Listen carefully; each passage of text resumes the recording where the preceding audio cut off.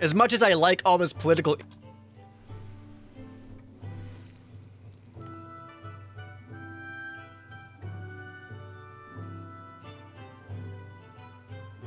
Sweet.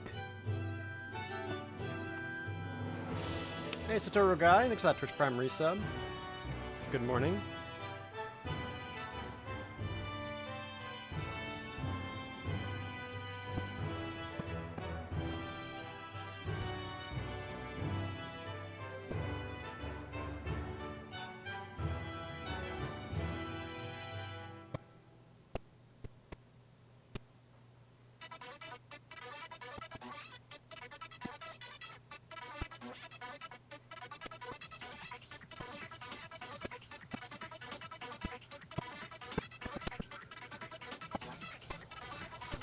Starting the stream off strong with some bangers.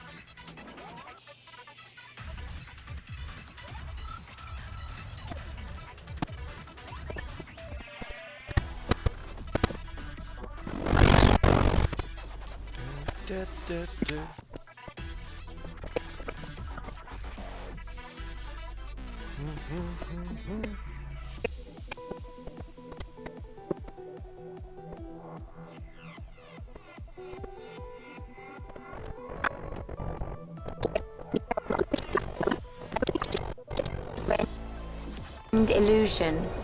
Cut the true path.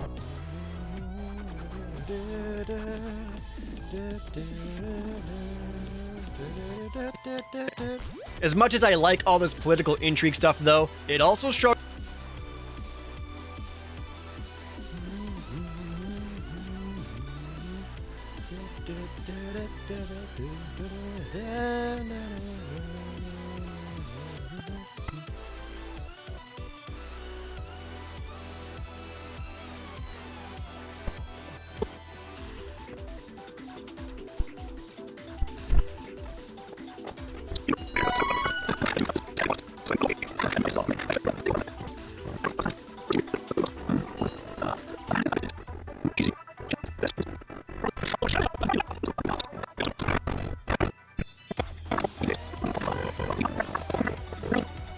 Infected nethicite, like Bergen.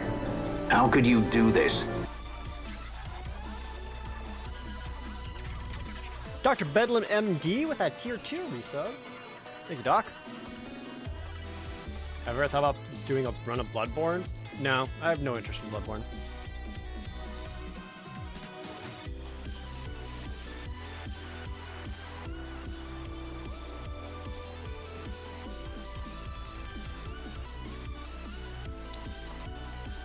Also struggles with being very MacGuffin heavy. There are so many goddamn important magical things that someone or another wants, and Ash has to get. With being very MacGuffin heavy. There are so many goddamn important magical things that someone or another wants, and Ash has to get to it first. The dawn.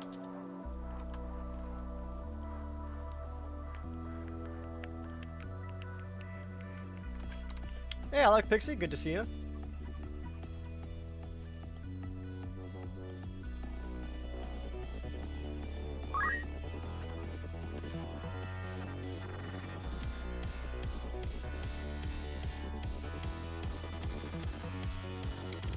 Immediate Grass also resubscribing.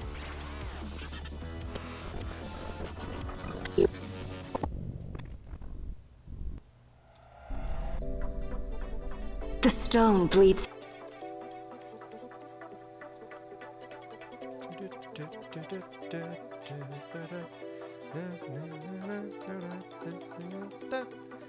The Dawn Shard Crystal is important because Ash needs it to prove her heritage, and because it makes stuff blow up. I can't remember when Bond first finds the shard.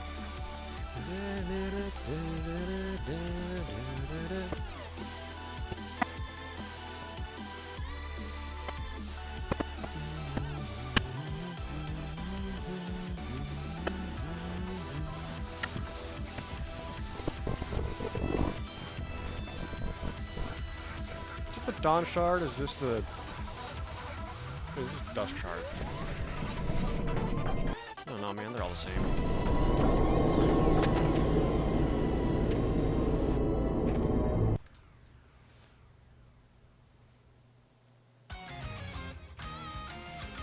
The Dawn Shard crystal is important because Ash needs it to prove her heritage. The Dawn Shard crystal is important because Ash needs it to prove her heritage, and because it makes stuff her heritage.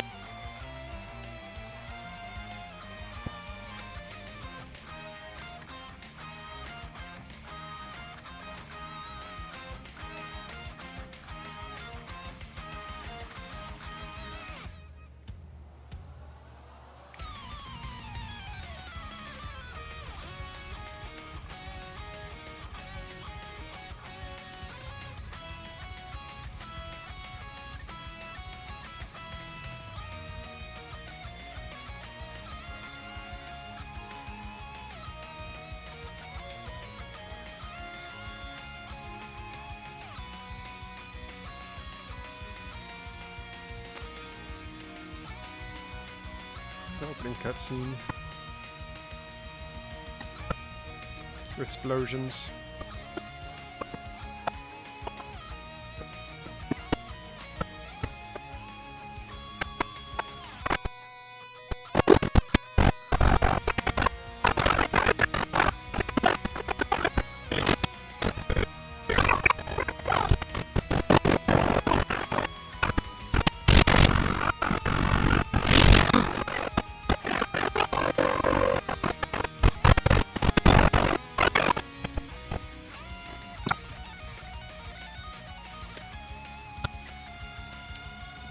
Where do they use the Dawn Shard to blow stuff up at? Is that right at their escape? Might be, actually. The airship blowing up after the tomb? No, that could work too.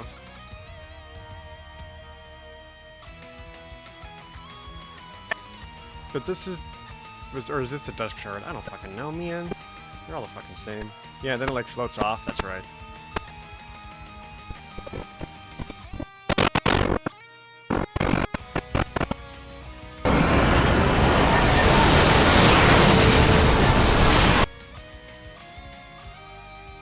Heritage, and because it makes stuff blow up, but also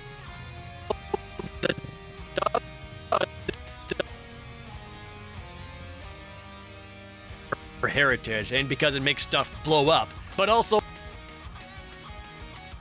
the Dusk Shard negates all that, but there's also a mid all that, but there's also a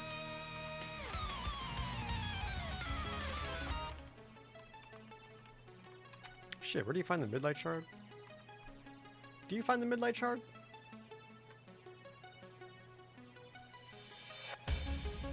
Damn it.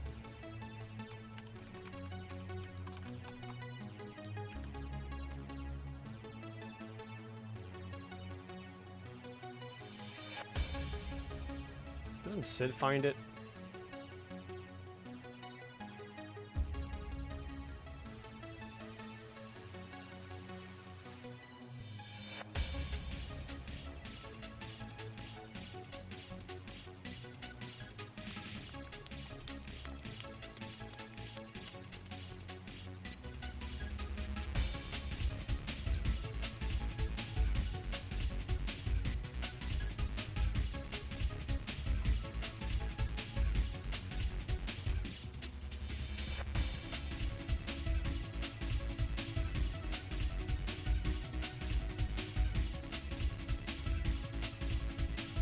Yeah, Sid has the Midlight Shard. It was used at the beginning. That's what Nabudis had.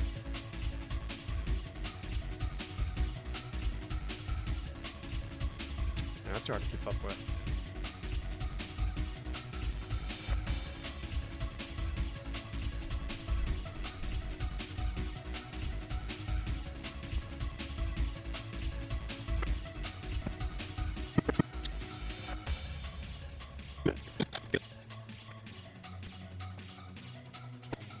Is it after the murder?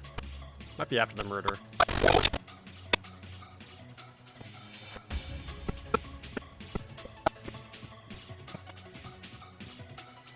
I guess they don't really show it.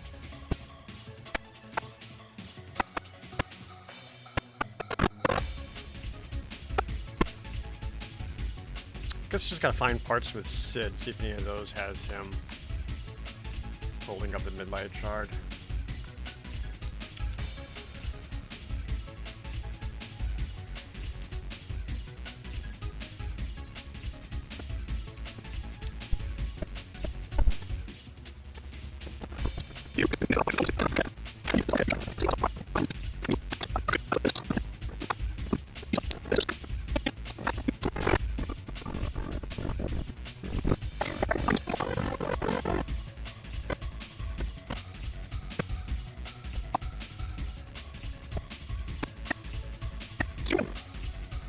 Oh, there you go. Perfect. You just pulled it out.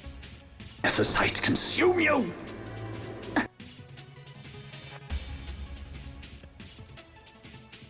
But there's also a midlight shard crystal, and there's also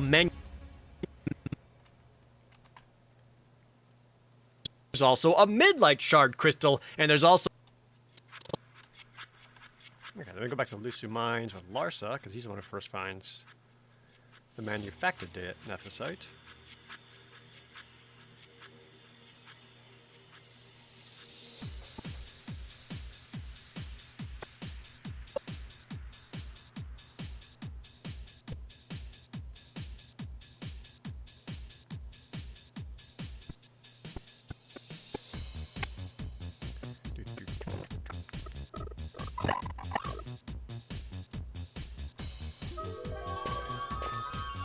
What's that? It's Nephesite. And there's also manufactured and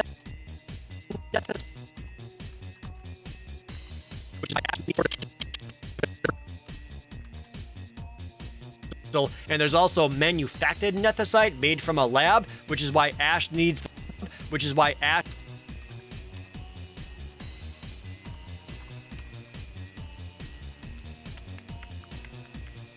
Ash gets the Sword of Kings, because that's important.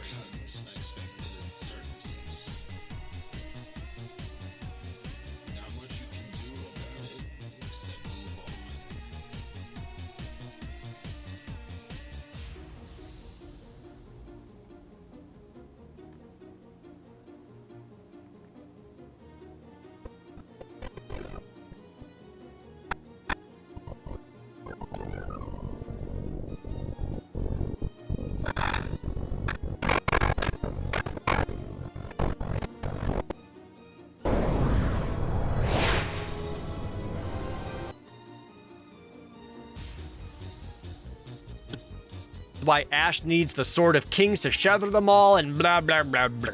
It's weird.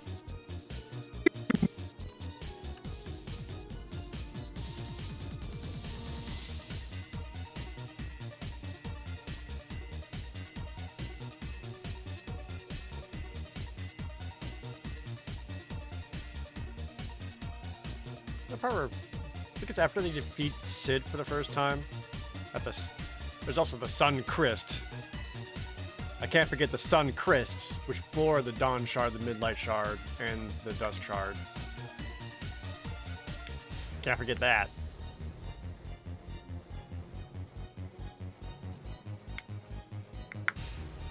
Here it is.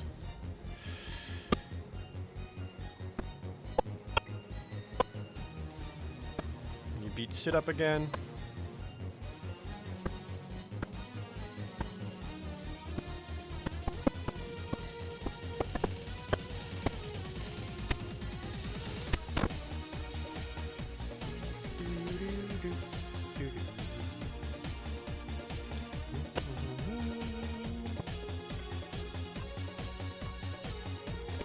This is where Redis is like, I'll do it.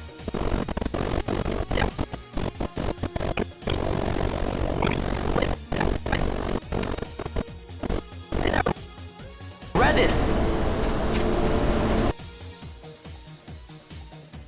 Weird having a story that's so much about interconnected personal relationships and ambition be undercut by this thing is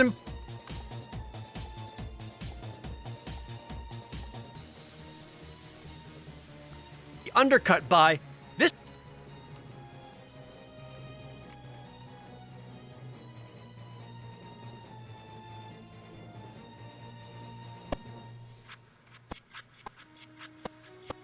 Let's see, remember when they first find the Sun Crest?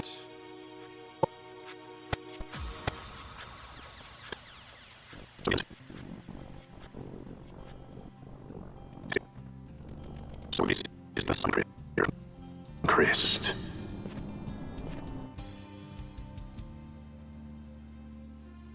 be undercut by, "This thing is important because it is important," over and over again. This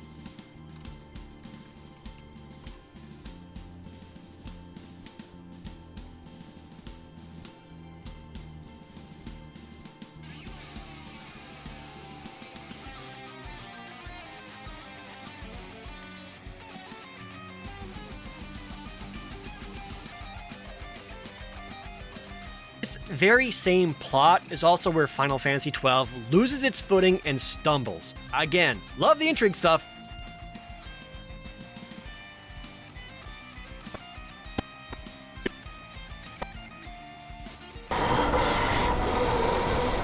So you, too, would leave your debts unpaid.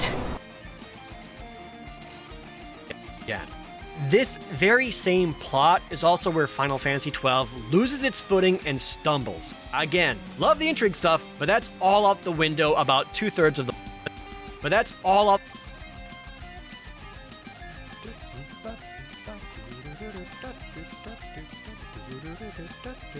Oh, I forgot, there's a giant nethicite where the Arcuria live. Fuck. Jesus Christ. Alright.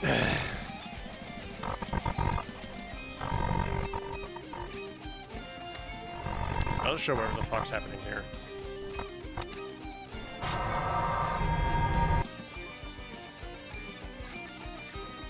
And love the intrigue stuff, but that's all out the window about 2/3 of the way through.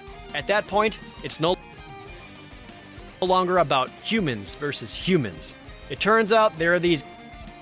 At that point, it's no...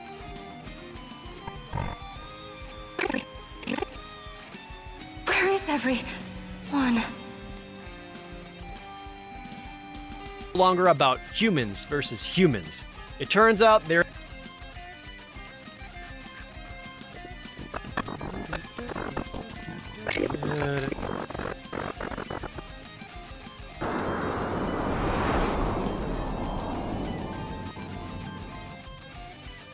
There are these eons-old spirit things that have been controlling history and destiny.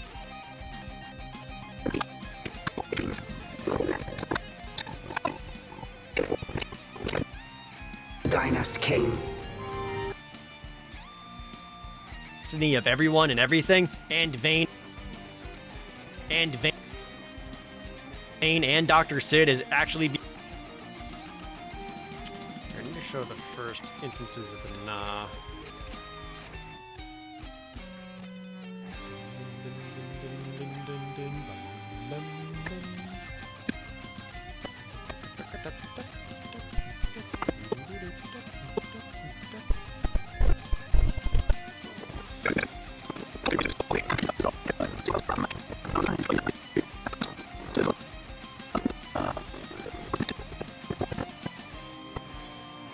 I think after we fight Sid for a second, Vana appears. Right.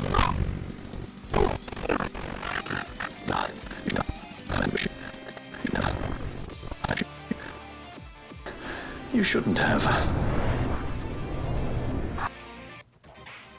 Yeah, perfect. And Vayne and Dr. Sid is actually being controlled by one of these spirits that betrayed them named Vana. And all Vana is trying to... Vana shows up towards like the final fight, doesn't he?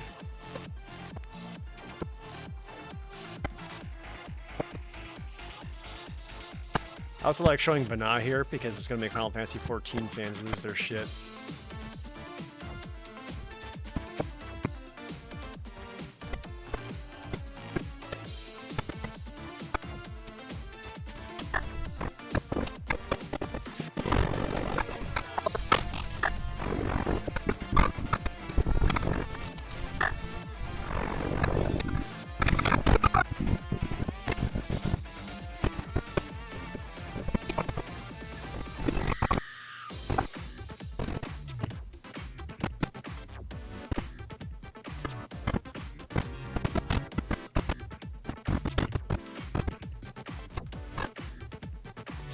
Right, or am I mistaken? Not quite as pretty as 14, but yeah, a little A little different. Just a little. Oh, there we go.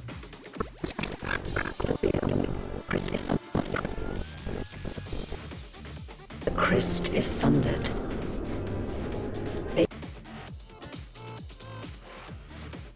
Vana. And all Vana is trying to do is give humans the power to control their own fate again. It's a 180 that comes again. It's a one.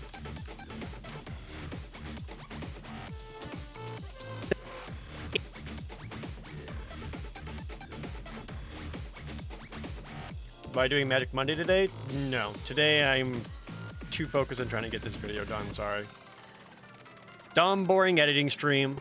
This is like not exciting nor fun. No magic. Hopefully, maybe return to magic next week, but probably not.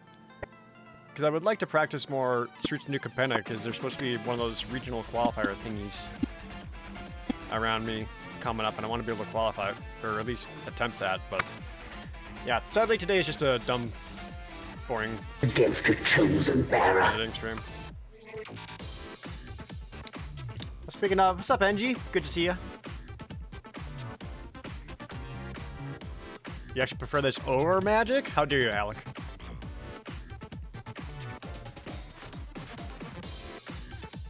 It's a 180 that comes out of nowhere and deflates every single thing that's happened before.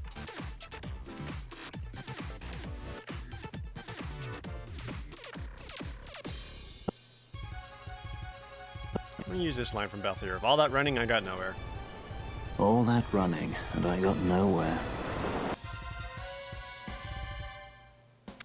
Deflates every single thing that's happened before it because gods and fates. Every single thing that's happened. Reduce the frames of the before this. Deflates every single thing that's happened before it because God.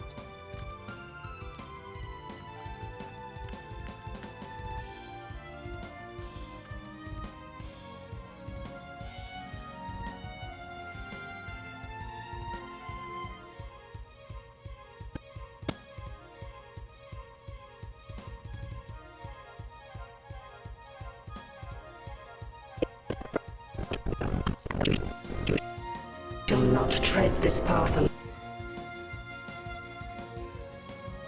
Because gods and fates and destiny and all that nonsense.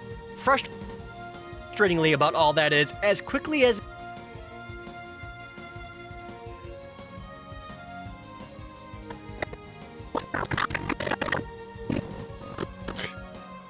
We give you now the stone and task. frustratingly about all that is, as quickly as it's introduced, it's resolved. It doesn't take much more after.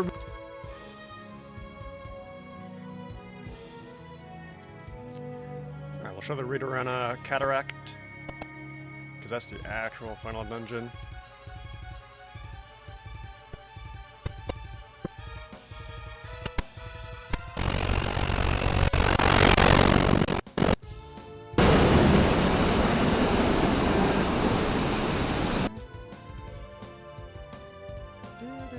It doesn't take much more after realizing there's a godlike being in play for you, the player, to be at the final dungeon and into the final boss.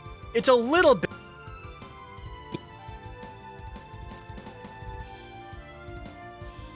Dungeon and into the final boss. It's a little bit like the sudden evil bad.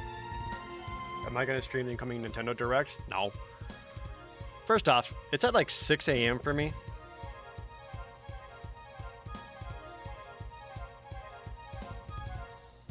And second, like, I don't know, man. I can't keep up with that stuff. If they're premiering at like 6 a.m., it can't be that important. So I feel like they're bigger ones they do later in the afternoon. Yeah, that's actually behind the big evil.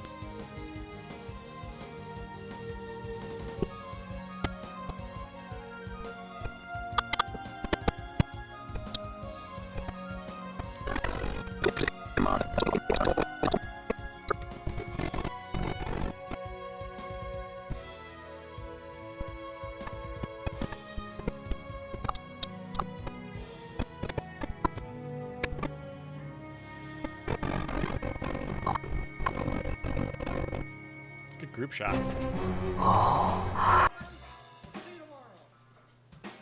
It's a little bit like the sudden evil bad that's actually behind the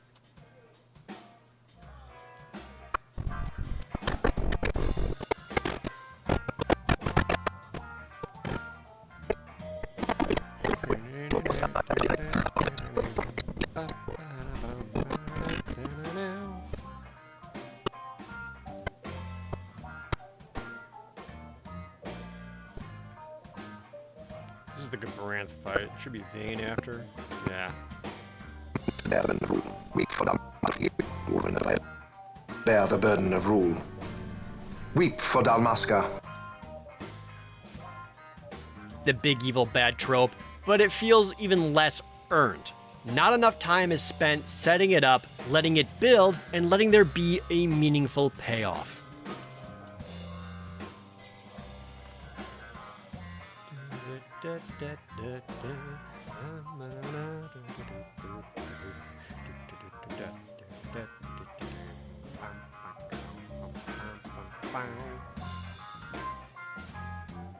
I like this funky take on Mario RPG here. All right. And the good news is we are down to, what is this?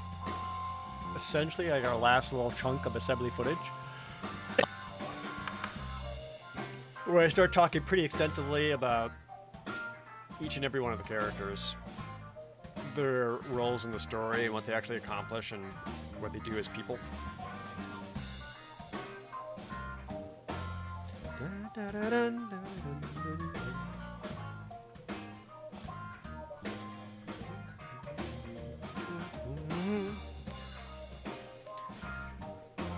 Like Benello? No. Characters who affect the story. Got her.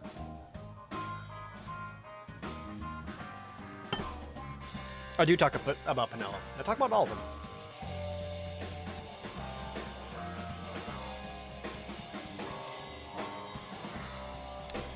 This one might take a bit because I use a lot of very specific scene references, so I may need to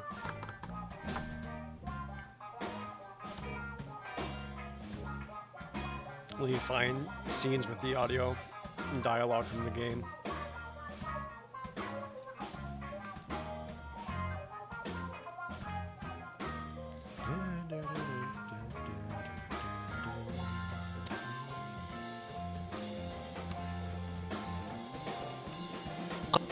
Vaughn. You know what? I'll say it. I like Vaughn. You know what? I'll say it. I like Vaughn. He gets unfairly mislabeled.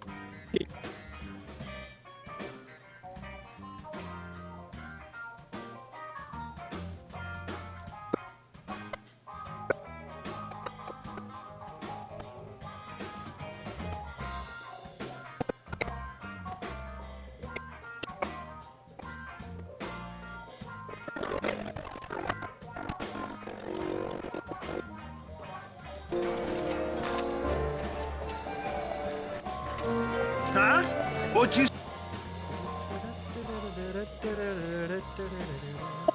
Everybody. Yep. You know what? I'll say it. I like Vaughn. He gets unfairly mislabeled by almost everybody ever. He's frequently shit on by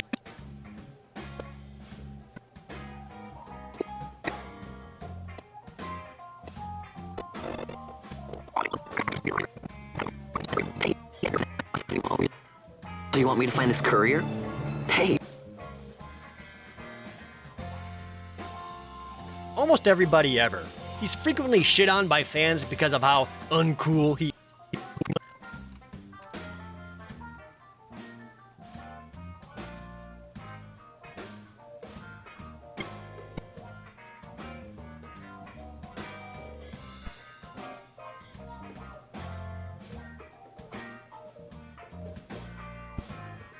There's a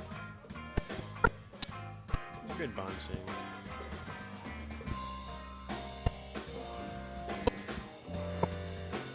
When he sees Rex's ghost.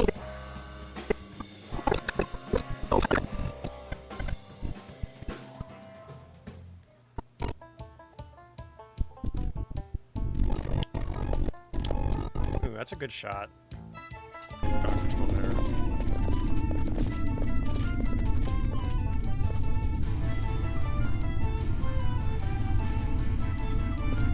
What's wrong? Your Majesty, we must go.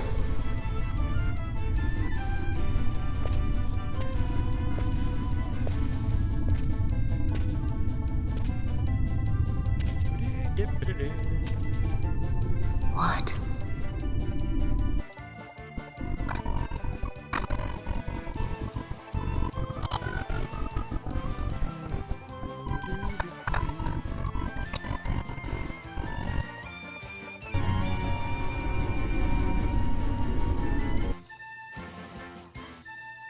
Uncool he is and how annoying he is, which again, like the Star Wars comparison, did they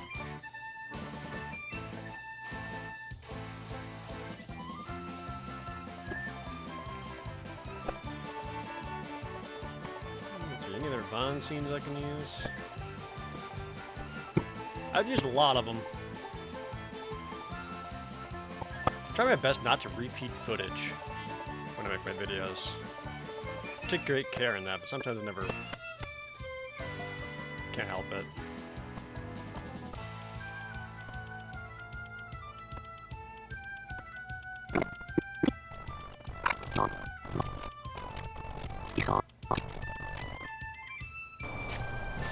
You saw him, didn't you? even play the game? Vaughn is never obnoxious or annoying or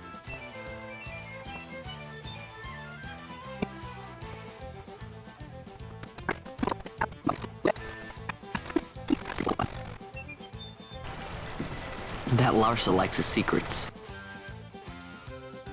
or annoying or whiny or anything. The only thing he's ever done wrong is that he isn't a cool character like Bosch or Balthier. He isn't a cool character like Bosch or Balthier. Vaughn actually shows a lot of growth and emotional. Vaughn actually shows a lot.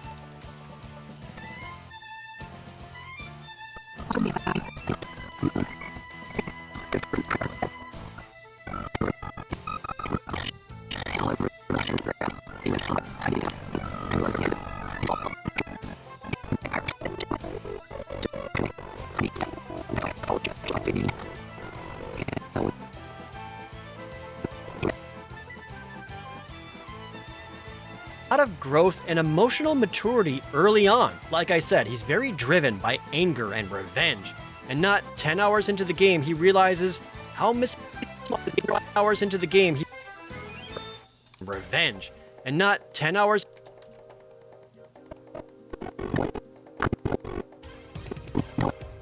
I'm through with it. into the game. And not 10 hours into the game, he realizes how misplaced 10 hours into the game, he realizes not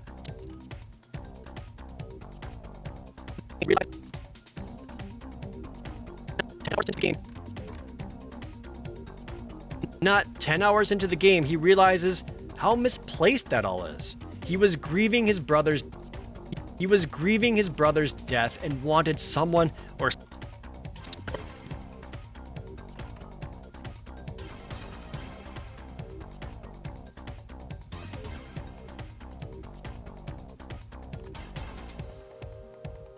This probably talks to Bosch.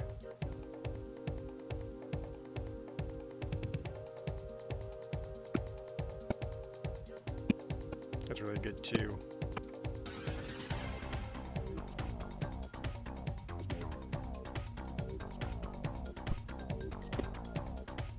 After they escape and they get back to Rabbit Master.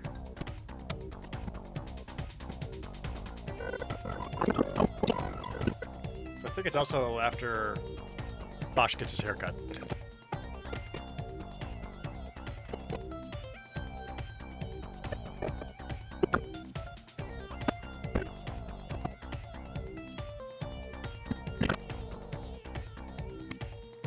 Yeah, after this.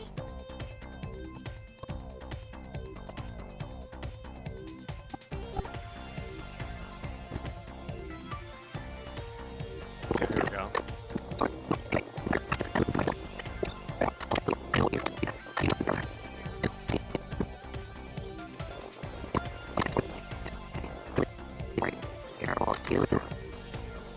Really, it's all right. I know what. There we go. His brother's death and wanted someone or something to blame and to hate. Once he comes to terms with it, he's able to start showing some real development and improve as a person. This is exemplified right before the final dungeon.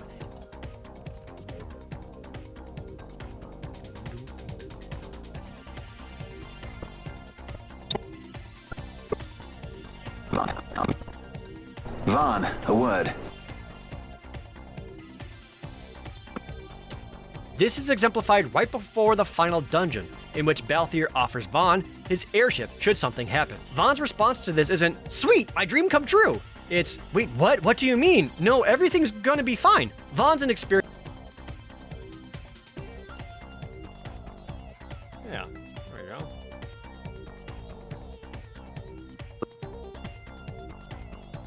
Let's go that part where we talk to the Miguelo. Not Miguelo, kites.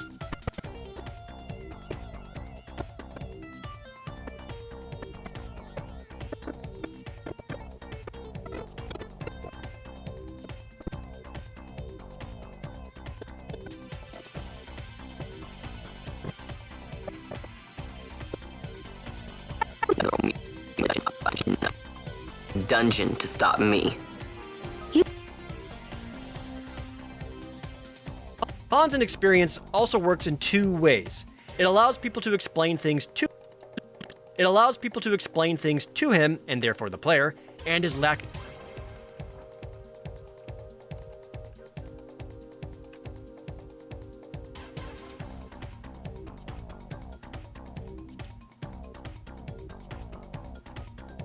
So there's after the. I think it's after the escape of the ship, or is it before King Wraith? I think it's before King Wraith Wall. That scene where they're all sitting down, and then Ash is like, "I know, I'll use the stone to blow them all up." And then Vaughn's just like, "Yeah, how do you do that?" And she's just kind of like,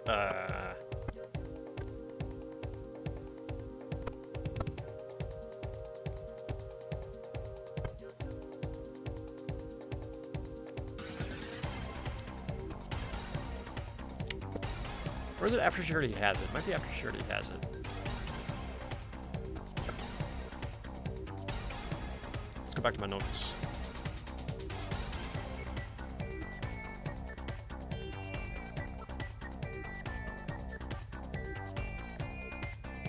No, it's after the ship blows up because they get the thing, right?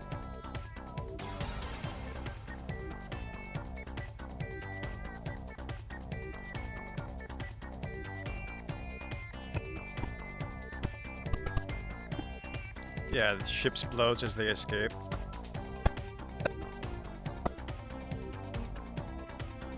Yeah, here.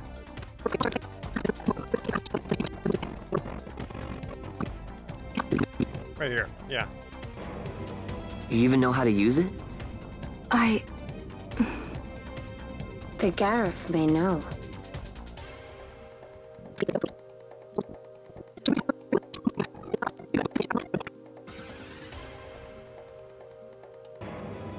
You even know how to use it?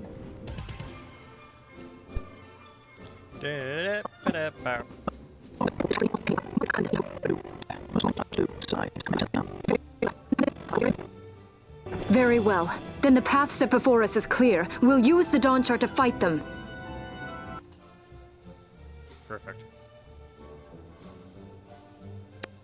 Explain things to him, and therefore the player, and his lack of knowledge also helps keep the rest of the party grounded in reality. You even know how to use it?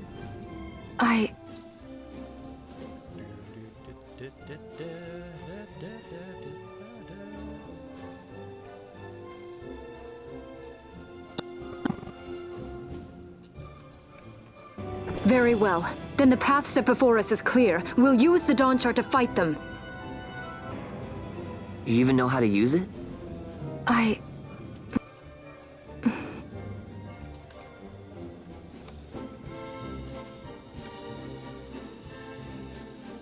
and his lack of knowledge also helps keep the rest of the party grounded in reality.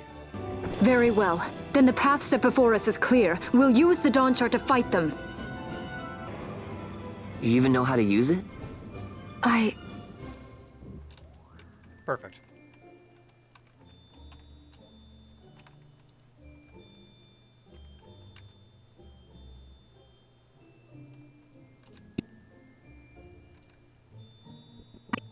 Aside from this, though, he doesn't have much direct...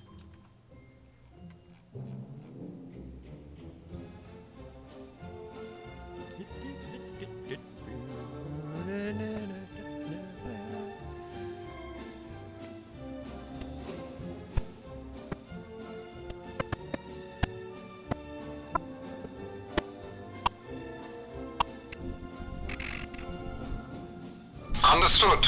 Our fate is in your hands. Aside from this, though, he doesn't have much direct impact on the events that unfold, making him lose a bit of relevancy to the plot. Look, his voice act...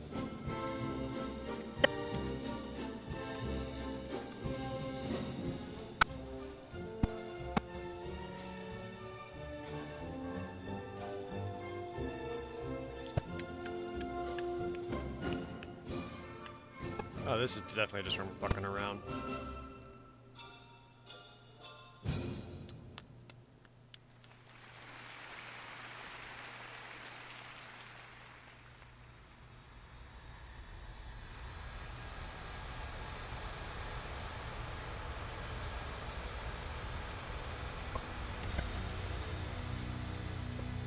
That's all hunts and stuff.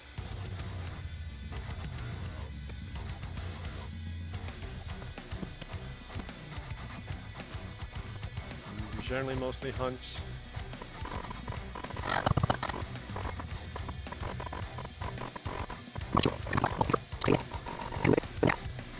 Either way, we have to find the Suncrest first.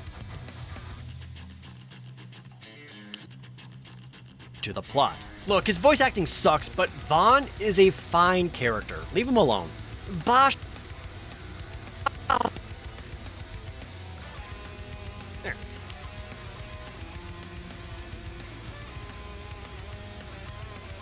There's a nice little section for Vaughn. Yeah.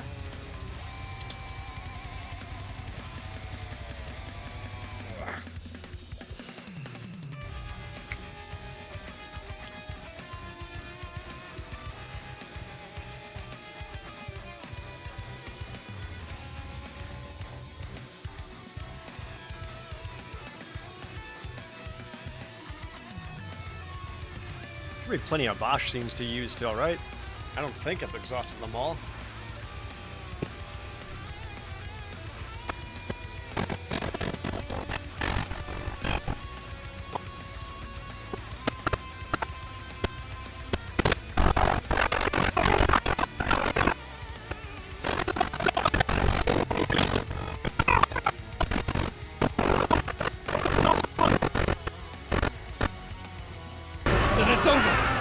For my father.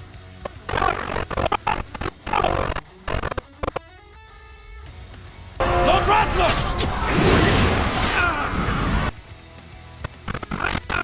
It's a bit too fast of a shot.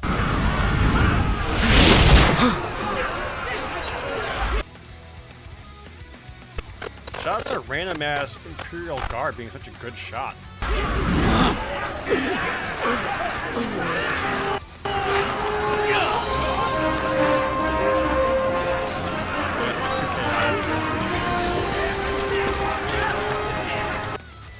Maybe here.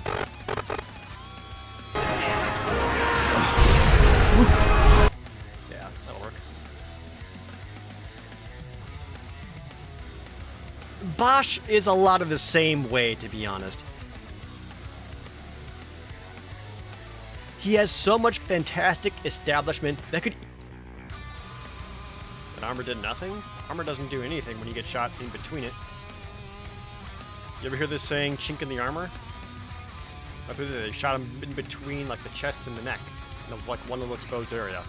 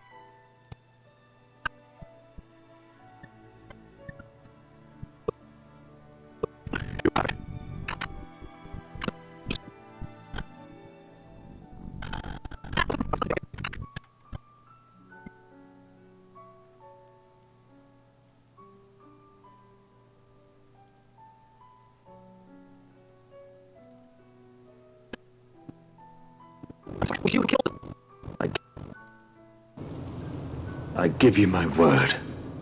That was not the way of it. Yeah.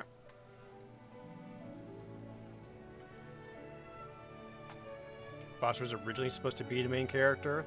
It's kind of been said a lot. It's like an unconfirmed thing. But like, development changes games all the time. Like, I'm sure when they very, very first started, they probably were focused a lot on him. But that doesn't mean like the plot revolves around him or anything like that, because it's not the case. The plot revolves around Ash. To be honest, he has so much fantastic establishment that could easily make him the best character, but there's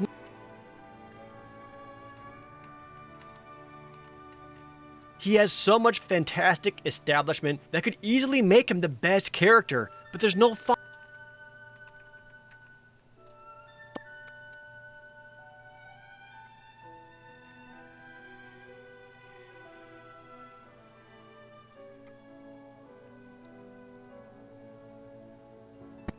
The second Gabranth fight, he's got those little scenes in there.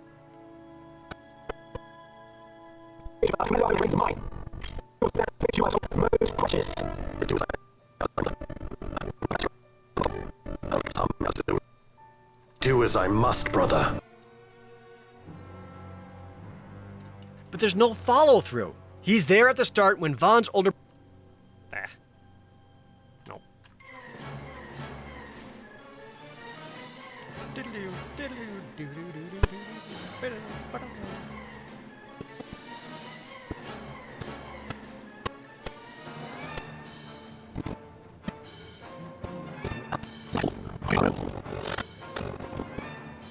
Where are you?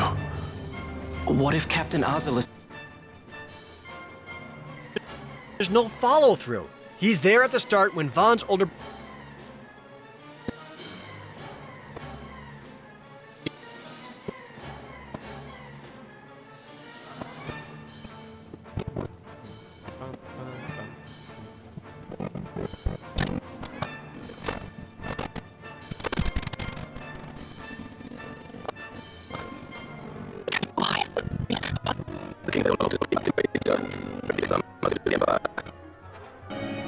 His Majesty was a traitor. Vaughn's older brother is betrayed and the king is murdered because it was framed by his twin brother Gabranth, who is now a judge for the Gabranth, who is now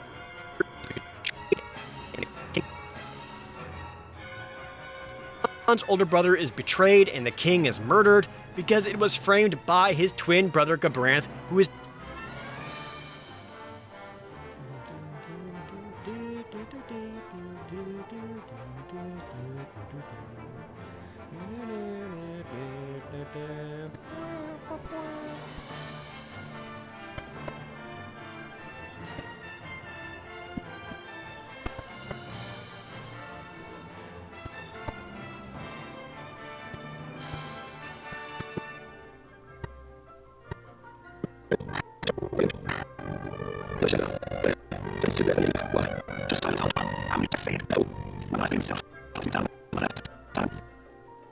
Why not ask Vane himself? Is he not one of your masters?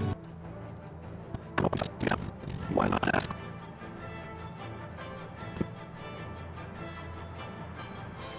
Gabranth, who is now a judge for the Empire, locked away. Locked.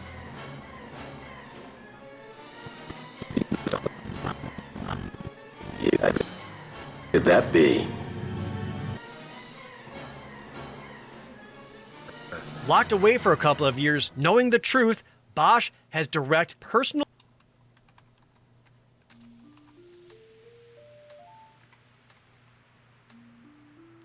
Go back to that showdown.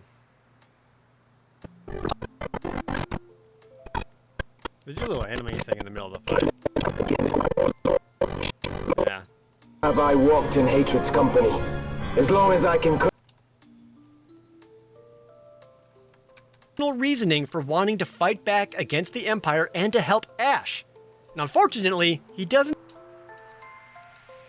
really do anything. He's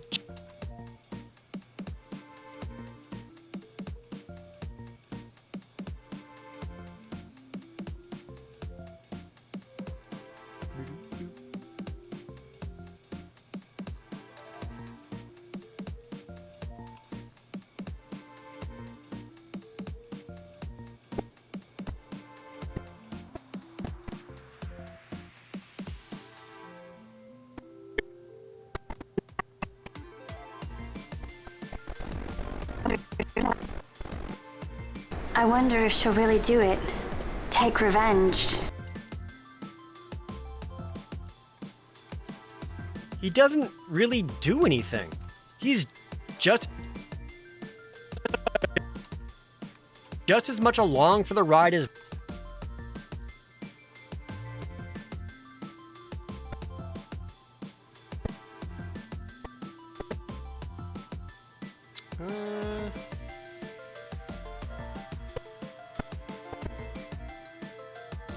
frozen footage, dang it.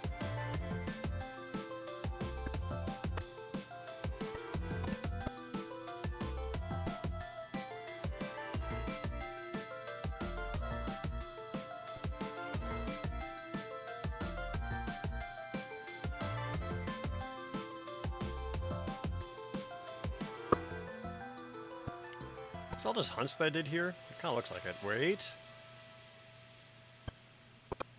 We're talking to Reddit.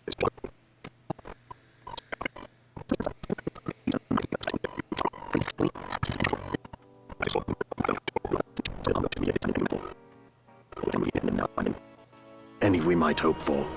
The Suncrest is there. just as much along for the ride as Vaughn is, staying by Ash's side at all times with minimal input. He doesn't stay on the ride as Vaughn is, staying by Ash.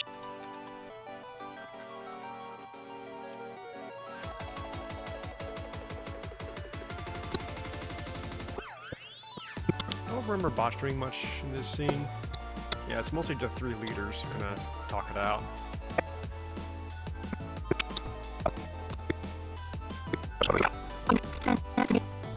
Just show him standing there. I am descended from the Dynast King himself.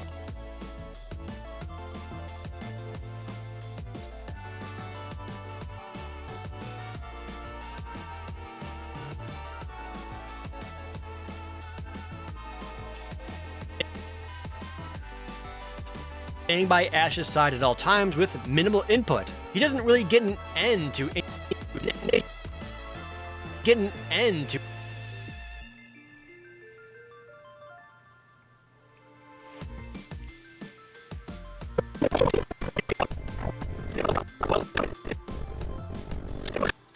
Commit. That's a bit too quick of a shot. Can't really use it.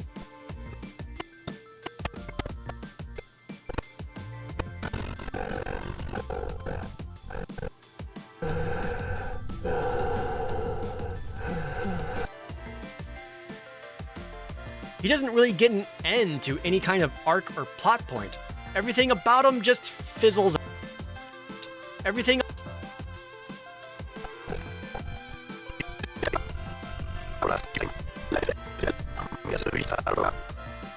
I would ask you the same. Let this end, Noah. About him just fizzles out. The same goes for Balthier. He fizzles out. The same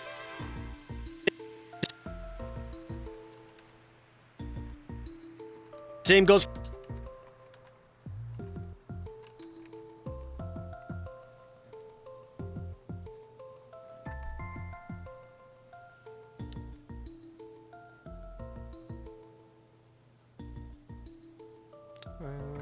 Okay.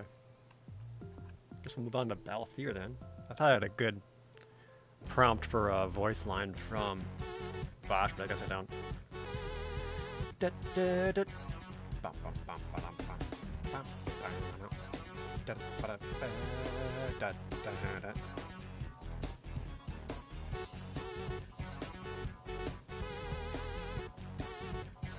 This is one of my song requests. I only pick the finest jams.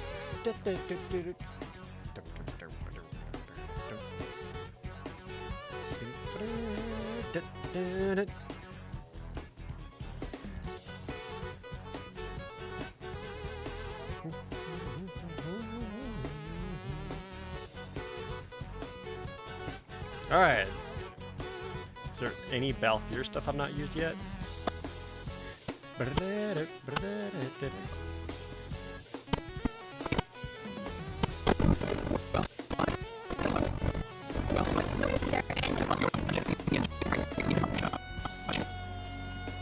I'm checking the engine room. Right. Fran, with me?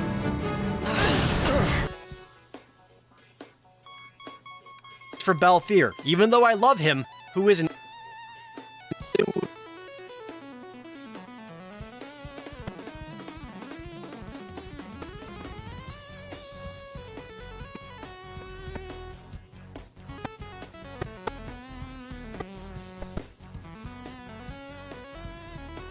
Maybe I won't quite show end-to-end game.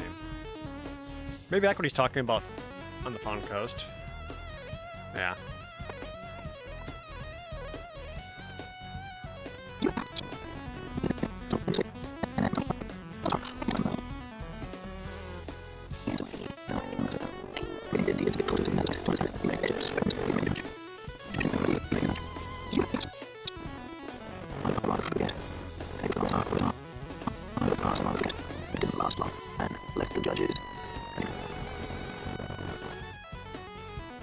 Sidolphus Demon Bonanza. Though I love him, who is an ex-judge, already giving him connection for seeing the brutal ways of the Empire. More importantly,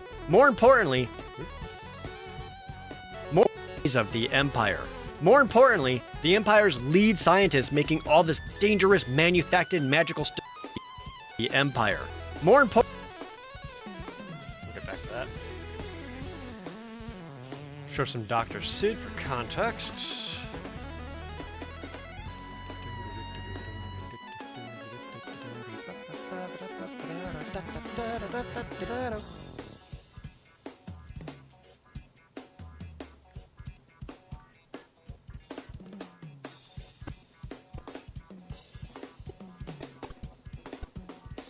Oh, yeah.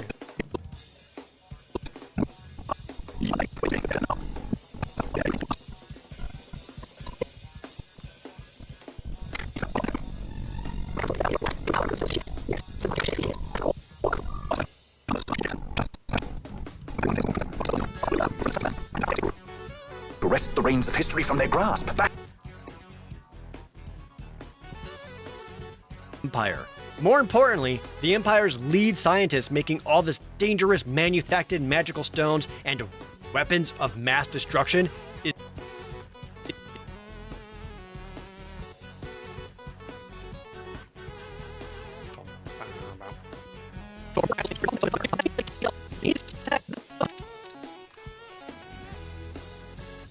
destruction is Sid, Balthier's father. Oops. Is Sid Balthier dangerous manufactured mag? Better shot of Sid in there.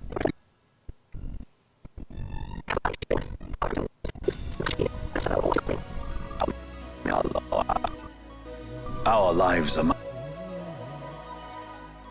Magical stones and weapons of mass destruction is Sid, Balthier's father, who he already knows is dangerous because of his desire and ambition for more magical sciencey dangerous because of his desire and ambition for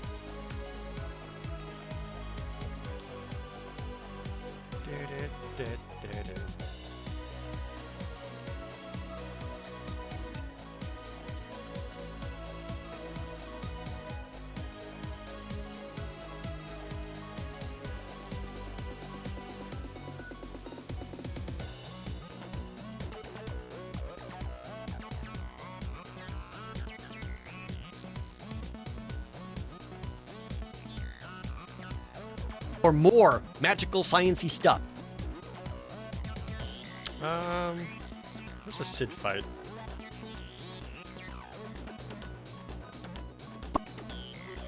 That actually might work the best here. Well, one of the Sid fights, I should say.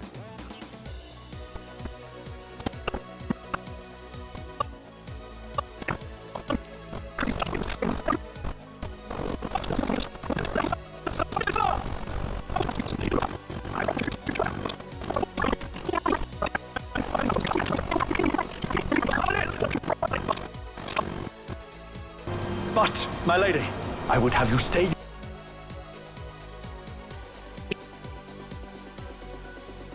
For more magical sciencey stuff. They're just isn't much follow through on this.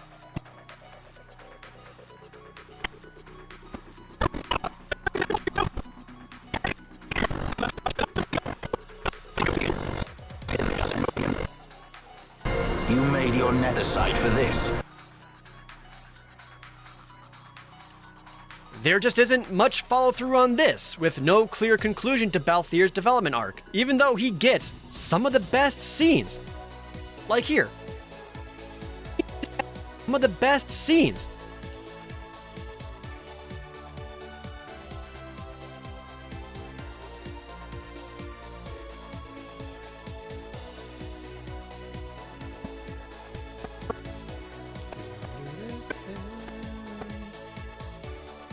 Again, stopping Penello here.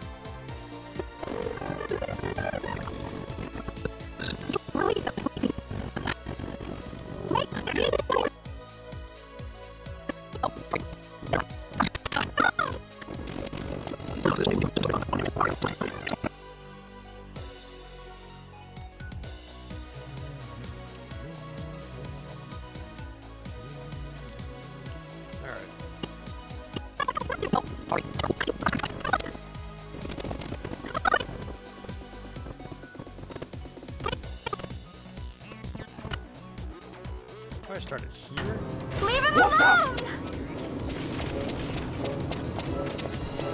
Hold on to this for me, would you? Just until I bring Vaughn back. On your...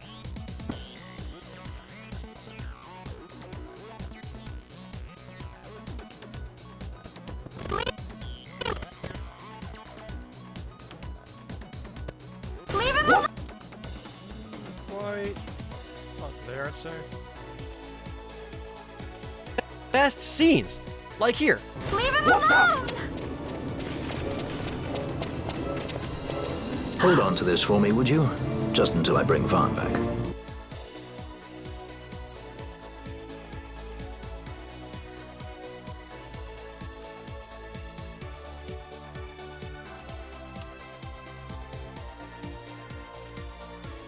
He isn't being charming and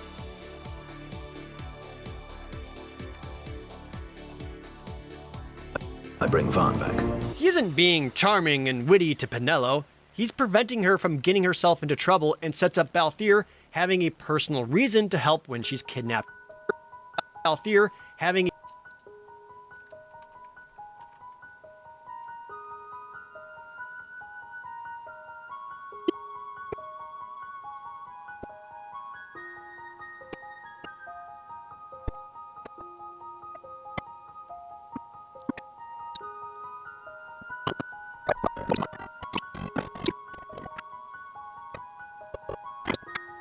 There was a scene where Balthier's like walking away, but then he gets stopped when he realizes they need his help.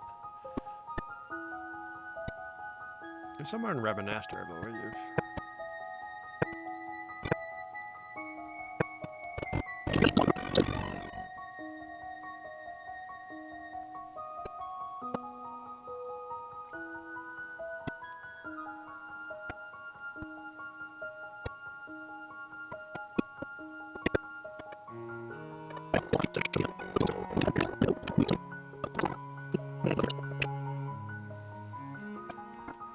After Vaughn finds out Penello's kidnapped.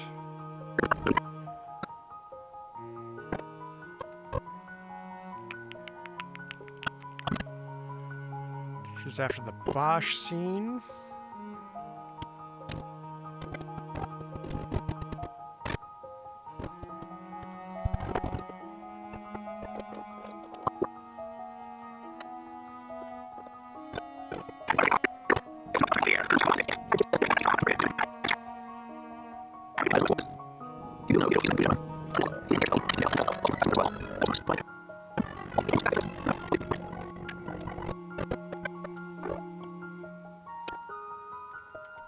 Or was that after they rescue Penello?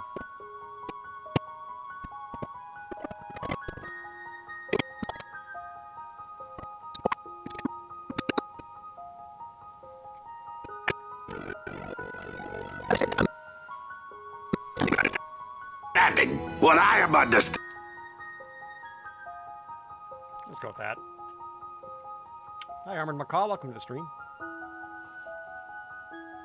Again, if you're just joining us, this is not a fun, exciting stream. I am just working, but you're welcome to watch, get some behind the scenes look, and besides, what else are you going to put on your second monitor right now?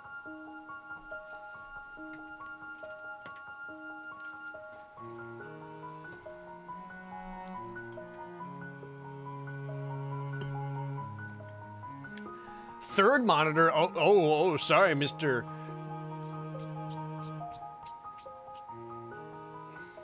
My desk isn't big enough for 3 monitors. You need a desk. I've decided. I've had this desk since 2012 that I got for $20 at a yard sale.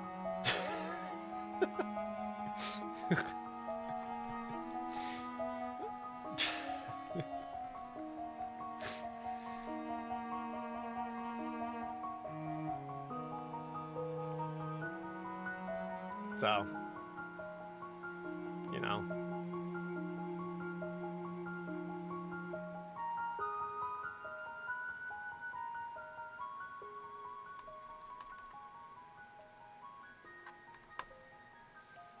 Do you want to use those standing desks? Or like those standing sit desks that I can like transfer them in between? Do people actually like those desks? Or is that like a fad that's over now?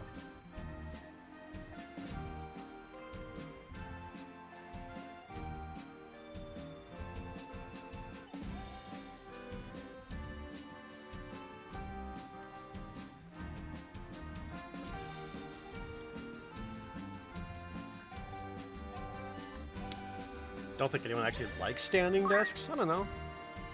Hey, Bubs, thanks for the resub.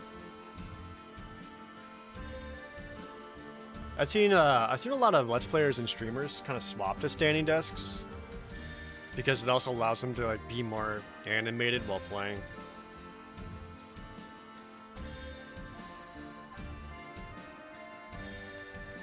I guess it's more like, I don't know if I could go back or I could go to using a standing desk because a personal reason to help when she's kidnapped later. Or I worked retail for so long and I already like stood for 8 hours a day for like a third of my life. I don't know if I want to go back to that. Here, Balthier isn't taking Ash's wedding ring because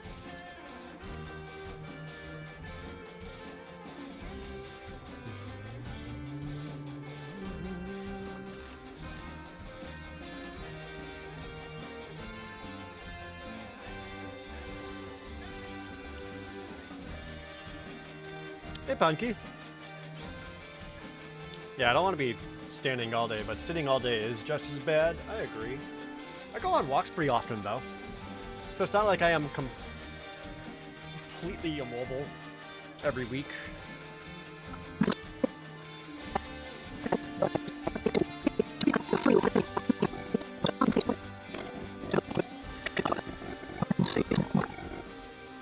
Compensation.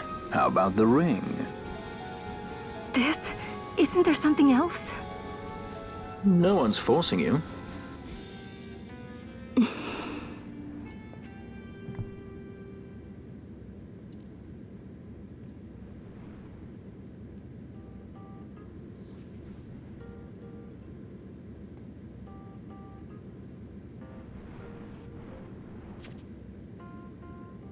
I'll give it back to you as soon as I find something more valuable.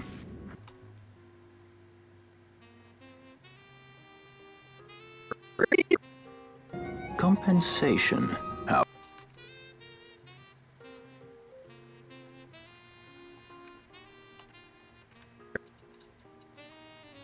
or here.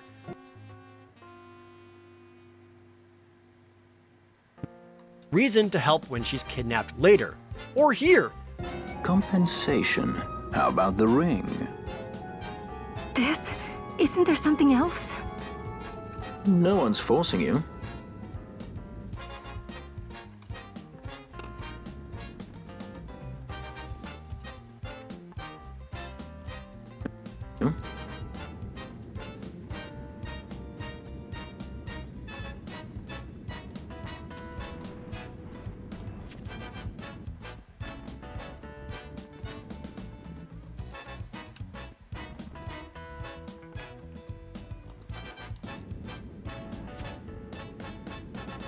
I'll give it back to you as soon as I find something more valuable. Balthier...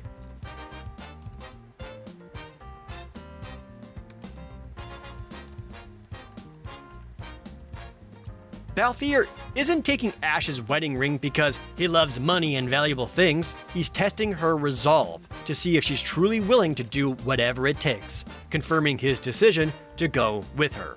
Again, the real story is in the subtext. Plus, let's face it, Balthier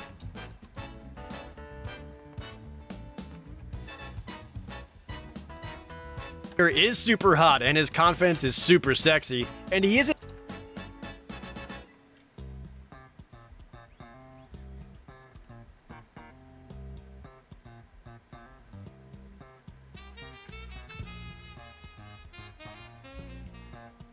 Shouts to the SimCity music.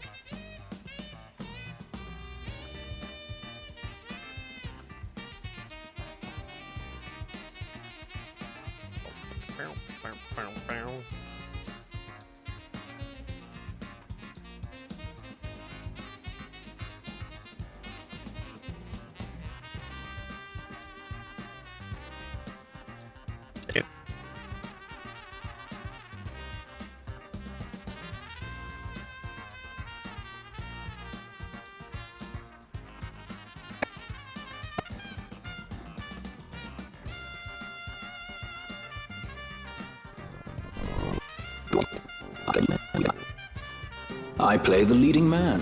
Who else?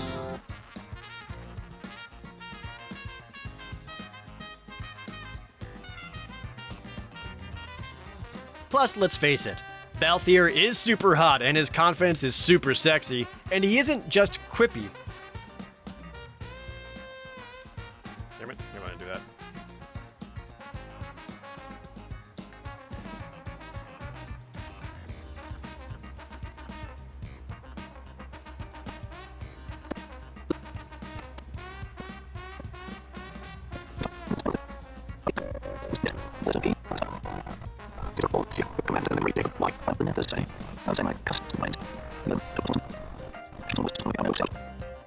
Shall I swear by your sword or some such? See, and he isn't just quippy, he cuts through everyone's bullshit.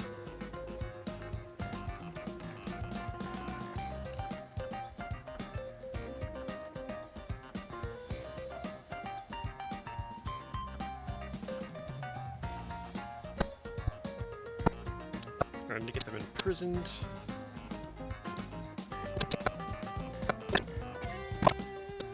On the airship here. Well, the first to fall. well, at least your sword is to the point.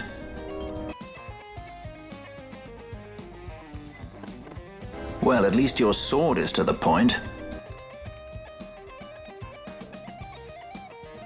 Cuts through everyone. The first to fall. Well, at least Everyone's bullshit. well, at Everyone's bullshit. well, at least your sword is to the point. Cuts through everyone's bullshit. Well, at least your sword is to the point.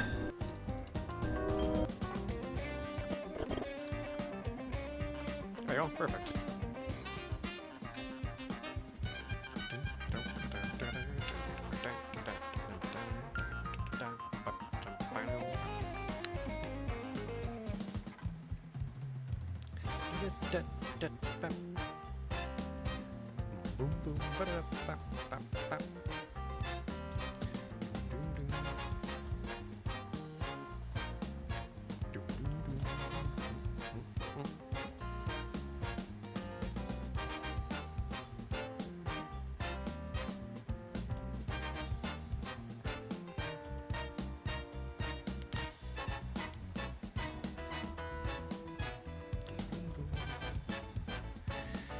All right. So these what, Fran, Canelo. Fran's backstory and development.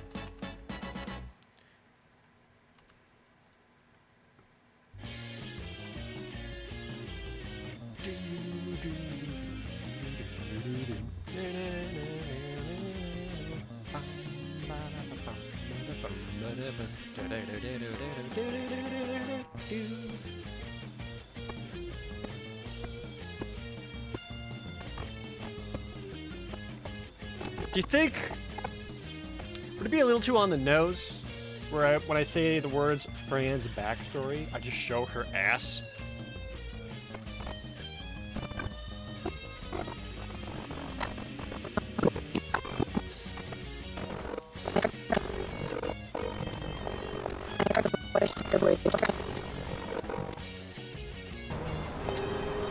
I've heard the Too on the nose? Okay.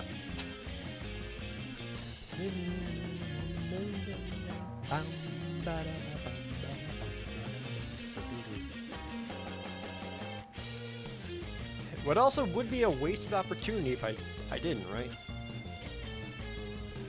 I don't have a whole lot of jokes going on, so maybe I should.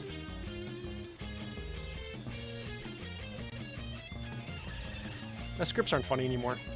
Fran's backstory and development wraps up as quick.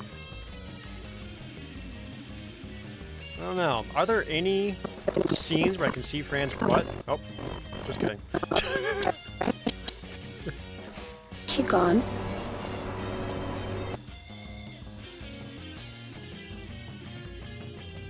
Fran's backstory and development wraps up as quickly as we get to it. It sets up her reasoning for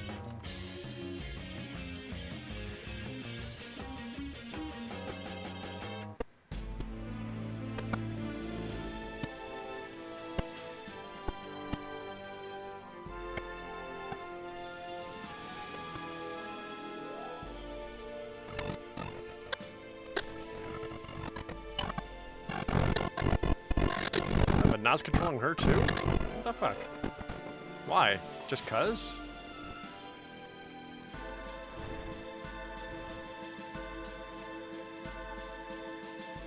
sets up her reasoning for leaving the Vieira village and the sacrifices Vieira village and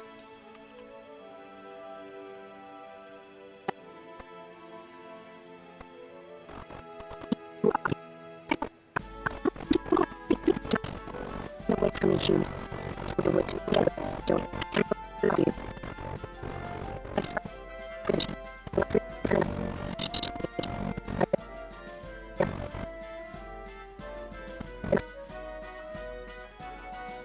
village and the sacrifices she's made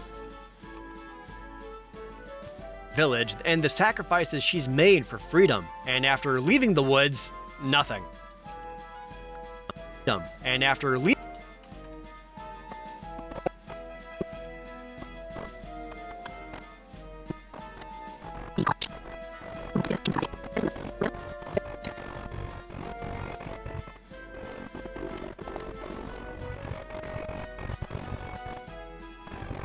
I'm not trying to show her ass again, but game's not giving me much of a choice.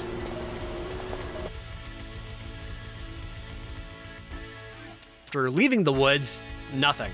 She'll exposit some lore or nothing. She'll exposit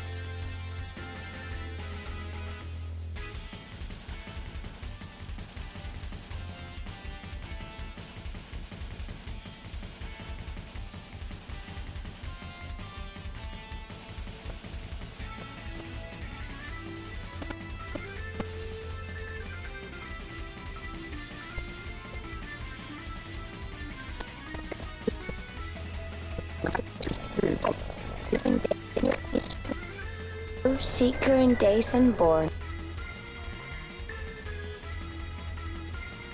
She'll exposit some lore or whatever, but her development is done. And then there's Penelo. Development is done.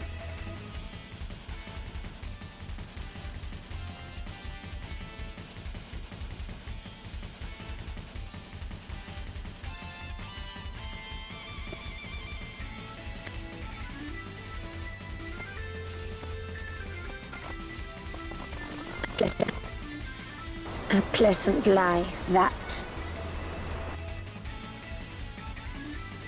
Development is done. A pleasant lie, that. Done. A pleasant lie, that.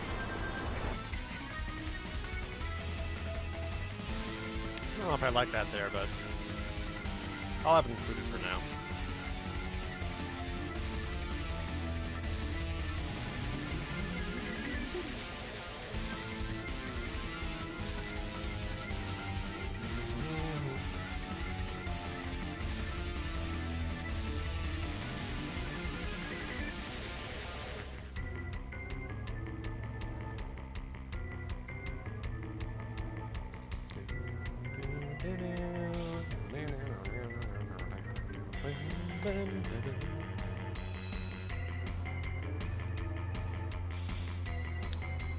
So she's Freya? I feel like Freya had more going on, to be honest. But I see the comparison.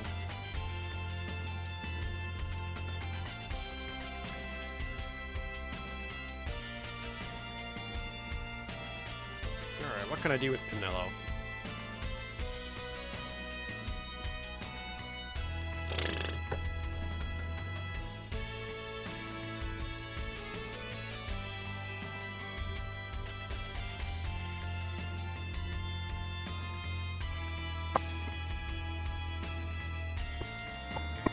What does Larsa ask Pinello for the episode back?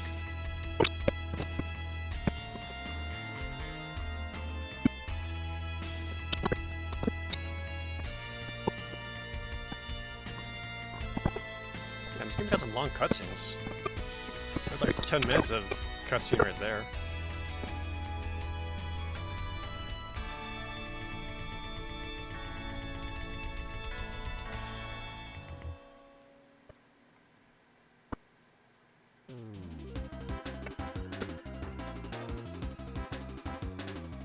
It's just me fighting stuff.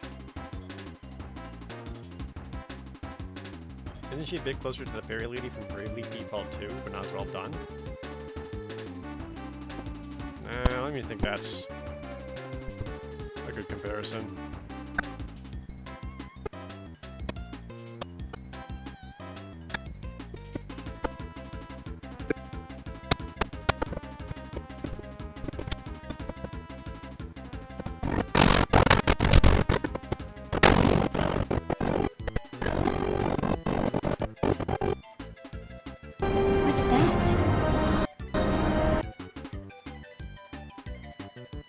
And then there's Pinello. I don't know why. Pinello. I don't.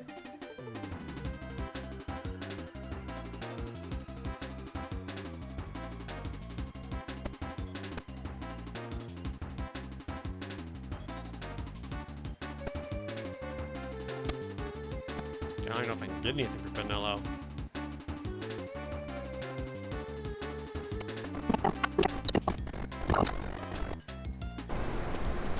Something we all got in common.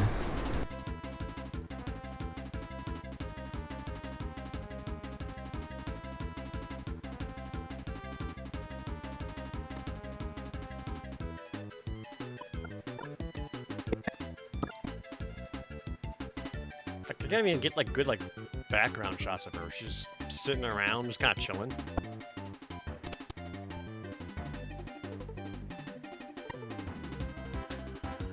Unless they put a giant red meme arrow over her and be like, there's Pinello.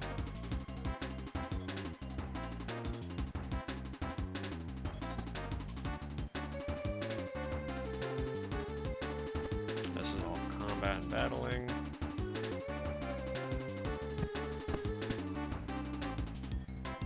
As is this one.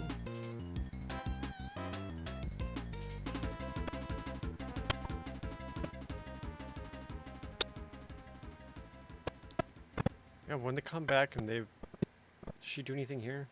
Alright,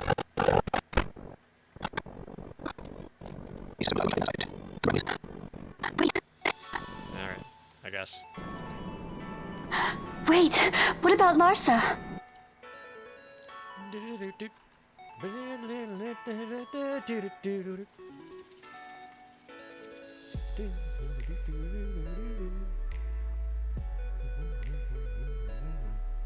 Hi, Jazzman. But I talk about her being kidnapped to set up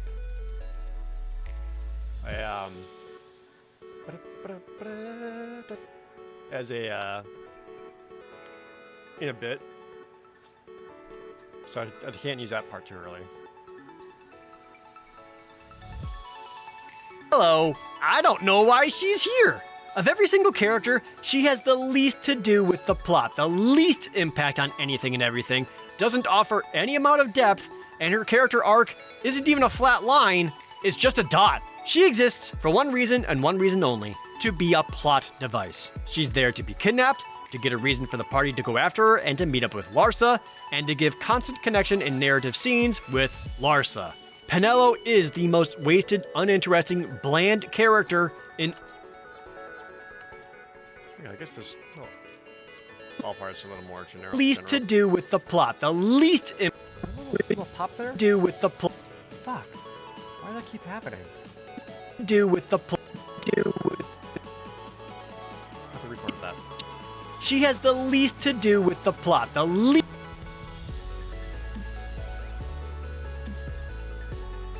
Mark that in rows, so I can fix it later. The least to do with the plot, the least impact on anything and everything, doesn't offer any amount of...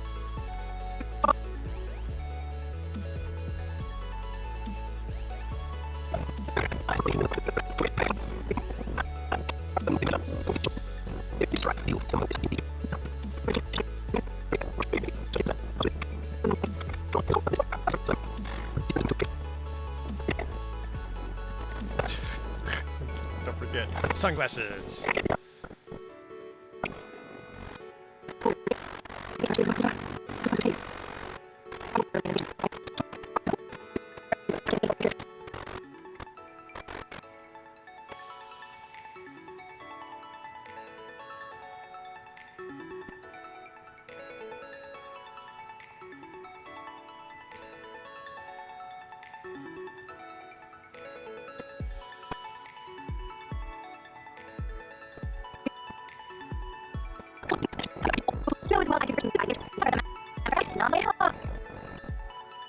All hail Vaughn, Sky part of...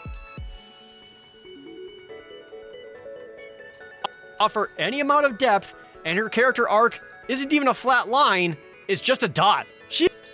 Yep.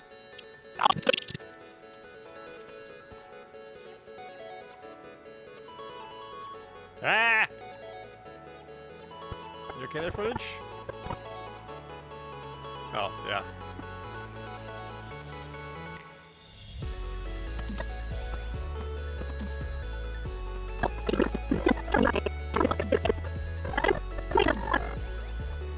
Well, let's get going.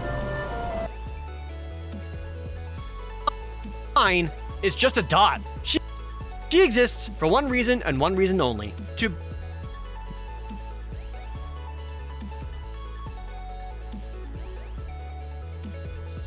Is Penelo more impactful in Revenant Wings? Yeah. Revenant Wings is much more about Vaughn and Penelo than anything else. But like all the others still show up.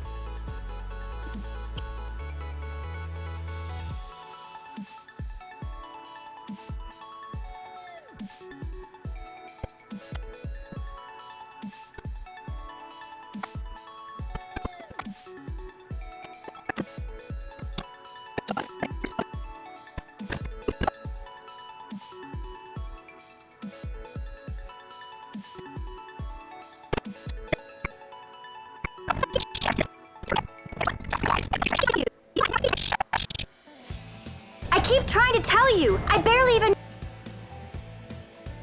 to be a plot device. She's there to be kidnapped, to get a reason for the party to go after her.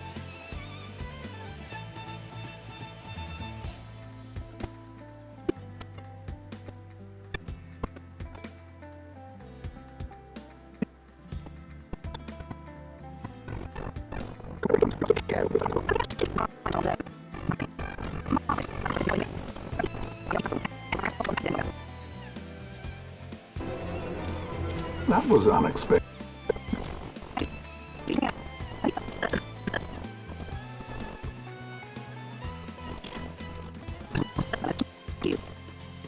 Penelo? Of course. to get a reason for the party to go after her and to meet up with Larsa, and to give constant connection and narrative. There's scenes where she's like with Larsa. Oh, right here.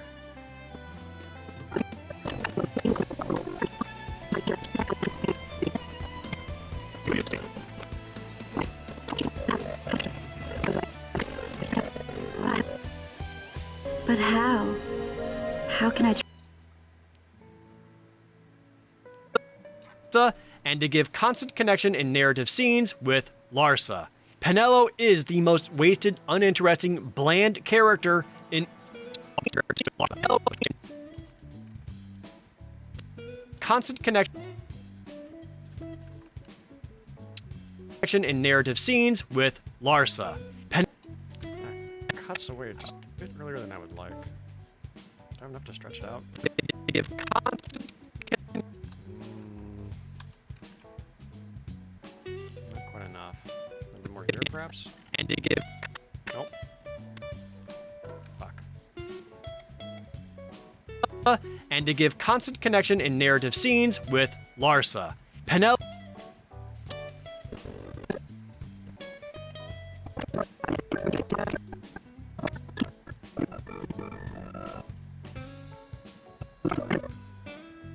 We can use this one instead. And to give constant connection and narrative scenes with Larsa. Penelo is the most wasted, uninteresting, bland character in all of Final Fantasy. Which makes me wonder, why not replace her with what is easily the second...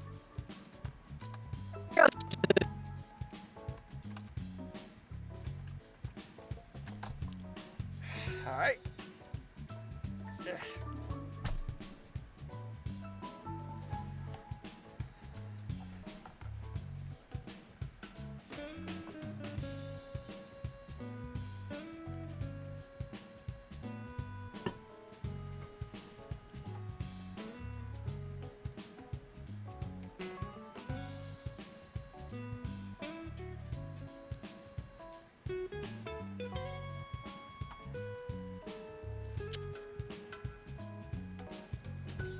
What do I want to use for a bridge?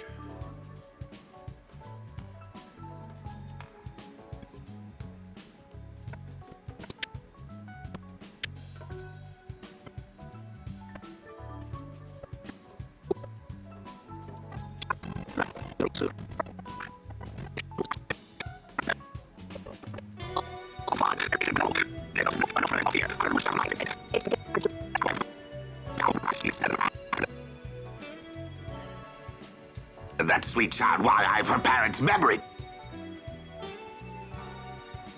Am I finally gonna open that Final Fantasy 13 copy I have? I don't. The only unopened 13 copy I have is Lightning Returns. 13 I've got my personal open PS3 copy of it. What is easily the second most interesting character in all of Final Fantasy. Gonna pull the old switcheroo here.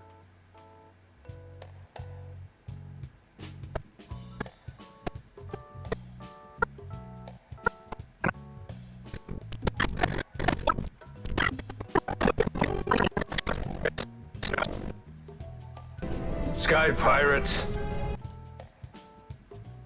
Fantasy 12. Character in all of Final Fantasy 12.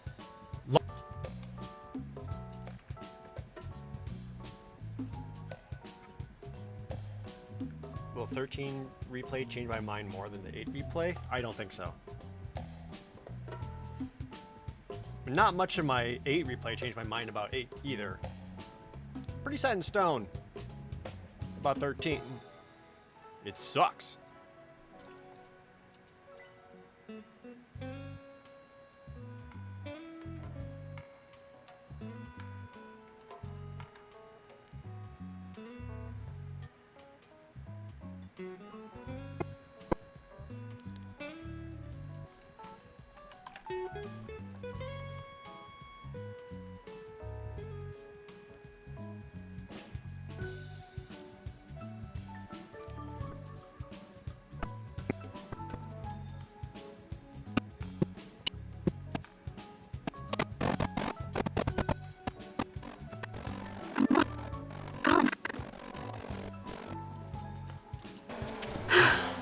It's okay.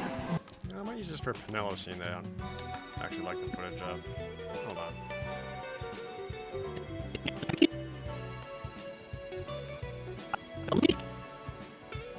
Yeah, maybe like here.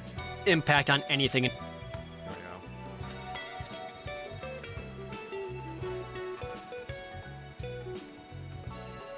go. I want to use this scene, but I don't like the blinking red lights for Larsa.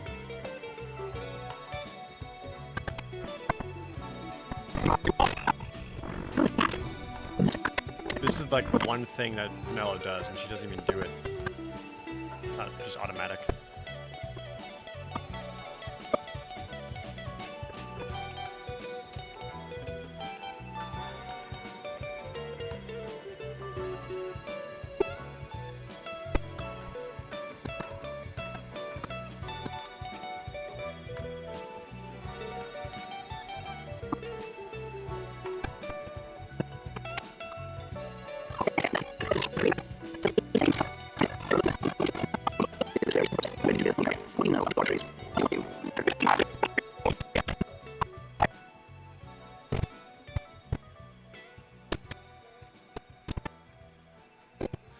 This is where you run from Gamnon.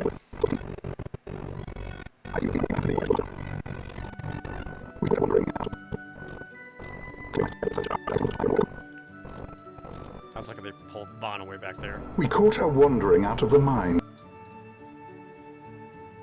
Larsa! He even joins the party on... Joins the party... I'll show gameplay where... fight with Larsa for a bit. She should have some of. I hope. Uh-oh.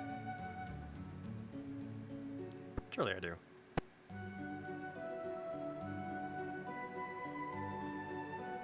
Bro, Larsa's a guest character. Are we still pretending to be Lamont?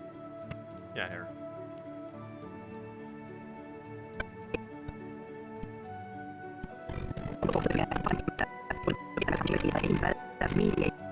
At the negotiations of Damascus. The party on numerous occasions and has much more direct connection.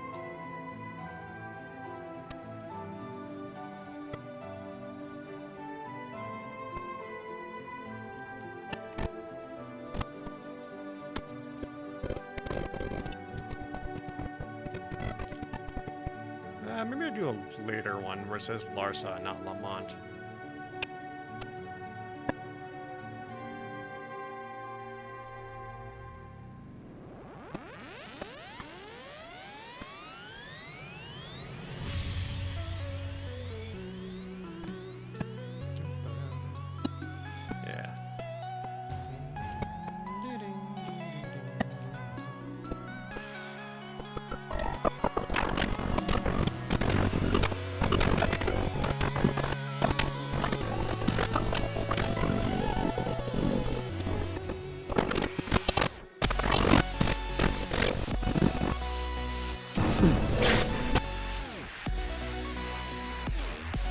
Party on numerous occasions and has much more direct. Sound like a little flash right there. Numerous occasions and has much more direct connection with the plot. Numerous occasions and has much more direct connection with the plot. He is moving things. Plot. He.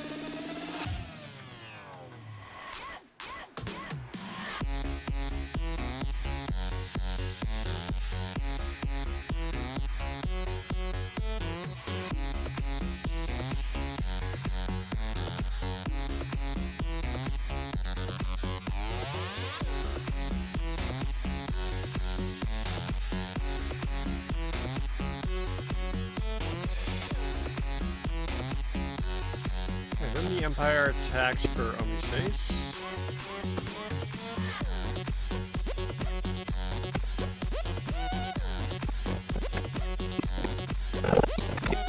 But they already take Larsa back at this point, yeah? Yeah, before this though, he's around, chilling.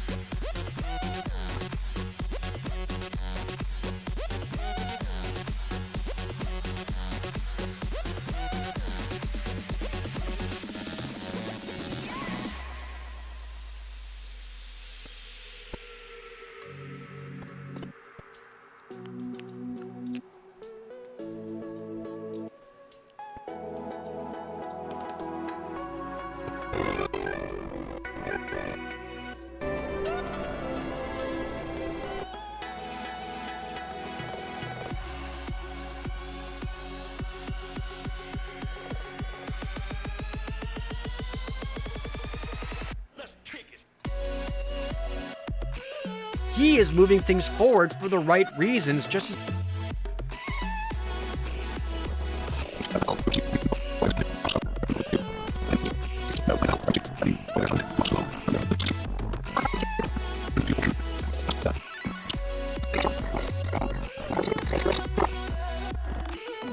Gran killed his.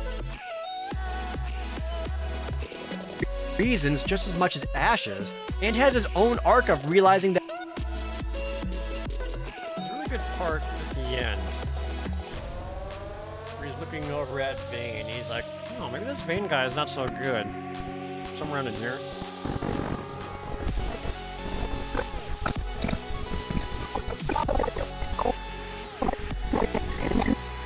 An end to this. They have already surrendered.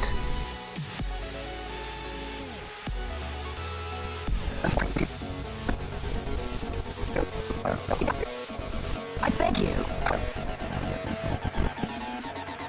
And he fucks him up.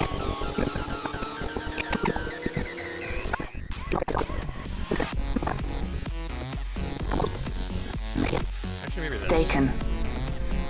You were wrong, brother.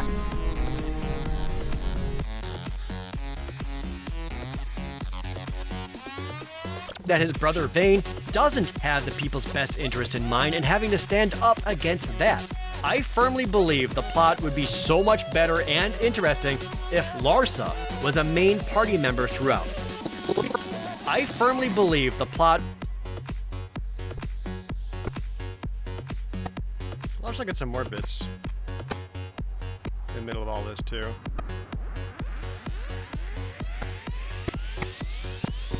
So he shows up and does the Nephesite thing. When Vane's like, I cast fuck you! But then Larsa's like, nah. There he is.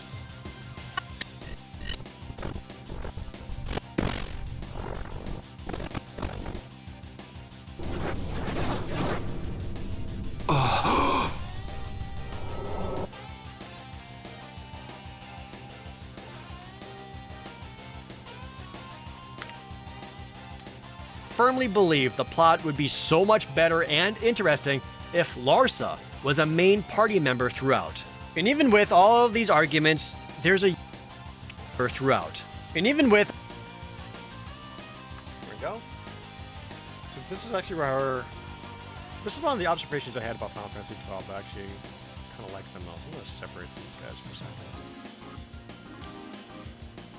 Where basically I have entire argument in here about one of the reasons why the plot of Final Fantasy XII is so weak compared to most of the other games is that Final Fantasy XII completely lacks any kind of emotional impact. Even with all of these arguments,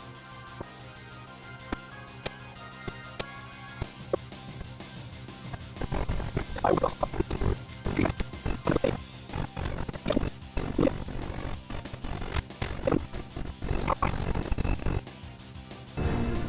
One I gladly pay.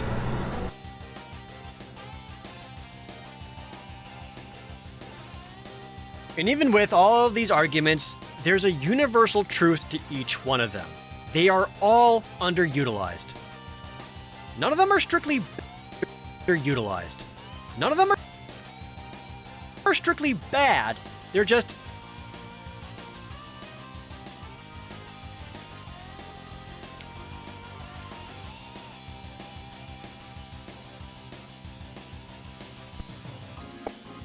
Need some more group shots.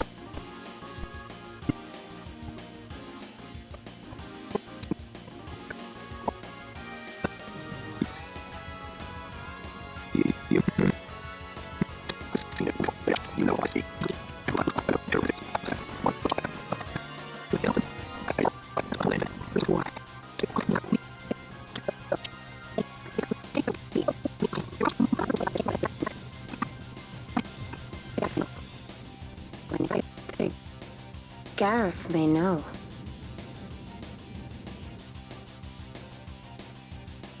none of them are strictly bad. They're just lacking in execution or are an empty void. Lacking in execution or Yeah,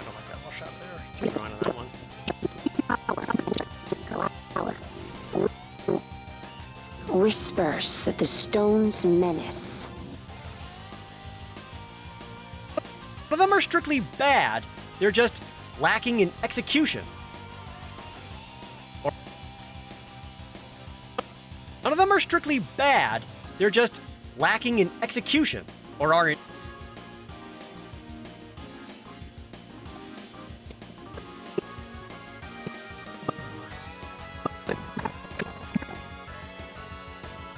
Need another Pinello shot.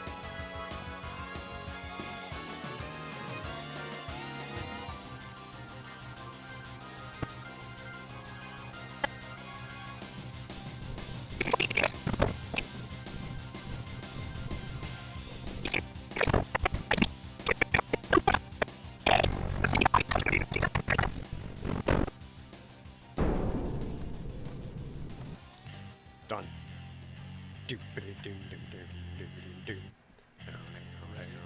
Execution, or are an empty void. This is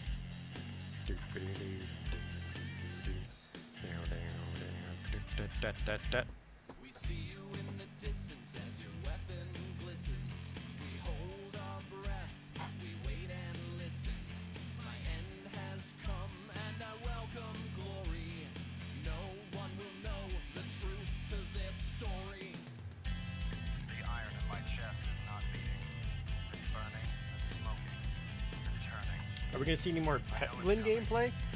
Not on the gameplay channel, maybe on stream someday, but I got so many other things to play. Do you guys know the Monster Hunter expansion's out on like Thursday?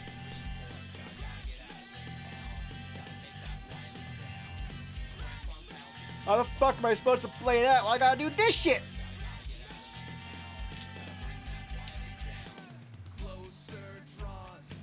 Why can't I just make money while doing nothing? It is? Yeah. It's that soon.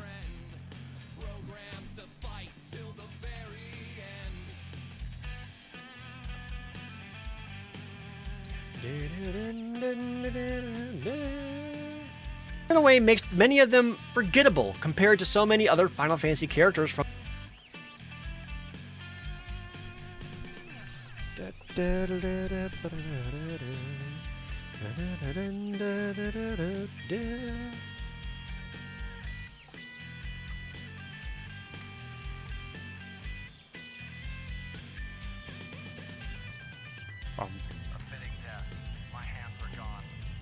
I guess just playing games and making money is what Twitch is, right?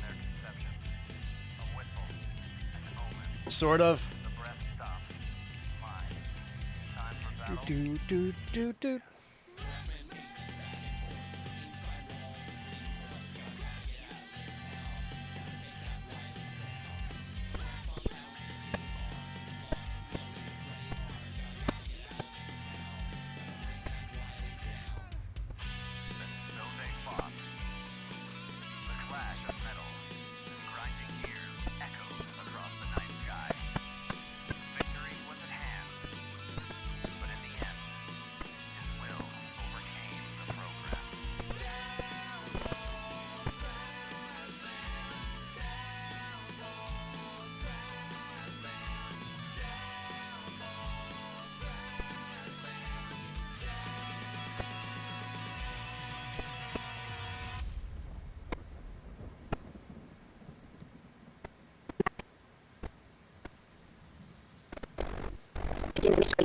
Yeah.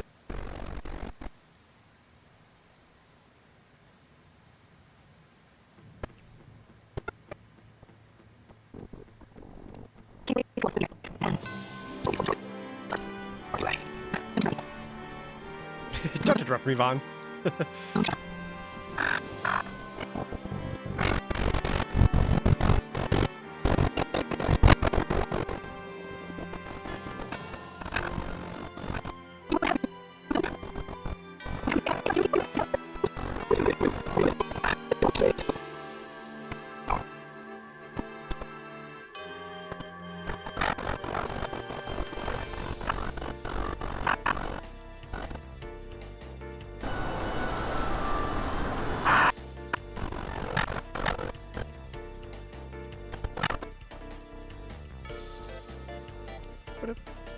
This in a way makes many of them forgettable compared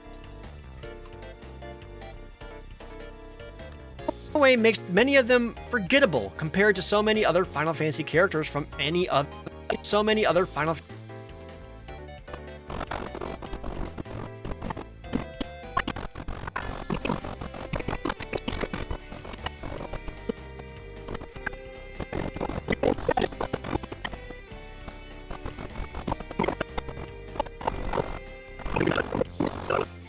Fen Queen and Kingdom both.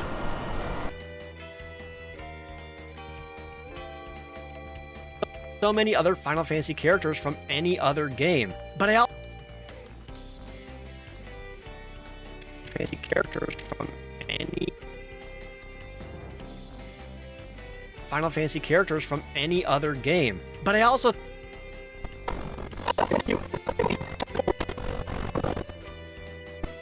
they would do some fighting.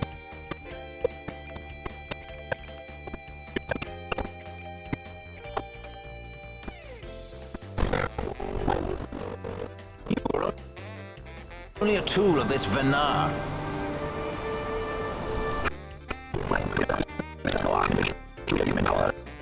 The master feeds his dog. It is meant to take. Group shot kind of works here. I like that. other game. But I also think it's because a major component is missing from this particular title. Emotion.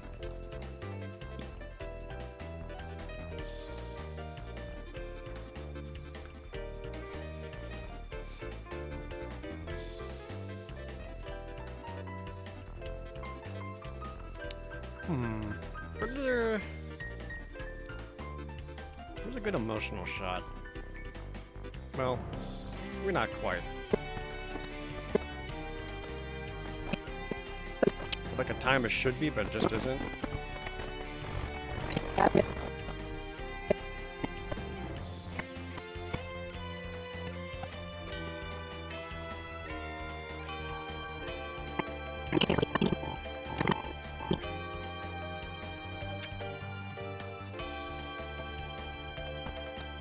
What am I thinking of? When the judges are all stabbing each other?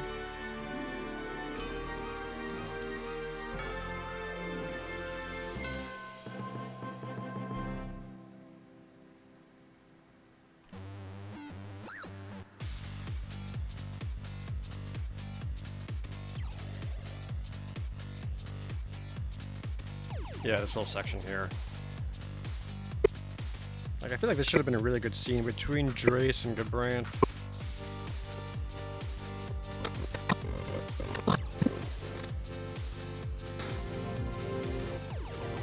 Do it. I cannot.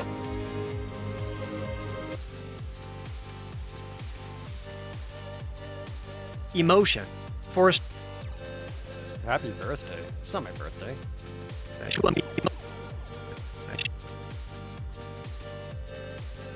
Emotion. For a story that starts out so strongly about people and their relationships with other people.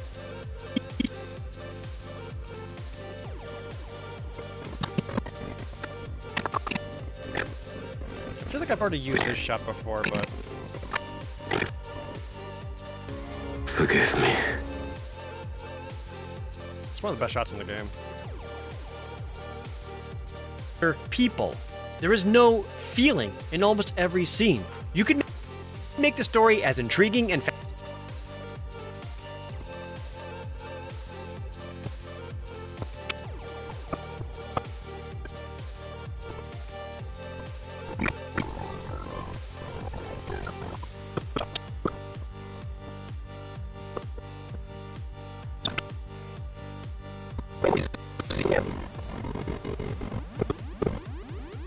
Vayne wants this war, that much is certain.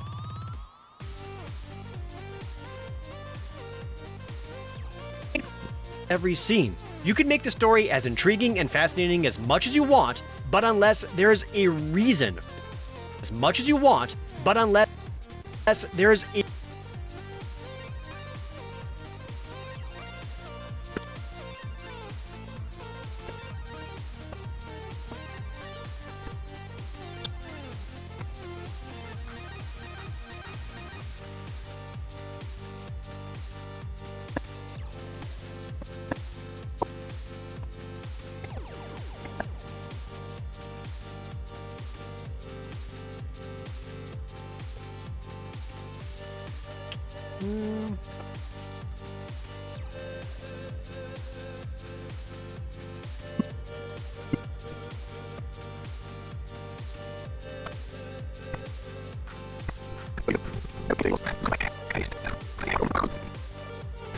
Look on what my haste has wrought.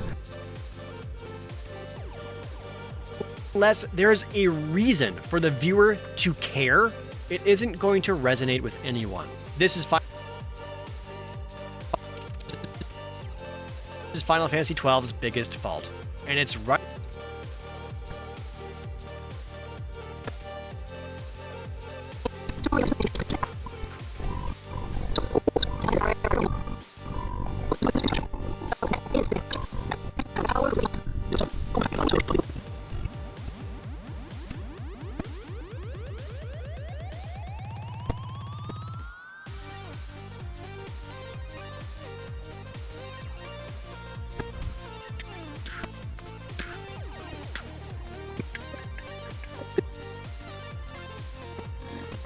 Well, good use of princess kidnapping.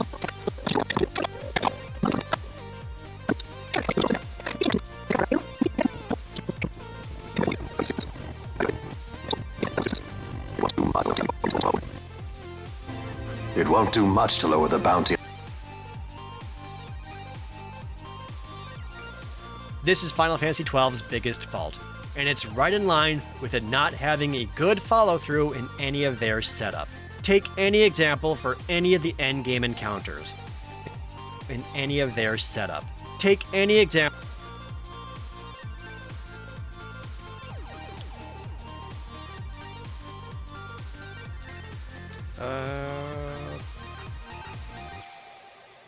Guess the Vayne one works fine, so does Gabranth or Cid.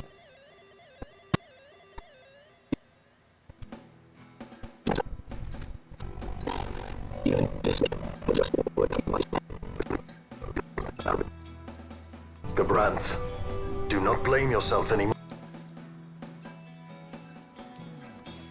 Sally Strawberry, thanks for the resub. Doing okay. Still at it with my dumbass editing bullshit.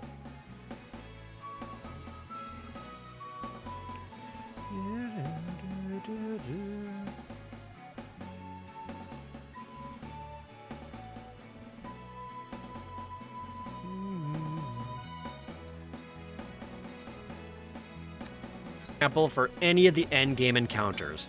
Balthier faces off against encounters. I guess I'm talking about the Cid one first, so switch to that.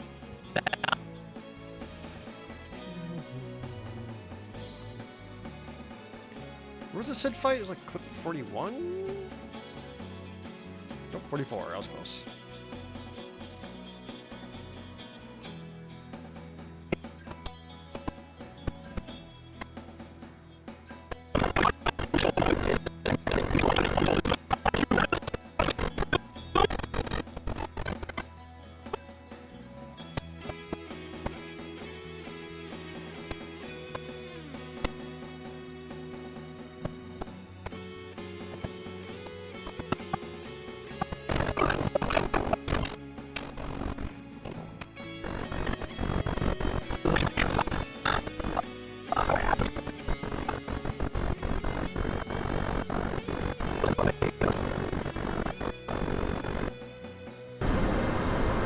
Was there no other way?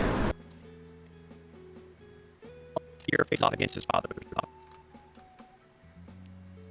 Balthier faces off against his father Cid, confronting him after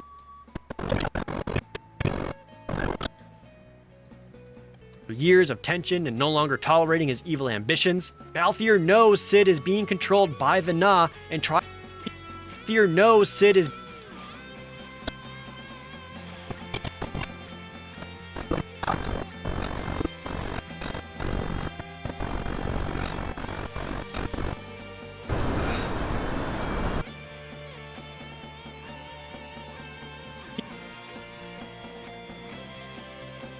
Hey, pal! Editing stream pipe? Yeah, we're actually getting towards the end of the assembly editing. You're just in time where I start talking about where Final Fantasy XII isn't good. Fear knows Sid is being controlled by the Na and tries to free him, but Sid dies. But Sid.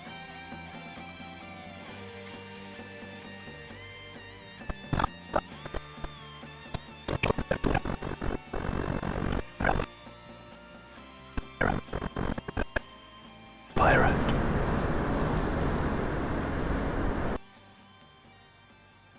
Sid dies and it just kind of goes.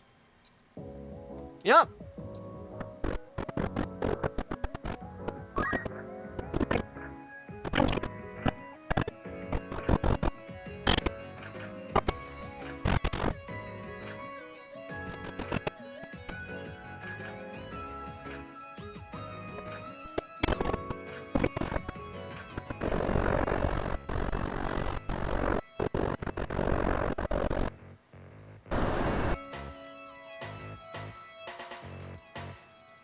Controlled by the Na and tries to free him, but Sid dies and it just kind of goes, yep, on to the next thing. No moment of grieving or triumph. We done here. Or bot. Or triumph. I think I undercut my own joke here. Triumph or Bosch.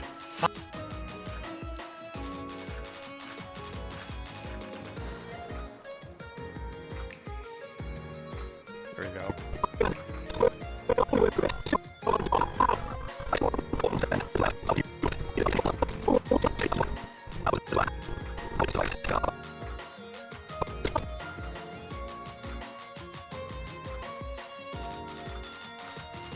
Grieving or triumph or Bosch finally facing off against Gabranth, his own family who framed him, locked him away for years, who chose a different path.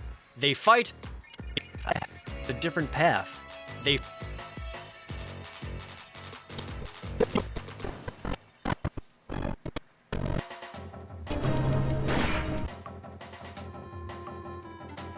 fight, Bosch wins. Gabranth even tried.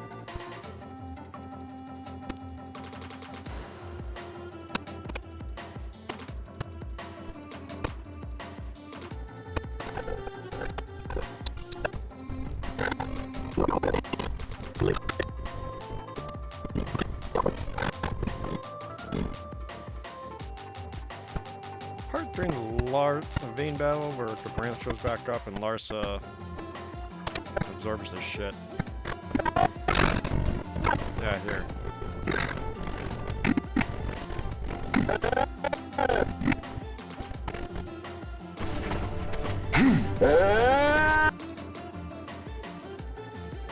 And Gabranth even tries to redeem himself by continuing to protect Larsa, only to continuing to protect Larsa.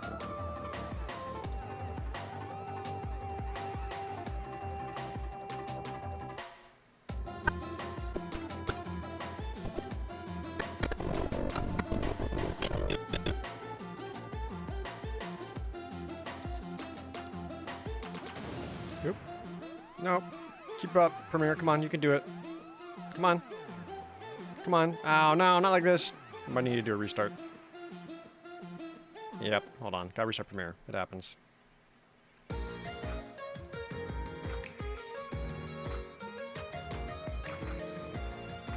Damn it.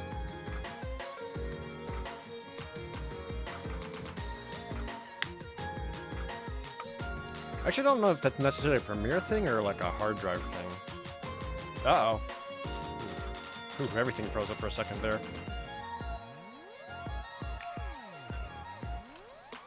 It's okay, it happens. I still got...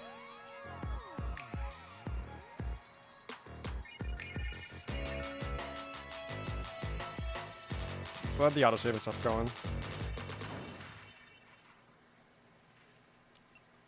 How about that weather? It's super hot here today. It's like almost 90 degrees. But then like tomorrow it's supposed to drop back down to 65. So summer was nice while it lasted.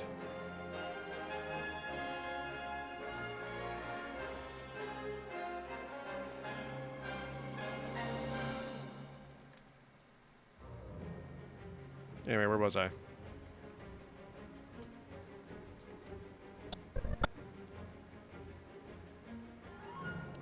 by continuing to protect Larsa, only to succumb to his wounds. Bosch's response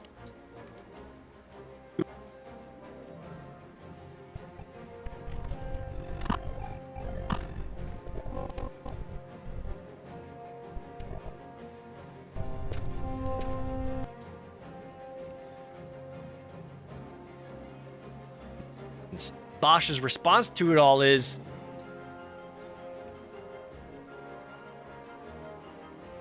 "Peace out, bitch." Again, to succumb to his wounds. Bosch's response to it all is, "Peace out, bitch." Again, even Larsa should have an emotional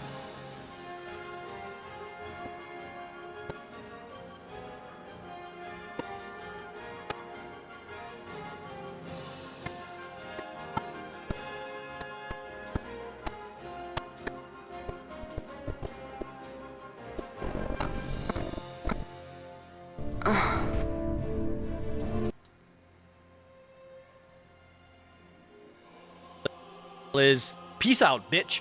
Again, even Larsa should have an emotional moment where he realizes how wrong he's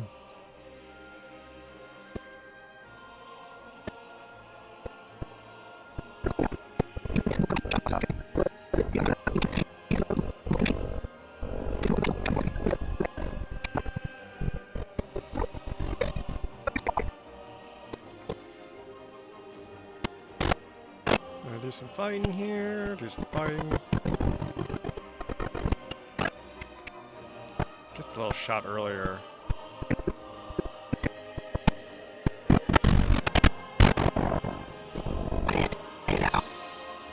Why this? Once they see how wrong he's been about Vane and the Empire in general. There's no processing it or talking through it in general. There's no processing it or talking.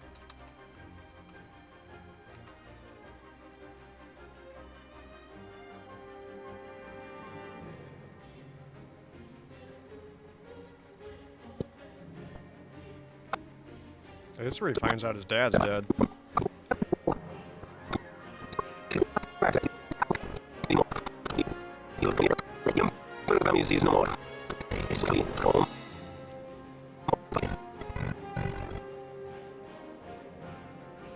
Through it to see why it should matter to the player, he instead looks sad about it for a bit. After this scene, actually.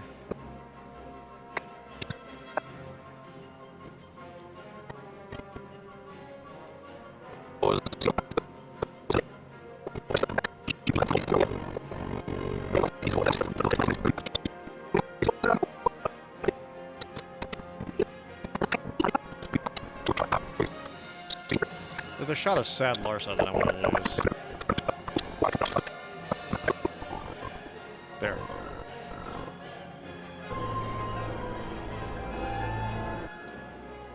He instead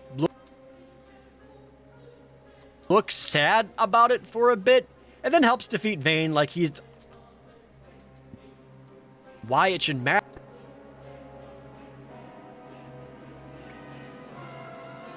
Let's go back to when he's talking to Pinello.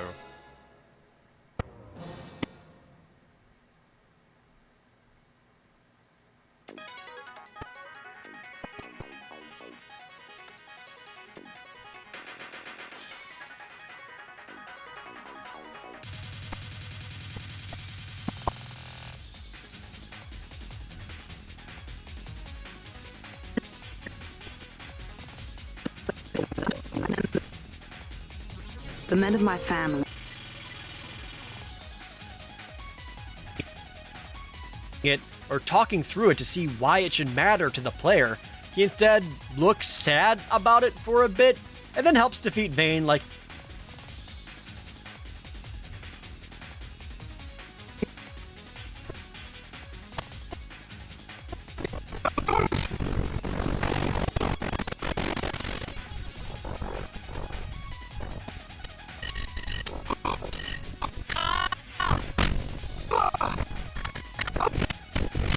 Never stab someone with a sword so hard it pushes them back?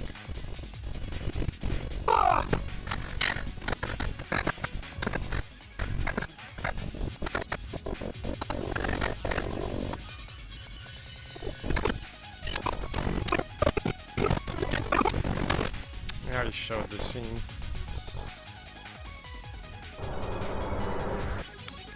Dang it.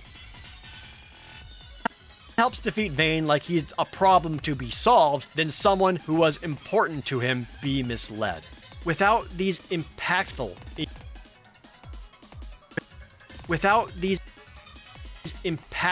emotional moments, the story of Final Fantasy XII becomes things happening in front of our eyes, but not a single thing felt through the player. It's not that there aren't attempts at moving scenes, because there is, but they feel empty and unearned. When they don't leave an echo of feeling, then the...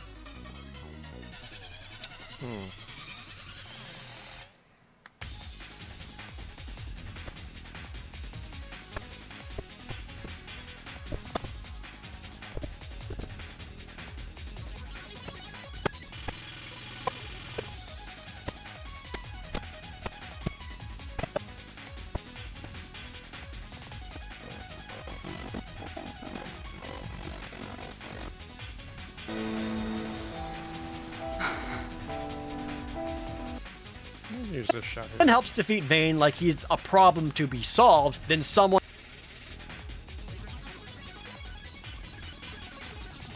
who was important to him be misled. Without these impactful emotional moments, the story of Final Fantasy XII becomes things happening in front of our eyes, but not a single thing felt through the player. It's not eyes, but not a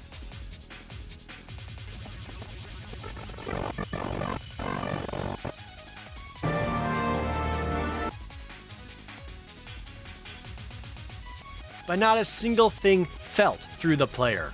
It's not... Should have part with Balthier and Fran.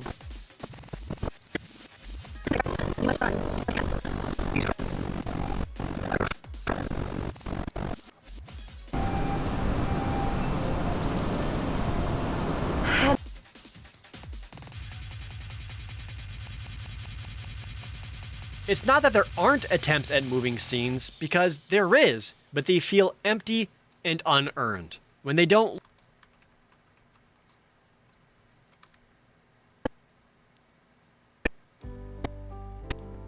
Or even this part. Redis, no!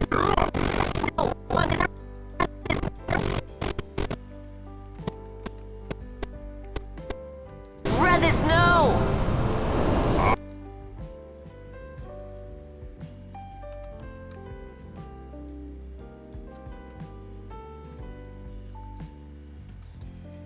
Redis, no, stop, come back. Earned. When they don't leave an echo of feeling, then the story itself doesn't remain an echo of feeling. I should just show just that, just the Redis, no. Because I kind of want to... I'd rather show more of the actual party.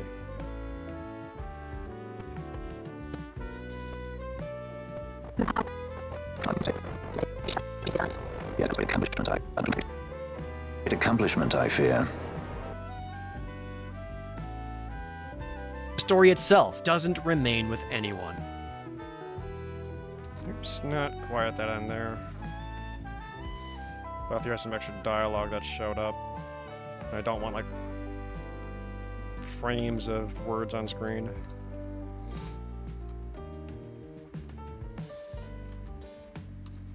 And the story itself doesn't remain with anyone.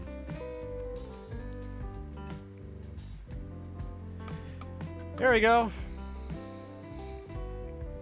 That's some video.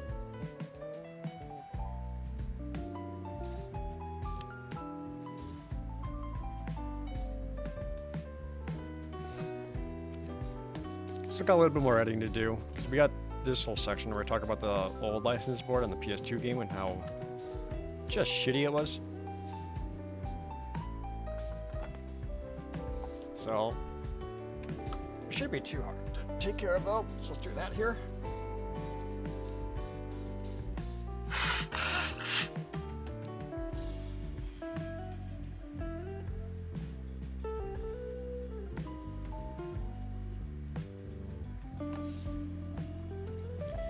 Then after that's going to be going through and doing a lot of fine-tuning, extra footage. Finding some way to keep the thing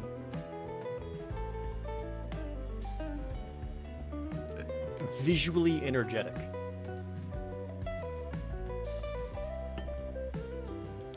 Because man, I tell you, with this TikTok generation, without not like chaotic, kinetic movement on screen, like it's hard to retain people's attention anymore.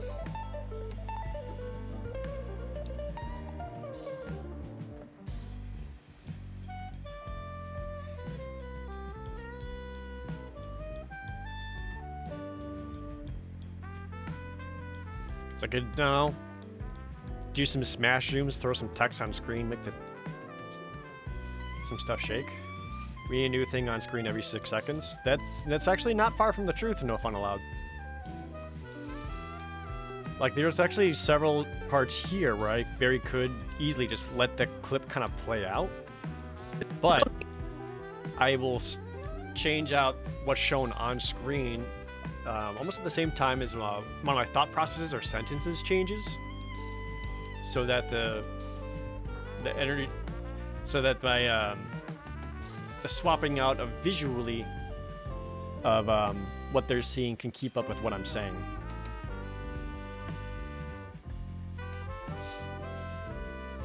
You see it with your kids at work all the time? Ugh. Did I take a class in all this? I took a pretty rudimentary video editing class in high school. And then after that, it's all self-taught.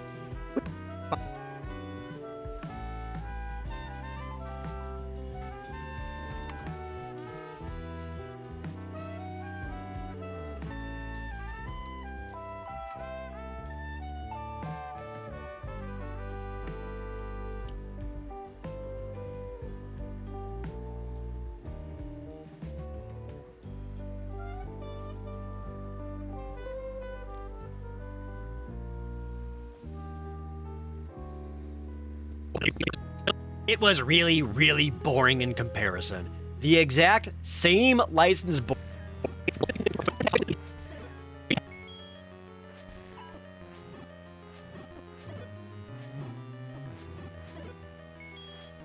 was really, really boring in comparison. The exact same license. The exact.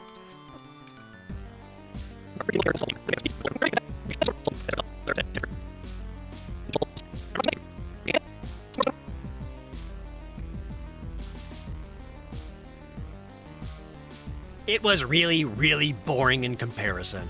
The exact same license board across every single character was so lame. Rather than unique traits or some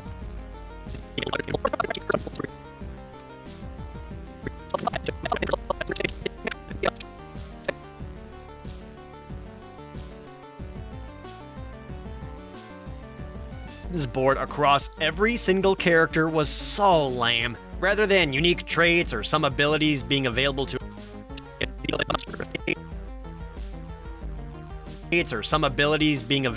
others at different intervals, everyone was growing the same. Sure, you can expand out in different directions for each person, but that did not negate the lack of discovery or excitement. But that did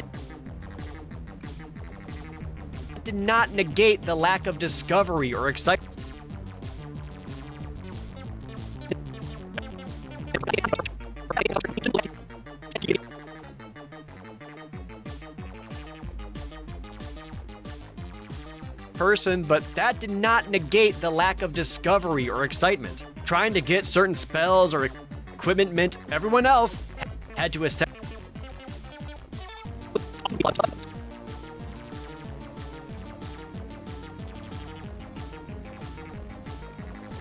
kind of samey. Even worse, everyone else had to essentially take the same path, making everyone feel kind of samey. Even worse, originally, you couldn't look ahead.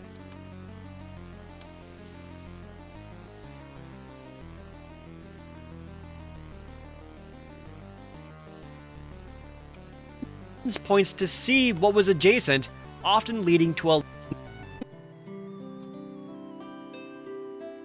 look ahead and see what was coming up. The only way to know was to spend license points to see what was adjacent, often leading to a lot of wasted license points.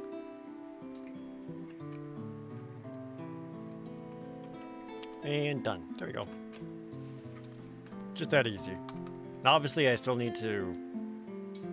Pretty much where we see spaces in between the big blue chunks, that's where I need to put a live action shot that I have not filmed yet. That's pretty much where I'm at.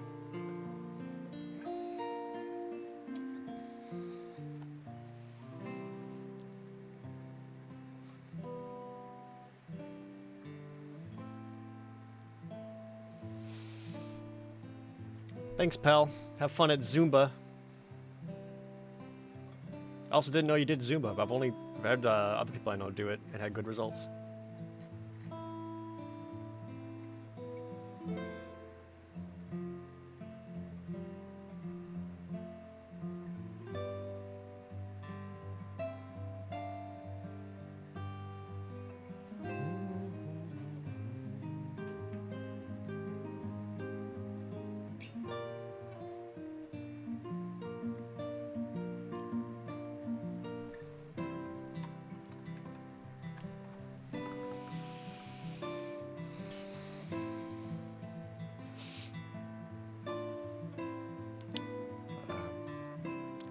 Need to think about how I want to go about my next steps here.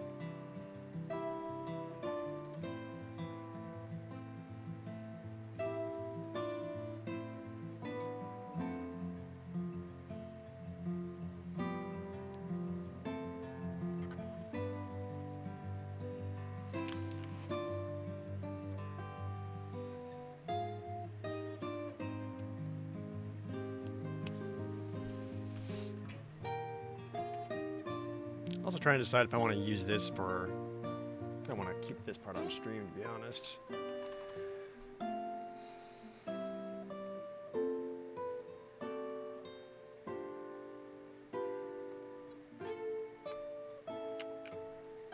Can I find...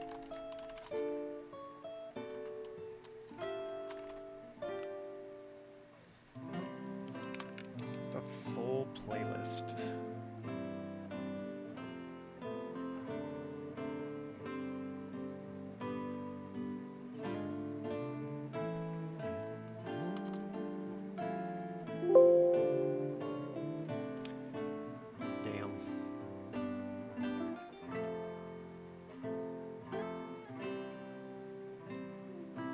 Maybe not the full playlist, but I can get some at least.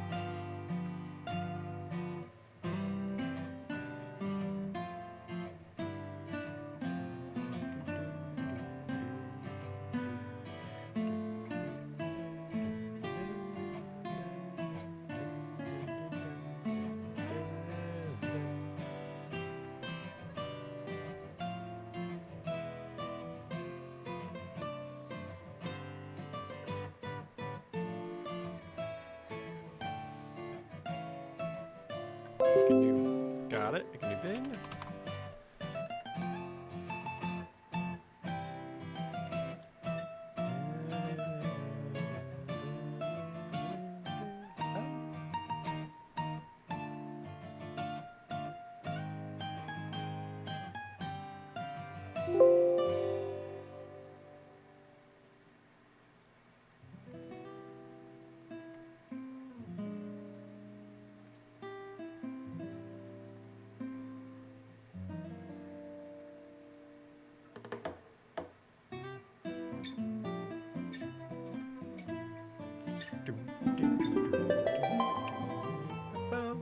Farmcat gifting out 10 subs. Thank you, Farmcat.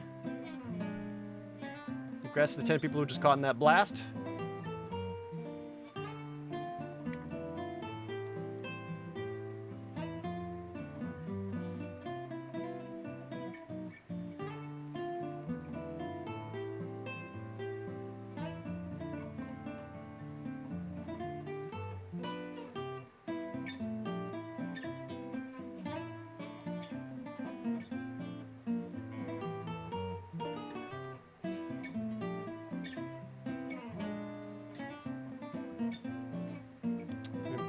guys. Let the audio start conforming.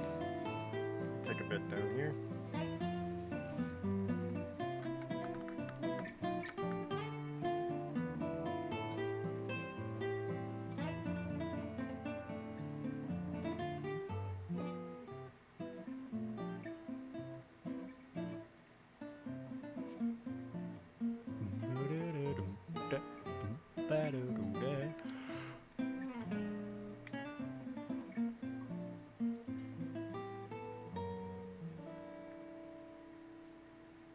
Okay. So I should have. Yeah.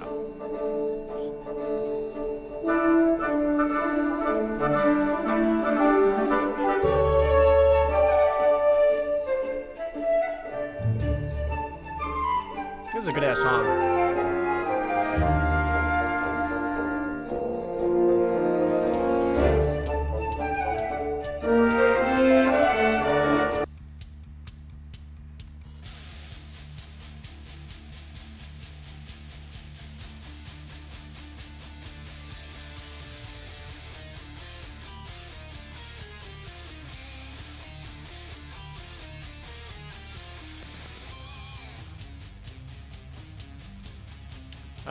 I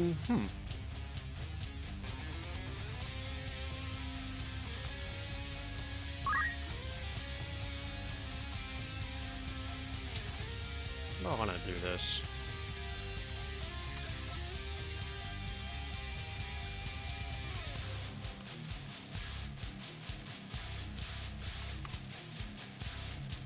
At the main menu, Final Fantasy XII brings you right in with the simplest, most effective way.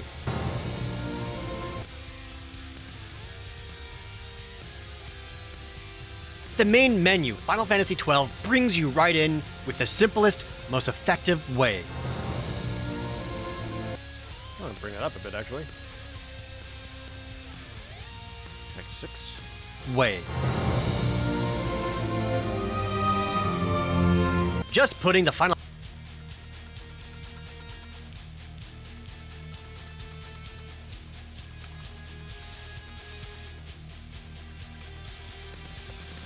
most effective way.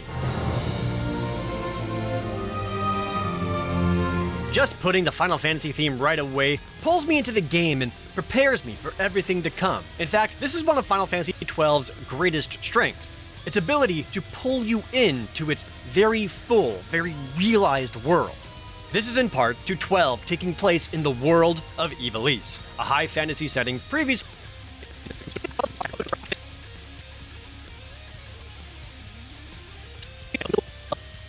greatest strengths. Its ability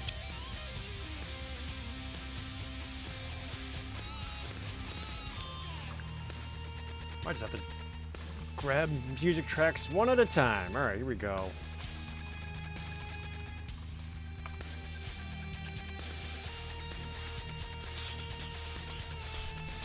Alright, what's got a... Clanhall's a good song.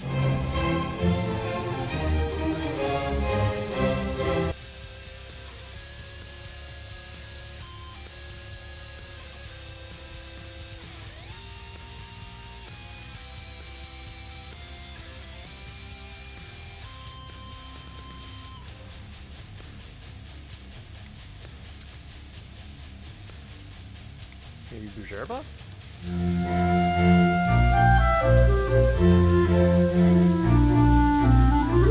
So yeah, Bujerba's pretty. I think that could work for my purposes.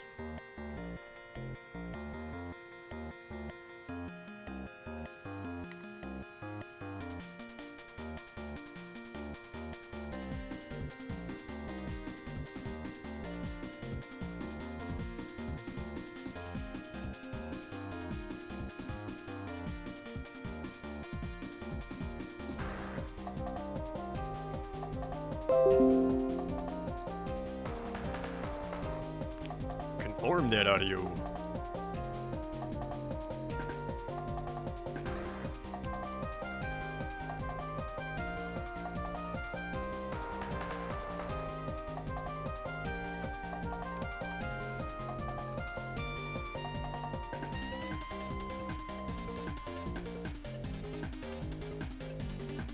greatest strengths. Its ability to pull you into its very full, very realized world. This is in part to 12 taking... It's still kind of on the loud side. Maybe not. Place in the world of Ivalice, a high fantasy setting previously used in Final Fantasy Tactics, Tactics Advance, and Vagrant Story. But even with that, 12's events are centuries after those, so it's still able to have its own artistic direction that is absolutely fantastic. Many of the cities and the people have a distinctly Mediterranean feel, already giving 12 a distinct look from every other Final Fantasy game. This is best exemplified in the starting city, Rabanastre, a bustling capital filled with... From here, obviously, we want to swap over to the Rabanastre theme.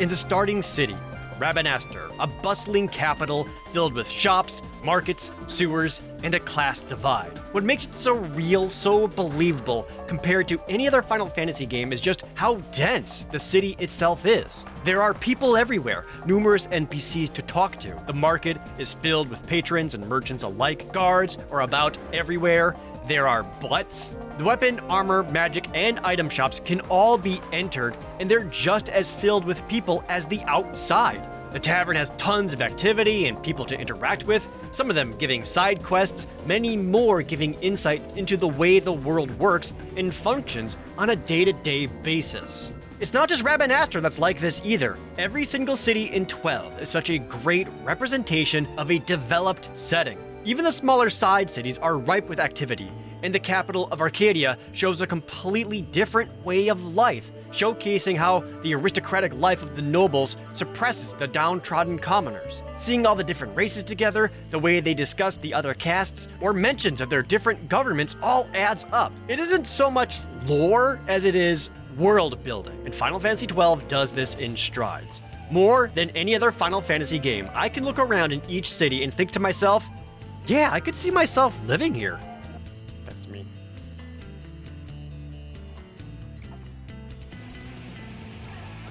There's a very simple reason that this world of Ivalice is far more developed and dense than any Final Fantasy game before it, and the answer is...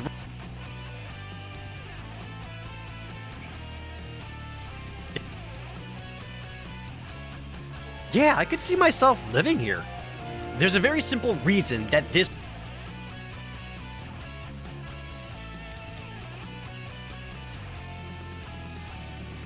living here. There's a very simple reason There's a very simple reason that this world of Ivalice is far more developed and dense. I want to keep the Rabanastre theme going here. Than any Final Fantasy game before it. And the answer is right on your thumb. For the first time, 12 allows you to have free camera control, allowing you to look in any direction you want using the right analog stick. You're able to look at anything and everything, absorbing every single detail possible. Because of this, cities and areas had to be designed to be looked at from every angle. This made for a lot of areas to be fantastic set pieces, giving a true sense of scale and awe-inspiring wonder. Every city, every dungeon, every landmark is a visual feast. The best part about it all is how wide open every area is. Anytime you have somewhere you need to go, you have multiple ways of reaching your destination. This is a Final Fantasy that is free of the confines of the hallway or a straight line to progress. You can see the hills to climb or rocks to go around, just to offer more freedom of exploration as you play. Opening the map and zooming out of any area can make you realize how much larger every single place is and how interconnected the world truly is. You'll be coming back to these areas frequently, so it's great just how expansive the playable areas are. Basically, I'm trying to say I freaking love the world in Final Fantasy XII. It's still so good to go through and enjoy, and this is thanks to just how freaking good Final Fantasy XII looks. Again, it was released on the Definitely just change it out there. Otherwise, there's a full 3 minutes of the Repanaster theme. It works though.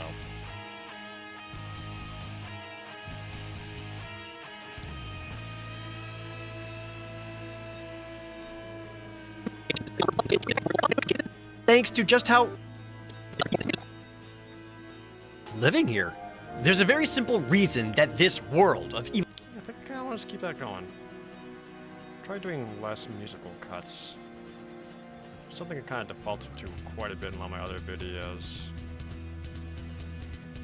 But thankfully, the songs in Final Fantasy XII are not super repetitive.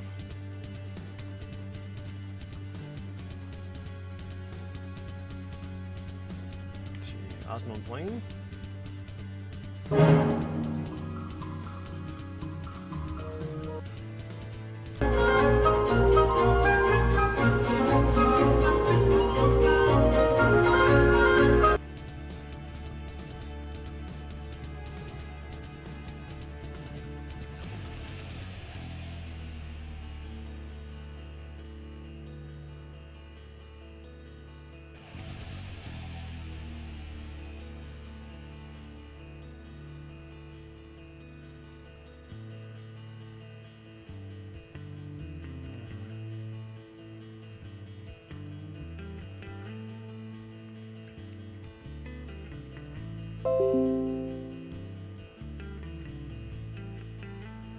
Oops.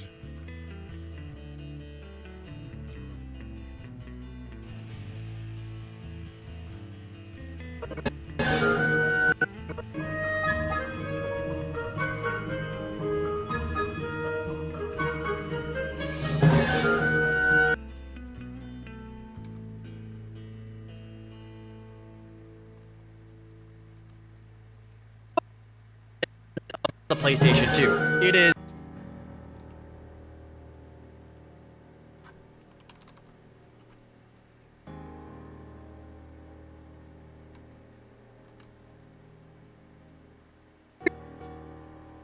freaking love the world in Final Fantasy 12. It's still so good to go through and enjoy, and this is thanks to just how freaking good Final Fantasy 12 looks. Again, it was released on the very tail end of the PlayStation 2. It is graphically leaps ahead. Did you guys know that Final Fantasy XII came out as the same year as the PlayStation 3 and the Wii, and a year after the Xbox 360?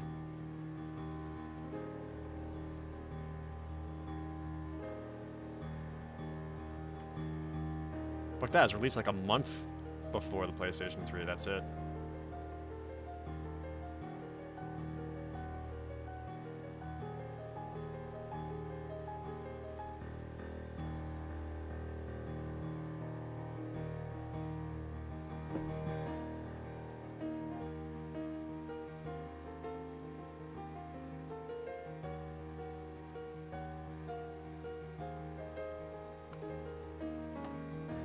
The last Final Fantasy of his system gets shafted. I mean, it's not necessarily a Final Fantasy. I think it just happens to the last games of whatever console in general. People are always just too excited for the new shit that whatever's coming out at the end, people just kind of forget about.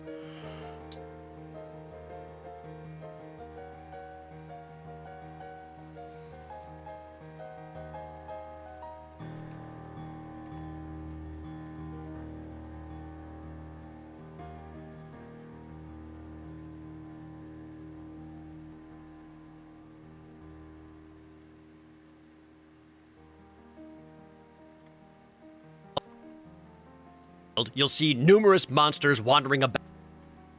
Okay, so now I start talking about the battle systems. Let's get something a little more combat-y.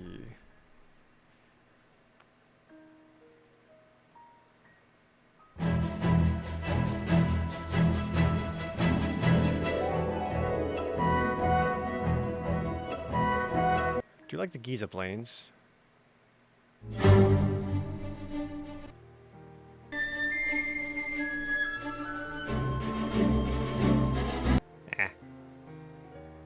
Esther Sand?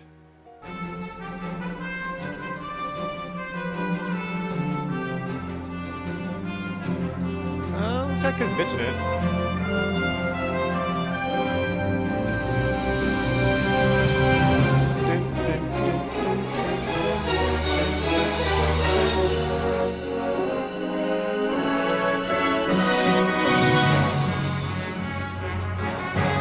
Actually, no, let's go with this one. I like how the drum comes in. Gives it a very battle music energy.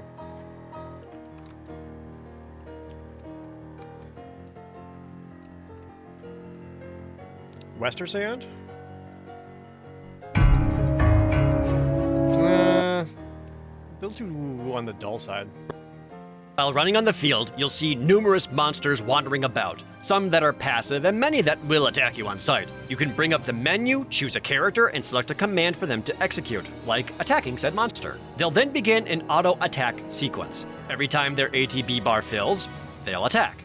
At any point in time, you can bring up the menu to have them do any other command of your choosing, such as casting spells or using items and skills. It will instantly override their previous action. Essentially, you know how in previous games you would get into a battle and just mash attack to get it over with?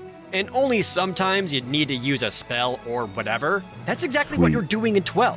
Only the game has taken the courtesy of doing attacks for you, saving you the trouble. There's some excitement in seeing them attack though. The animations are so well connected. When a character suddenly busts out hitting multiple times in a row, there's a feeling of, oh hell yeah dude, get him, every time. When a character blocks with a shield or parries an attack, you see that animation play out. There is something to seeing an enemy's sword bounce off of a shield or spear that's cool to see. The misconception comes from many people comparing this style of gameplay to an MMO, which I understand where they're coming from. At the time, no other game did this style of auto-attacking aside from MMORPGs, like EverQuest or Final Fantasy XI. But this isn't an accurate comparison. Simply being able to pause all action to discern the situation or swapping out equipment or even party members makes it far more involved. This comparison, however, stuck and was a mark against Final Fantasy XII by many fans. I disagree with it in earnest. Final Fantasy XII has much more freedom and engaging combat than contemporary MMOs. In fact, there is one other game that is very similar to the gameplay of Final Fantasy XII, and everyone loved it, and that's the Final Fantasy VII Remake. I'll change the music there.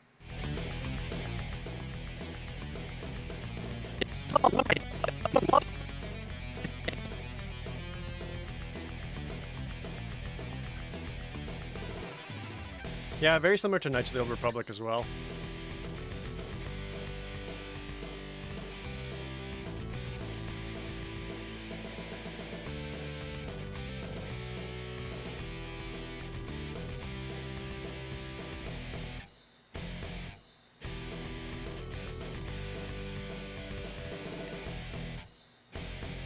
Do you control multiple characters at once in Coder? Nope.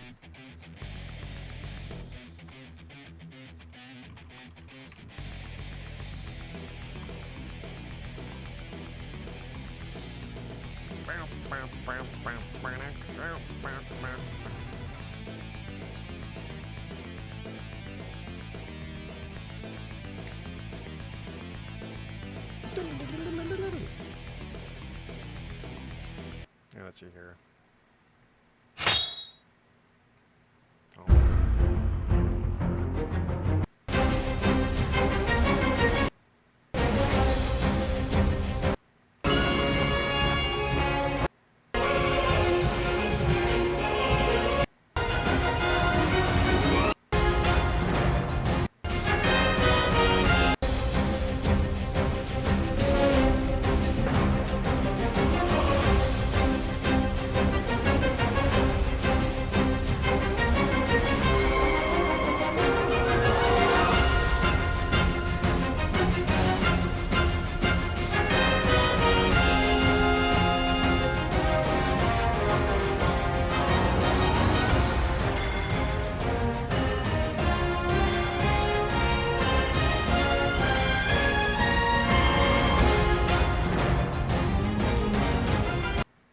Fuck, that's a good song.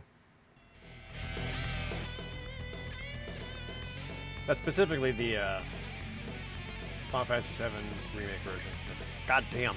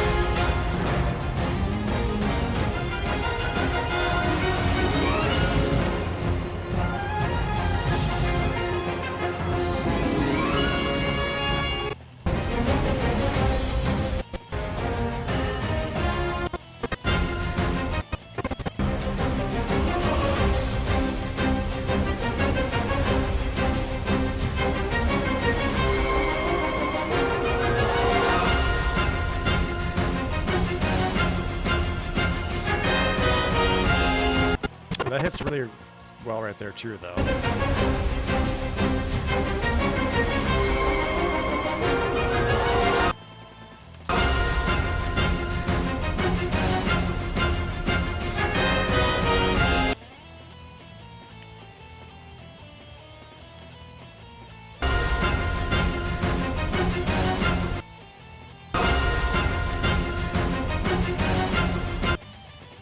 This one might work just a little bit cleaner.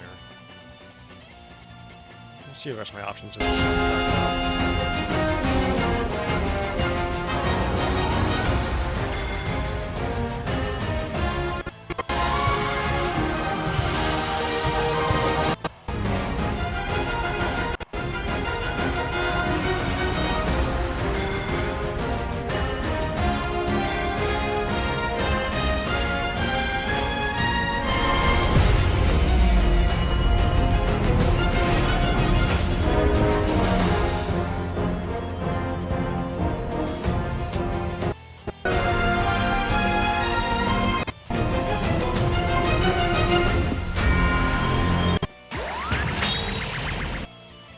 Let's go with this.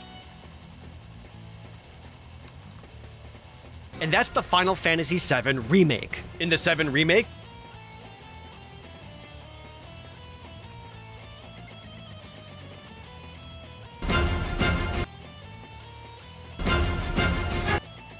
Hello?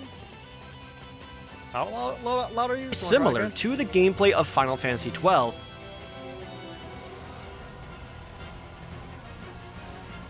you're doing I want to be just a scotch louder. Fantasy XII, and everyone loved it. And that's the Final Fantasy VII Remake. In the 7 Remake, you're doing attacks or even auto-attacking if you have that option activated, letting the ATB bar fill up. Then, at any time, you pause the action to give a command to any of the party members to do something else. This is fundamentally the same design as Final Fantasy XII, and everyone loved it here. The only difference is the 7 Remake is flashy and actiony, whereas 12 is more grounded and, I use the term loosely here, realistic. If you liked the battles in Final Fantasy VII Remake, consider checking out Final Fantasy XII. There is a major difference with 12, though. Let's go back for a second there.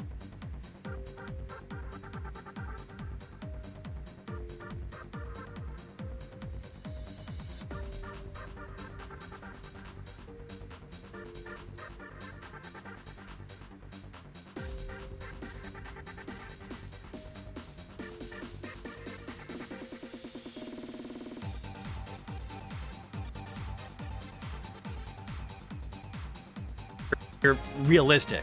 If you liked the battles in Final Fantasy VII Remake, consider realistic. If you liked the battles in Final Fantasy VII Remake, yeah, can we put them right next to each other like that with like the action paused? You can really see the comparison I'm trying to make here. Loosely here, realistic. If you liked the battles in Final Fantasy VII Remake, consider checking out Final Fantasy XII. There is a major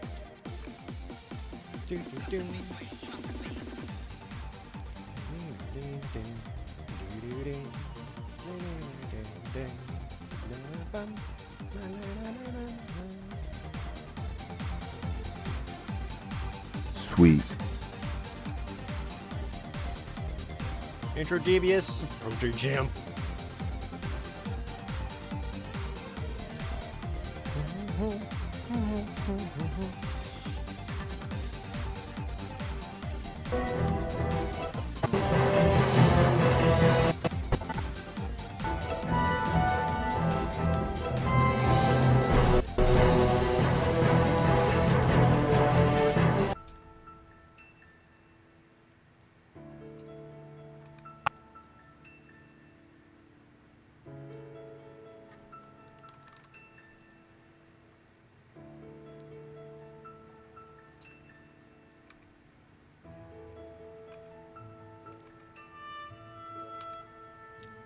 Yeah, I like this little section that I got here.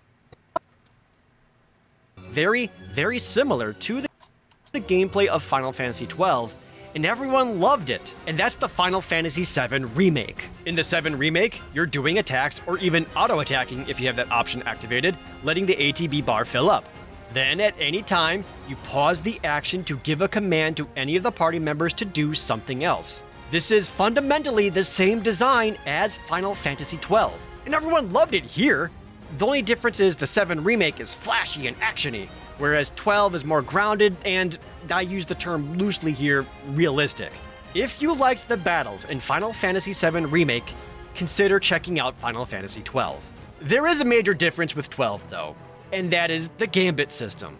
Gambits allow you to set up parameters for the AI-controlled party members to do actions when certain conditions are met. For example, cast Cure when a party member's hit points fall below 40%, or when an enemy is weak against fire, automatically cast Firaga. There are dozens of Gambit options and even more actions to choose from. You can even change their order on every character's list, making some more important than others. That Cure someone at 40%, for example, is at the top, and when that isn't needed, they'll default to attacking. With enough Gambits and proper setup, you can go from having the team from simply auto-attacking to a full-on autonomous machine handling every fight on their own. The Gambit system saves so much time, as when properly done, you'll rarely need to issue direct commands. Plus, the AI will just pull it off faster than you can react anyway. With certain boss fights, proper Gambits are practically a necessity. So much can happen all at once. They're another strategic choice to react and handle before you can even press a button. There are still critiques when it comes to the Gambit system, though. Some people do not enjoy the automation. They like having constant direct input and full control at all times, so they feel engaged and active in the game. Honestly, I get that. There is something to being able to press X to do something consistently versus having the controller just sit there. However, I don't feel uninvolved with the Gambit system. Again, this is something I designed and put together for my team, and then when I send my units out to battle, seeing them crush a target and having every contingency accounted for makes me feel like a goddamn genius. Like, haha, bitch, I knew you was gonna petrify us. I already have Golden Needle and Asuna set into my Gambits. The enjoyment is knowing that I created a well-designed team. There are other issues with the Gambit system. For one, you need to unlock Gambit slots for each character on the license board. They have a limited amount to begin with. Not only that, but the numerous Gambit parameters need to be either found or purchased from a store. I don't understand this. It feels like just another place to spend money instead of having these options available to you. Also, a lot of the Gambits are redundant. What's the difference between do something at 30% hit points versus do something at 40% hit points? I don't need to buy all of these, but if they are there, maybe I'll need them anyway. I think the weakest part is that while Gambits allow you to set up and assign any and all actions you can think of, there is no way to set up party positioning. Some spells have area of effect abilities, things like Kira. You can set who to target with that spell, but there's no way to tell everyone else to gather in to make sure they'll all be affected by the heal spell. There's also no way to tell them where to stand compared to an enemy. Some of the enemies will do like whirlwind moves or whatever and hit everything around them, but party members will stand directly next to them without a second thought. Fran, back up. Fran, get away from him. Fran, you have a bow. You don't need to fire at point-blank range. Any mage or someone with a ranged weapon can become a stupid liability because of this. The only way to get around this is to change control to a character and move them yourself. My gripes aside, I love the battle system of Final Fantasy XII. I find it incredibly engaging. I like seeing my commands play out, but there's also still enough surprises that I need to intervene and actively play the game as well. This may be one of those instances where, as an observer, it looks really boring in that you're not doing much, but as a player, you can see every single one of your decisions play out constantly, whether it's commands, movement, or the gambits that you have set.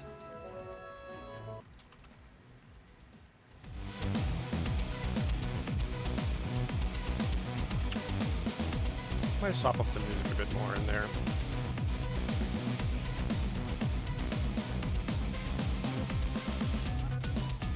Definitely feel like I could use some keyframing or something in there to keep it visually interesting.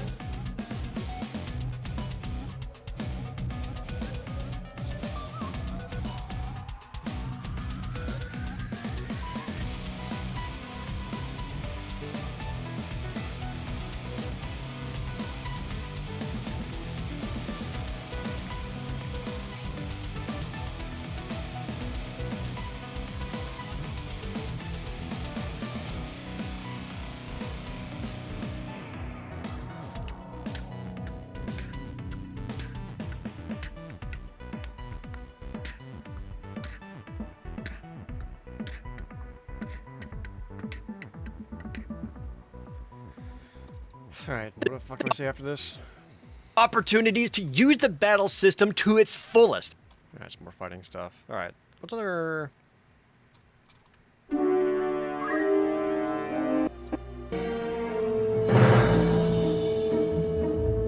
Nope.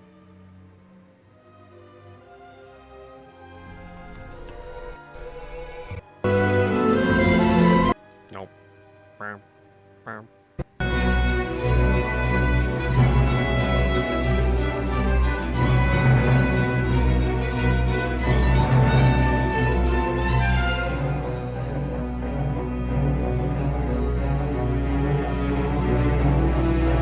This reminds isn't bad. Enter DBS thanks to $5. It's hot out. This is my donation for the Slurpee Fund. Thank you. Much appreciated.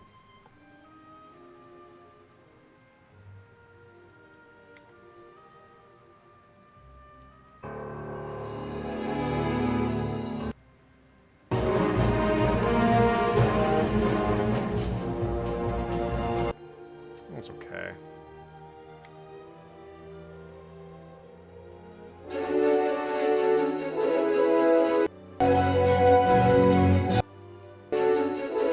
It's one of the boss themes.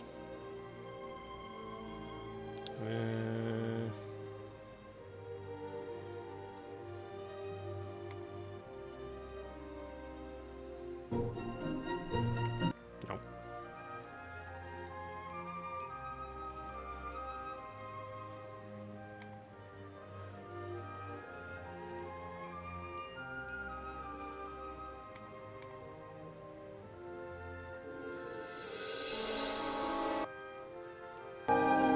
Nah.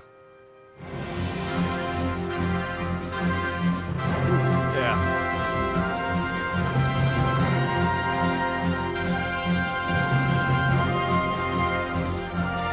Funkos is great. Yeah, I like that quite a bit.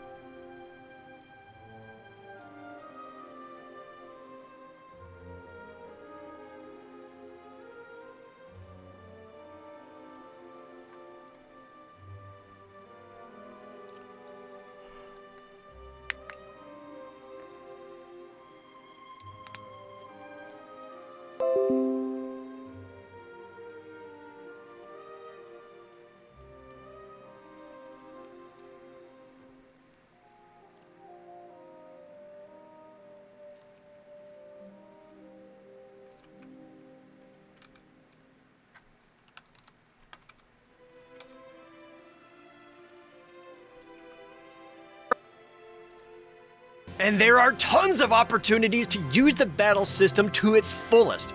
Aside from the usual side quests you can find, there's also the hunting board. Going to this, or your clan hall, allows you to take bounties to take down certain marks. Each of these monsters are essentially mini-boss fights. They'll employ some advanced strategies or have particular defenses that you'll need to gambit system yourself around. I love all of these fights. These are some of the most fun you can have in Final Fantasy XII, and there are dozens of them. I had an amazing gameplay loop of acquiring a bounty, finding where they are hidden, an immensely enjoyable battle, and bringing back the loot for rare rewards and equipment levels before I was supposed to have them.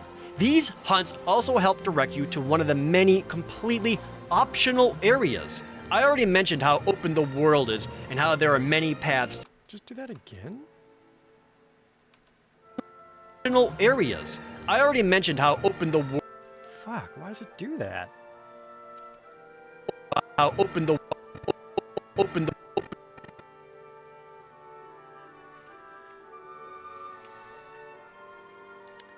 damn it.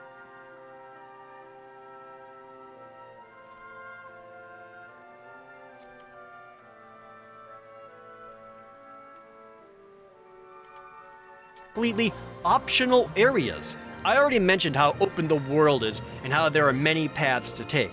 And these hunts will guide you to places you may have missed or go through entire dungeons that exist solely for hunts and finding rare items and rare magic spells. Outside of the MMO games, Final Fantasy XII has the most extra things to do of any mainline entry. Also, it's worth noting that this battle system addressed something that was a long-standing aggravation of the series. There are no random battles. You see every enemy on the battle. We're going to change up the music here because I'm basically changing the subject of discussion. Where I go from talking about hunts to talking about how the battle system gets rid of the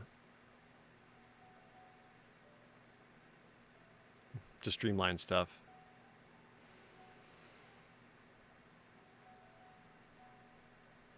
I already used the Ester Sand, didn't I? Yeah, I definitely did. Yeah. Maybe Osmone here?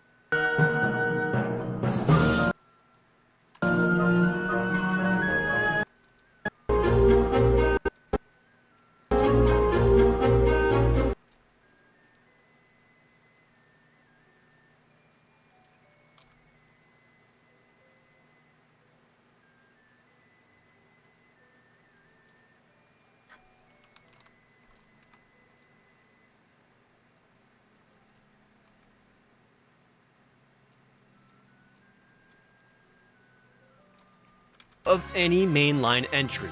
Also, it's worth noting that this battle system addressed something that was a long-standing aggravation of the series. There are no random battles. You see every enemy on the battlefield. You want to fight them? You go up to them, or just keep on walking. It also streamlined combat by removing the victory screens for every single fight. You don't need to stop for several seconds after every single fight to see them dance and then watch the experience points and money be given out. It's all happening constantly in real time with no pauses, allowing you to keep moving with very little downtime. After bosses though, they'll still pose up a storm.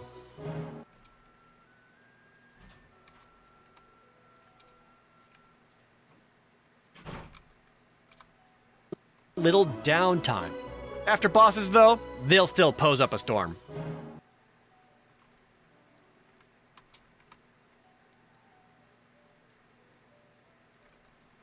Yeah, that whole section's alright.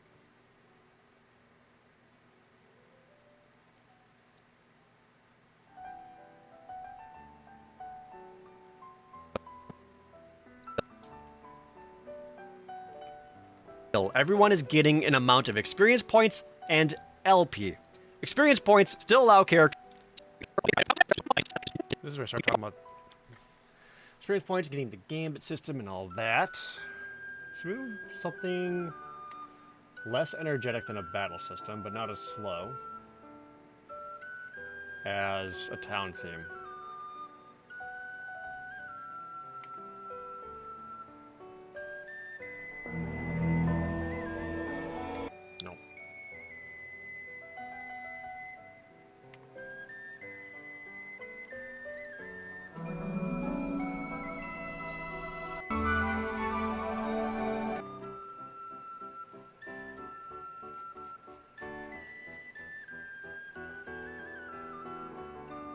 There's the clan hall, but I think it's a little too energetic and almost silly sounding. The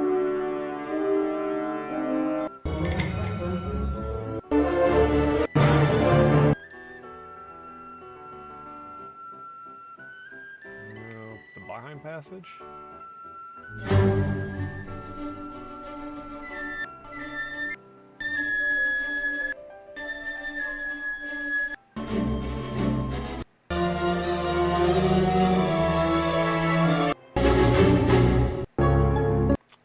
That's probably what I want.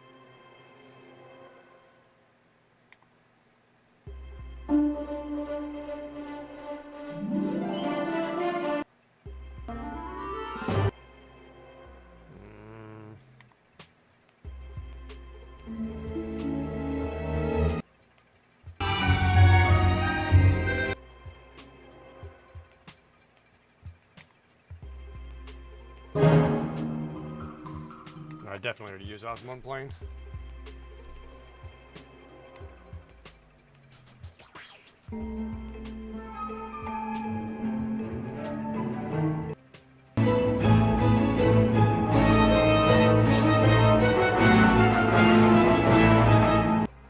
The Gulmore Jungle.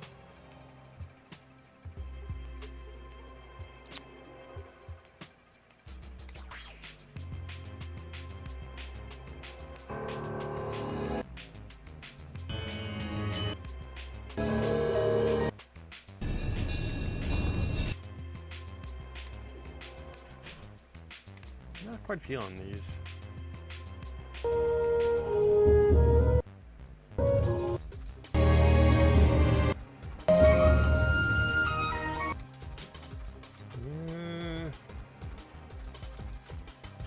High waist?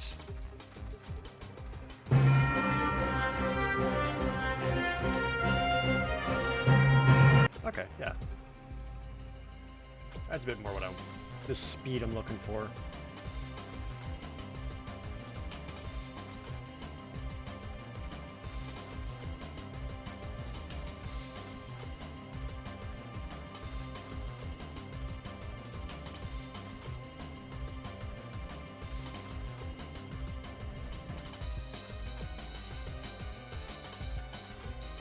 Incoming Windows alert. Or, no, not this time? Okay. I guess it's more whenever it feels like it.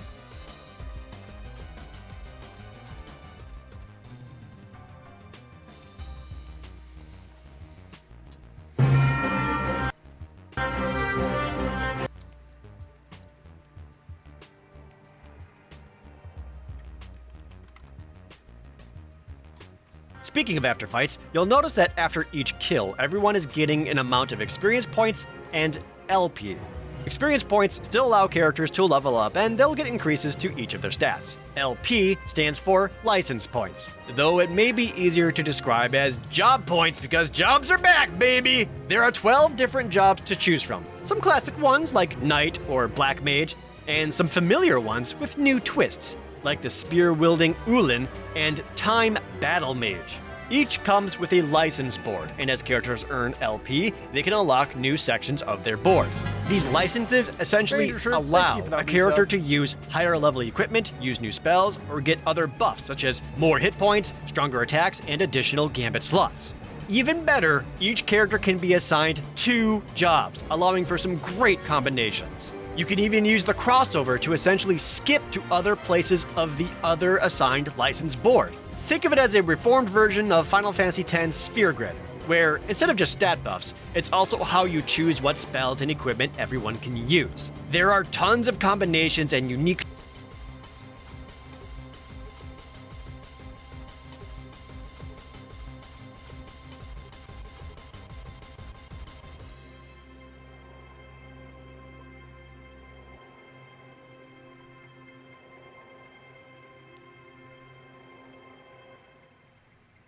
traits to each, and I find myself loving the decision making at each board. You can look ahead to see what's coming up, planning your path forward, and again, make decisions. It would be helpful to unlock that 3rd tier of mage armor, but I could also really use that hit point boost. The growth through the job-based license board is awesome, rewarding, and can make grinding feel that much better.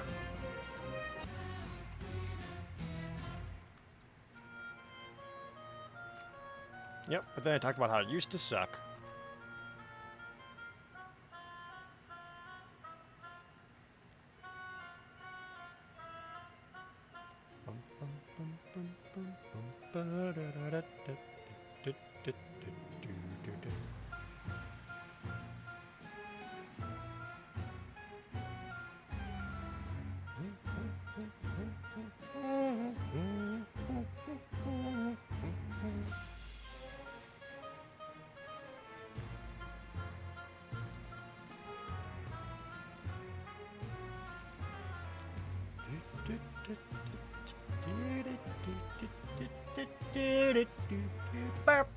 Oh, never mind.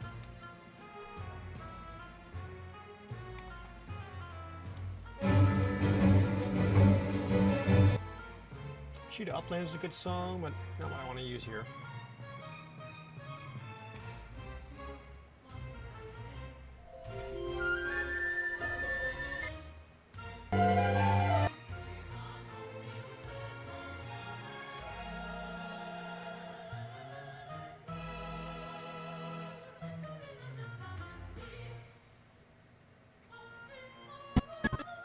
This is an interesting take on Kefka's theme.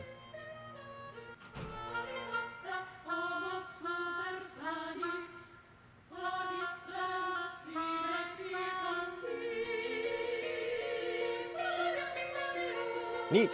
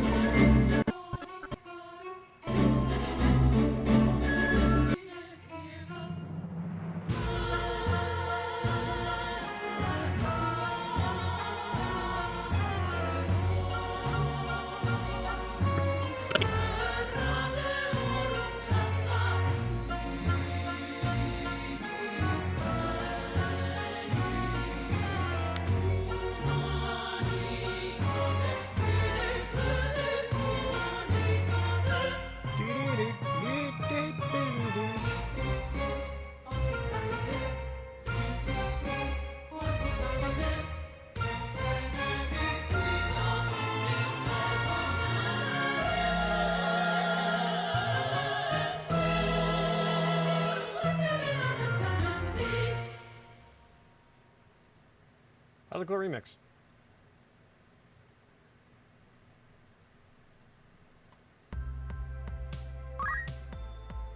Farmcat, thanks for gifting out another sub.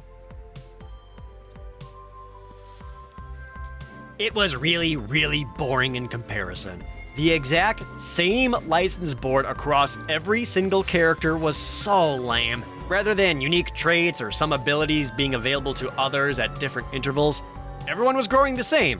Sure, you could expand out in different directions for each person, but that did not negate the lack of discovery or excitement. Trying to get certain spells or equipment meant everyone else had to essentially take the same path, making everyone feel kind of samey. Even worse, originally, you couldn't look ahead and see what was coming up. The only way to know was to spend license points to see what was adjacent, often leading to a lot of wasted license points. Perfect. Song there actually works quite well.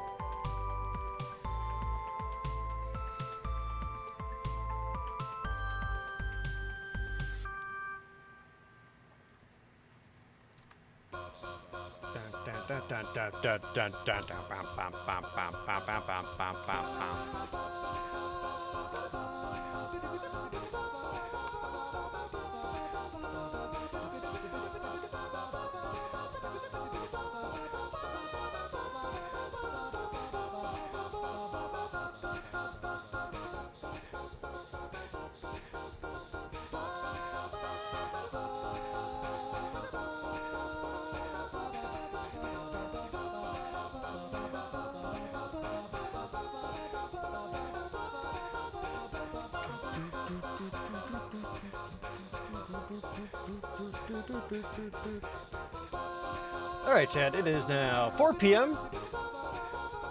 Which, that's about the time I want to be able to use the restroom, maybe take a stretch.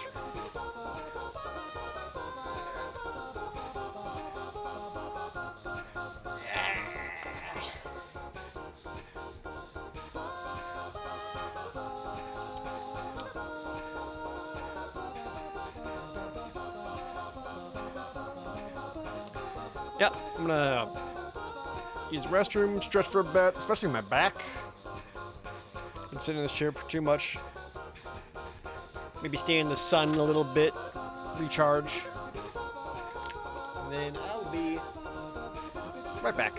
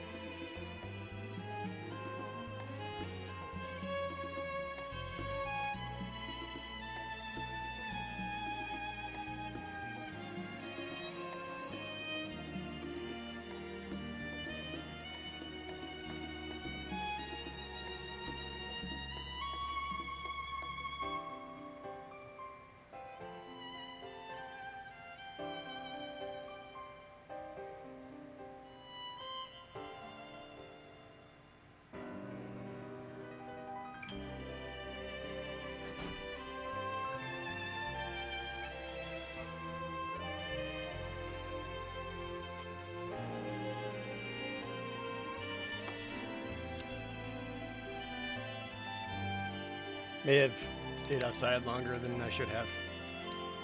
Alcast, feeding the chair with some biddies. Thank you so much.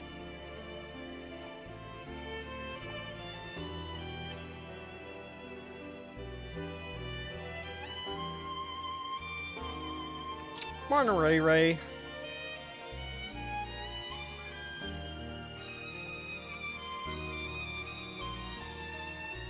I just wanted to be in the sun for a bit. It was very nice. Alright, what the fuck do I say here? There are some other unfortunate holdovers from the PlayStation 2 version to the HD Zodiac Age. Graphics isn't one of them. Like I said, the HD version looks freaking fantastic and holds up so well with just higher res textures. The voice acting is an issue, though. Not the acting itself, mind you, because frankly, the voice acting is pretty great. Worried I'm out to steal the Nethicite, eh? Can't say I'm unaccustomed to people doubting my intentions. Apologies, but I needed to know where you stand. For the first time, many of the voice actors have a background in theater, What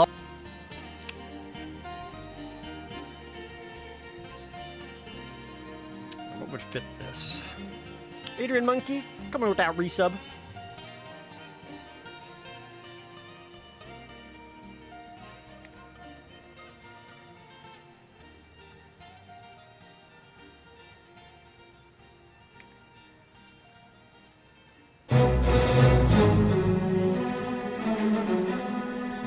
That's the lab song now. Old Arcades?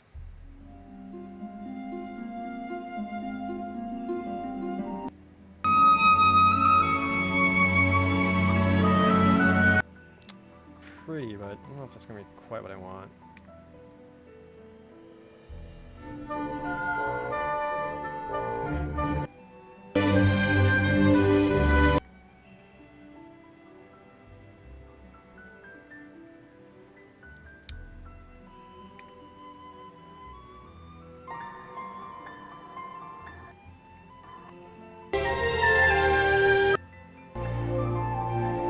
I think I make Mount Burmese Sace work, but just not the very start where it's just the piano.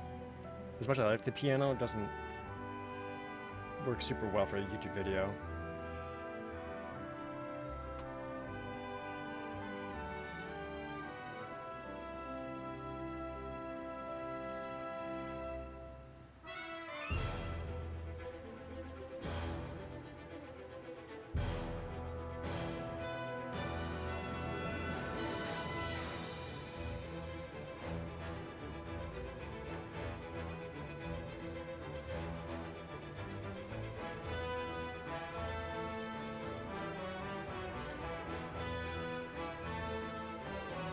Incoming Windows error message.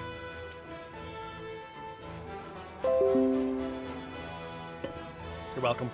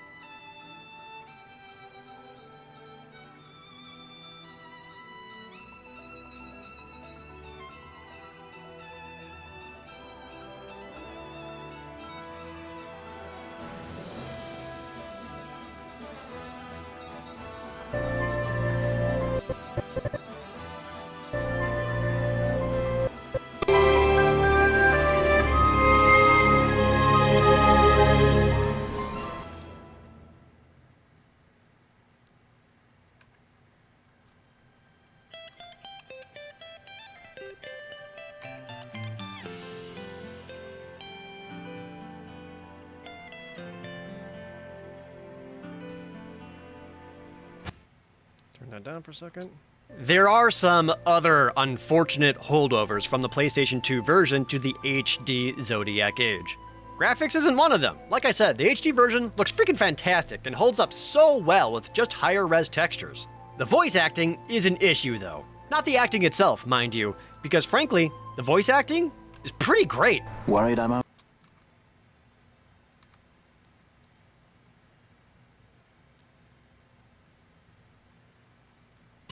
acting is pretty great. Worried I'm out to steal the Netherite, eh? Can't say I'm unaccustomed to people doubting my intentions. Apologies.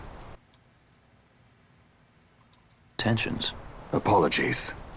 But I needed to know where you stand. For the first time, many of the voice actors have a background. Actually, might keep the music going during that.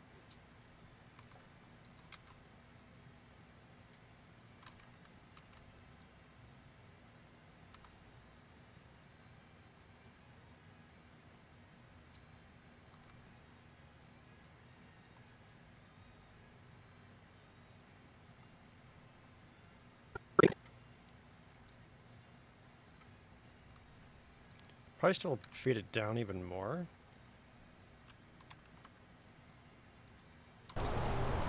Can't say I'm unaccustomed to people doubting my intentions. Apologies. But I needed to know where you stand. For the first time. Yeah.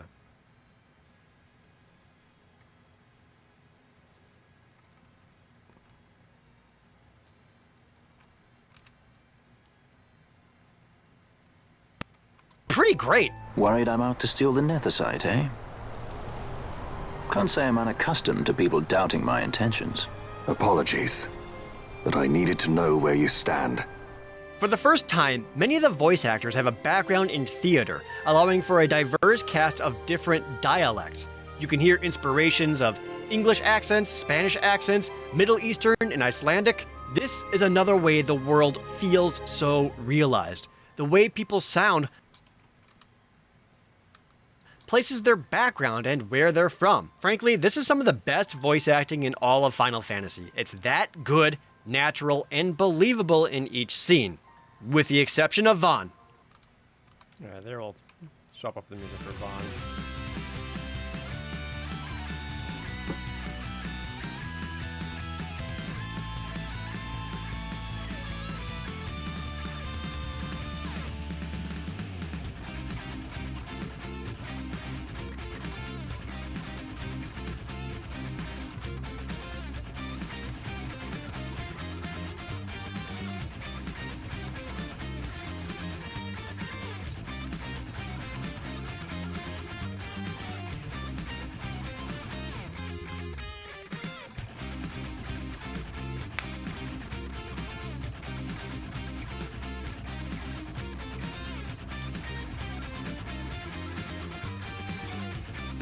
Let's actually kind of talk about Vaughn's really wooden voice acting.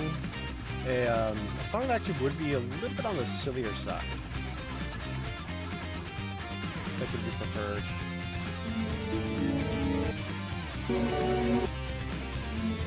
Nope. There's not really many silly songs in Final Fantasy XII.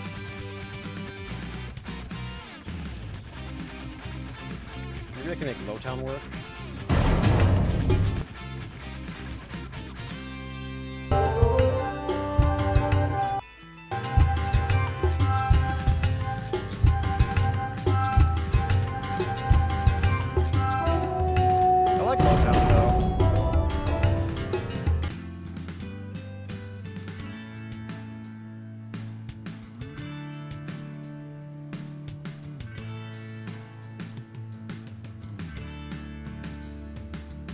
I feel like the clan halls be almost too energetic for what I want.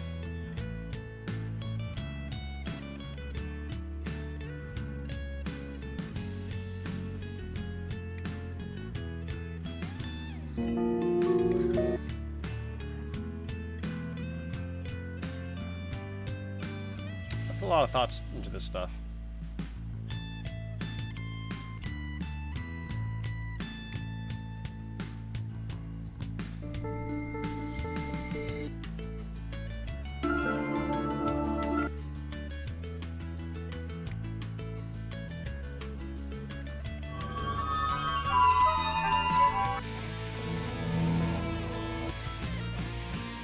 Oh, I know, Battle on the Big Bridge.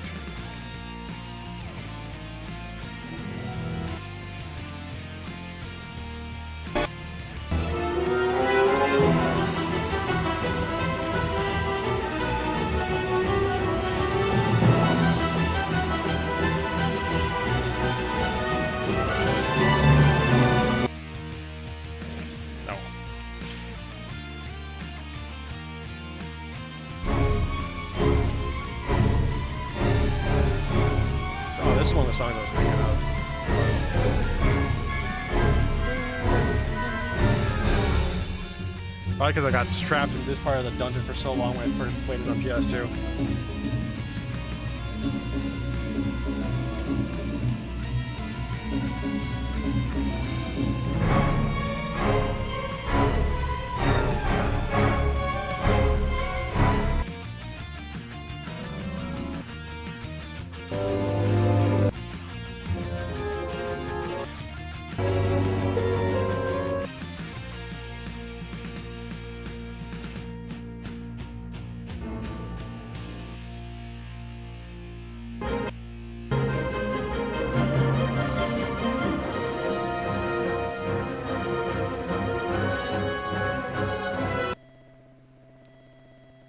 That's another battle song that could work.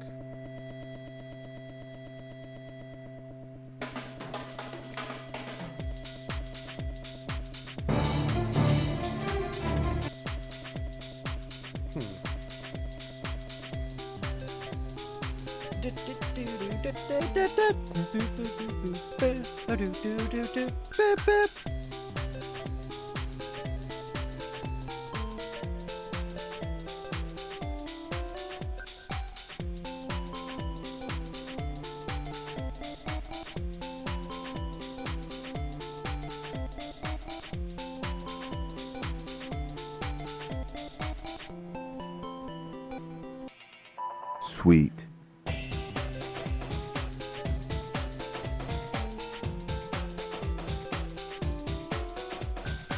Archmayach, bro. Thanks for the resub.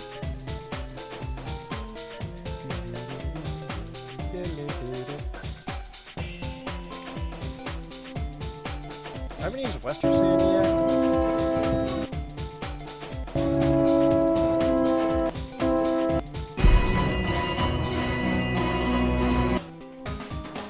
I'll just use the Western Sand. Did I already have that? I think I did.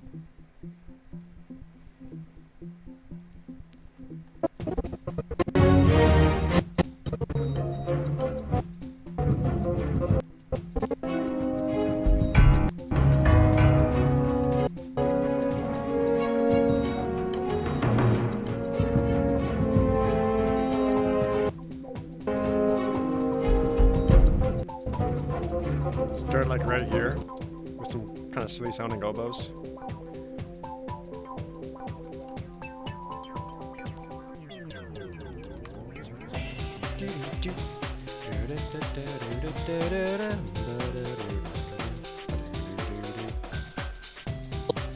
In each scene, with the exception of Vaughn.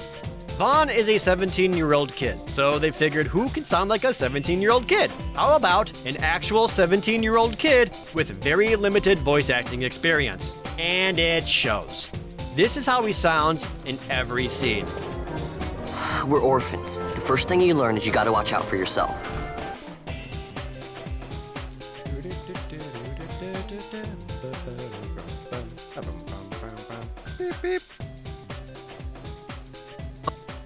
In every scene. We're orphans. The first thing you learn is you gotta watch out for yourself. Come on, Pinello. You know it as well as I do.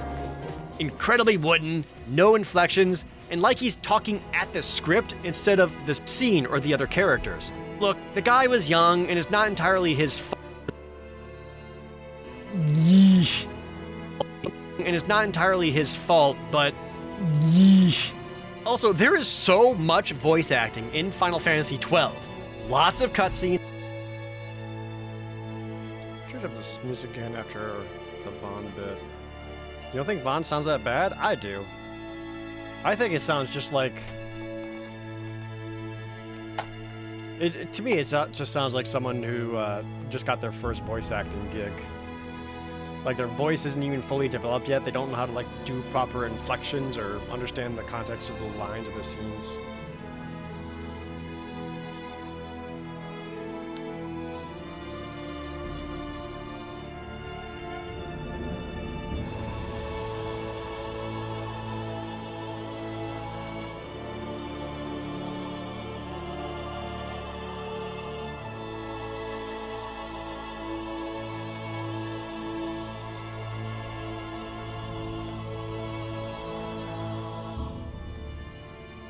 Would I demonstrate inflection?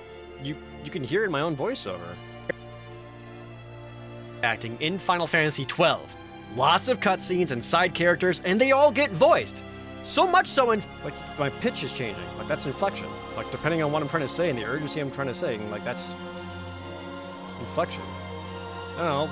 Watch my Paper Mario playthrough. I do so much bullshit voice acting and not even trying.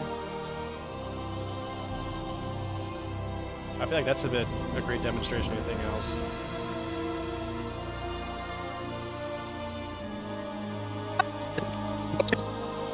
So there is so much voice acting in Final Fantasy XII. Lots of cutscenes and side characters. Alright, I gotta find another frickin' songs.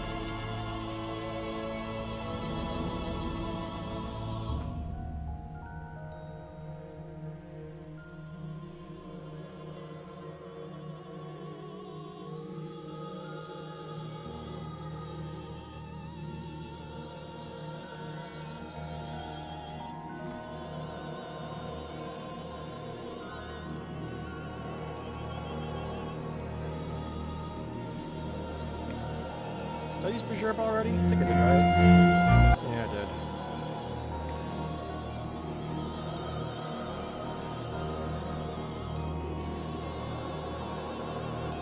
What are my other... What other village things? Jahara?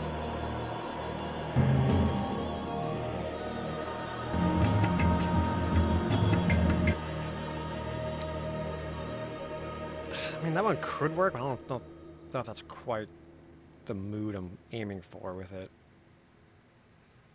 One of the things along with repeating footage, I don't like repeating the bed music too often. Sometimes I just gotta.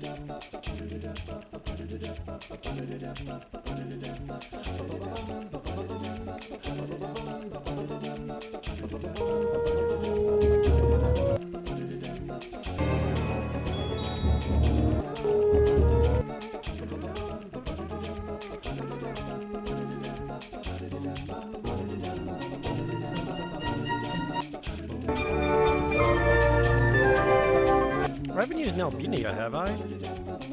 I did Bujerba, but not Nalbina. Yeah?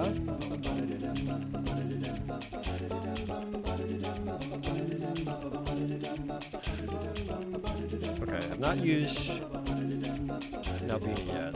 I don't know if I'm going to use that here. I do want to have it.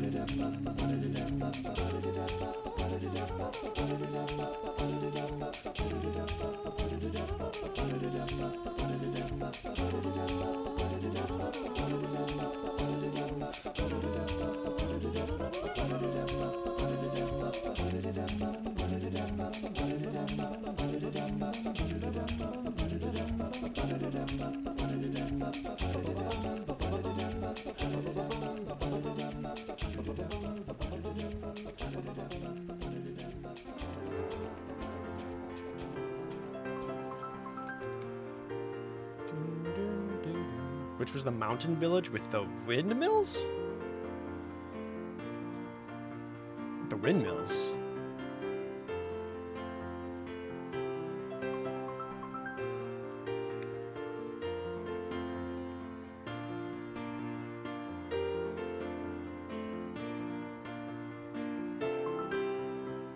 Alright, there we go. Got an Albina Fortress.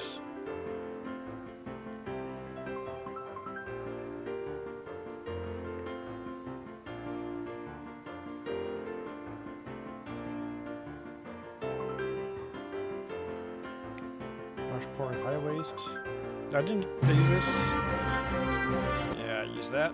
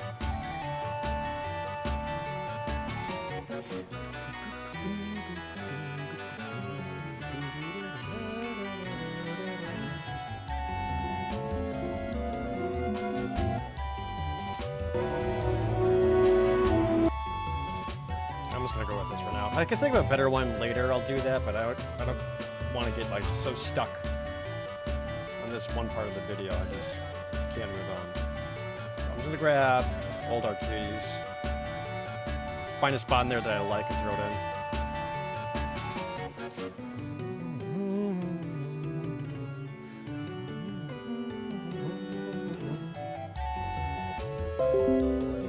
in. Oops, sorry. Windows message. That was me, not you. You're good.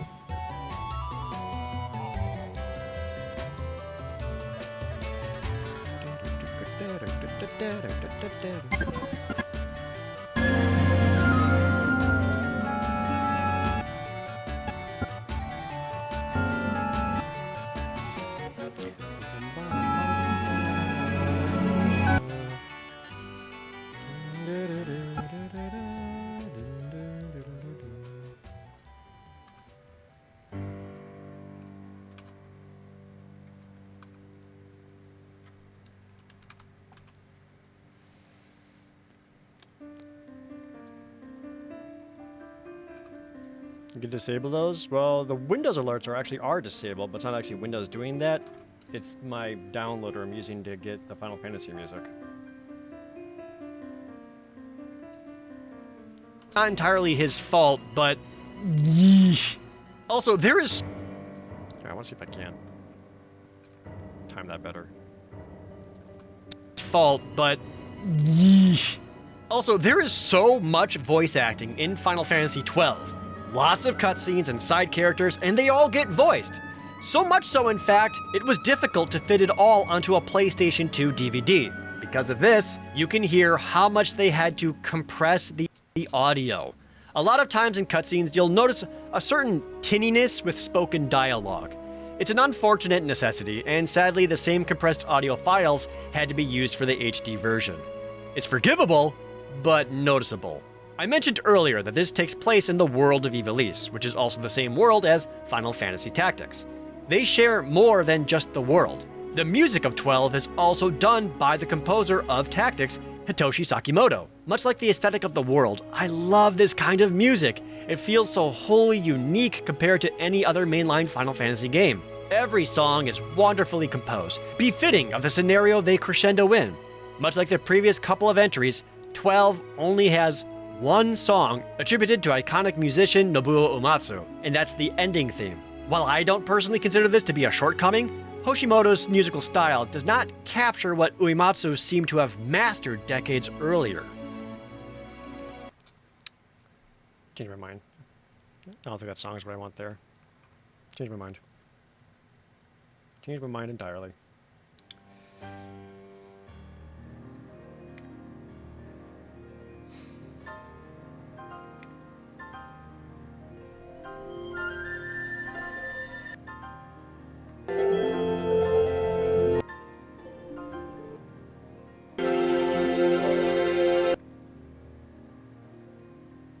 The Sheeta Uplands. Actually, I have not used that yet.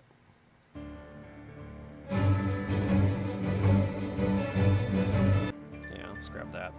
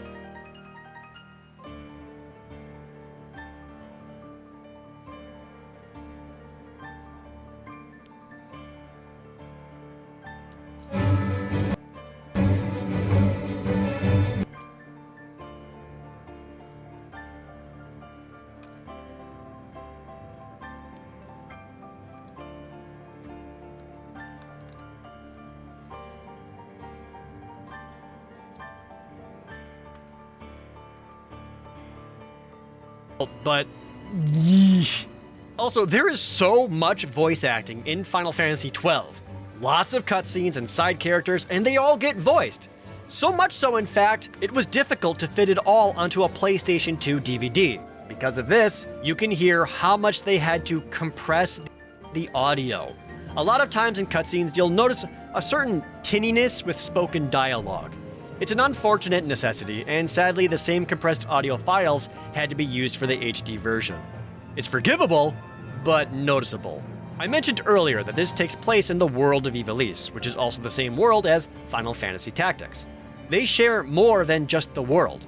The music of 12 is also done by the composer of Tactics, Hitoshi Sakimoto. Much like the aesthetic of the world, I love this kind of music. It feels so wholly unique compared to any other mainline Final Fantasy game. Every song is wonderfully composed, befitting of the scenario they crescendo in. Much like the previous couple of entries, 12 only has one song attributed to iconic musician Nobuo Uematsu, and that's the ending theme. While I don't personally consider this to be a shortcoming, Hoshimoto's musical style does not capture what Uematsu seemed to have mastered decades earlier. Double check my script for a second.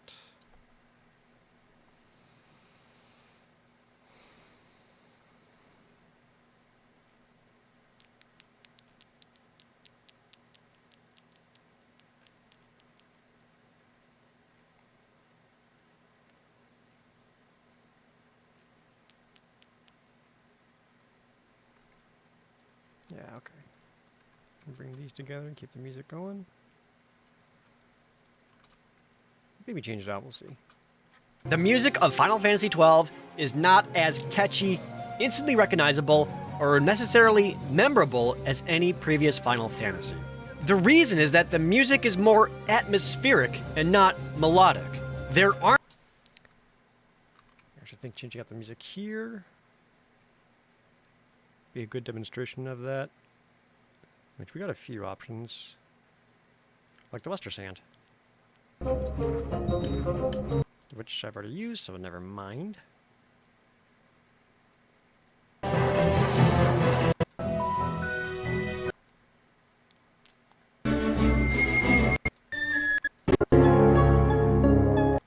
Already, did I use the Barheim Passage somewhere?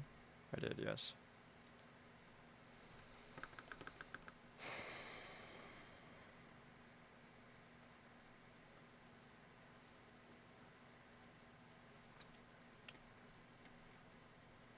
Do you like the Celica wood, or still trying to mirror them?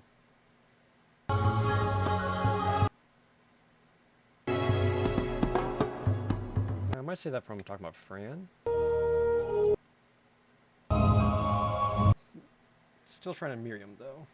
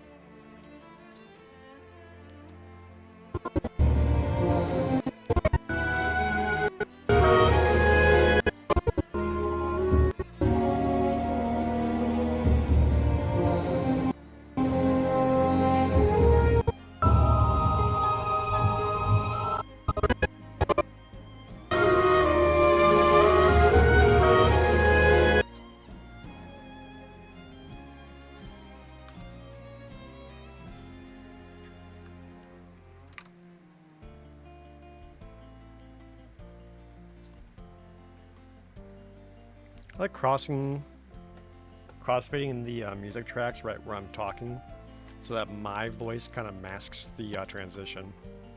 Necessarily memorable as any previous Final Fantasy.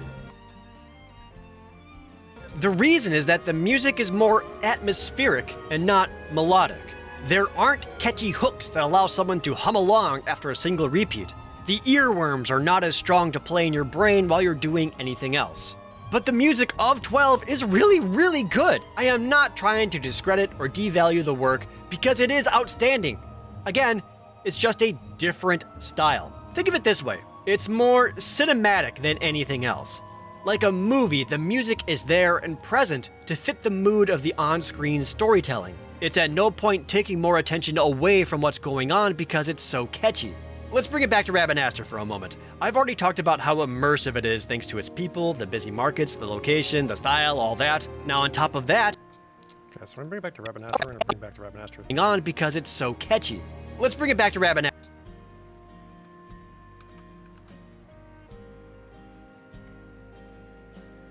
Streets of Rabanastre.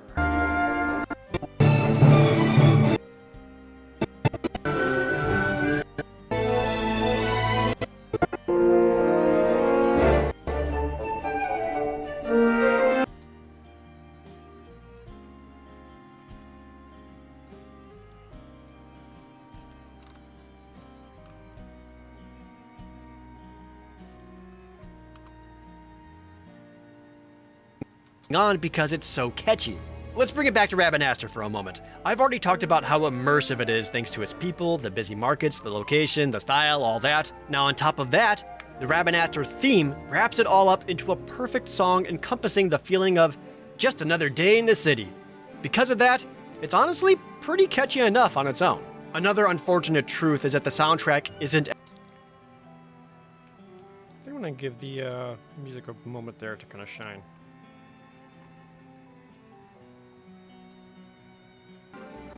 ...enough on its own.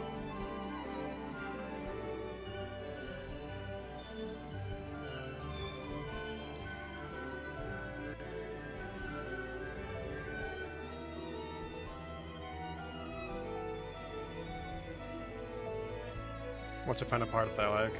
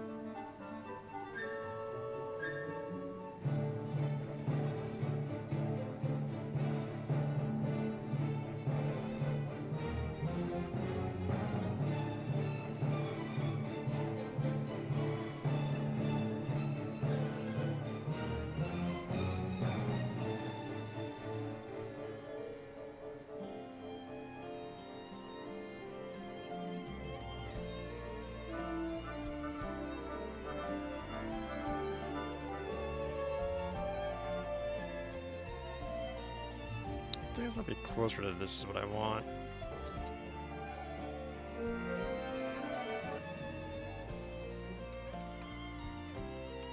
Yeah.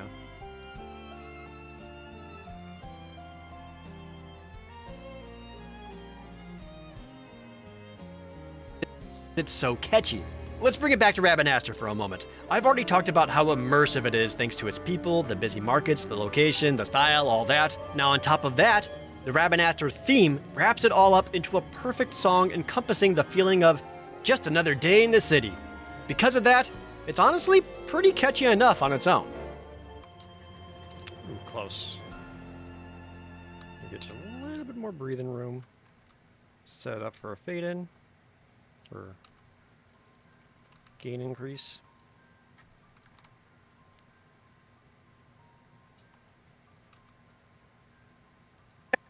Catchy enough on its own.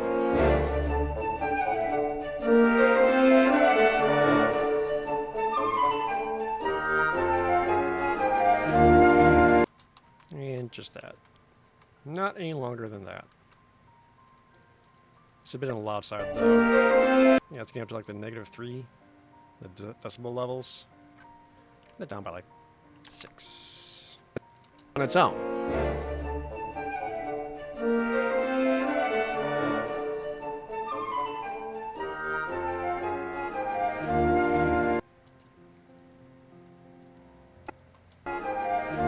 Another unfortunate truth is that the soundtrack isn't as memorable. Alright, and then we can bring in a different song.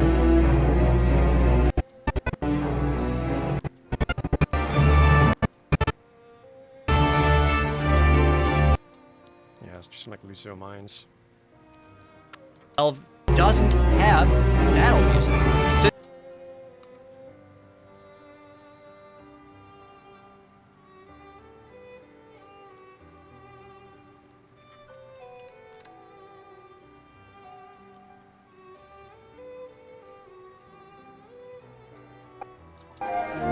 Another unfortunate truth is that the soundtrack isn't as memorable because Final Fantasy XII doesn't have battle music. Since there's a seamless transition into battles, the area theme continues to play instead of hitting us with any kind of fight music. The exception is that there is a boss battle track, and while it has pieces of a melody that are memorable, it's still mostly atmospheric, knowing that the song still slaps.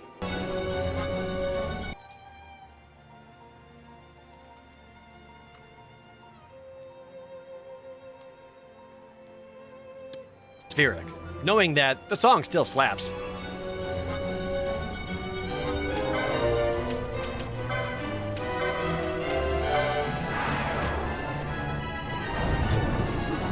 I still want to note that after being I actually want to keep the boss music continuing after that, but without the in-game sound effects. I need to find a clean version of that online to grab.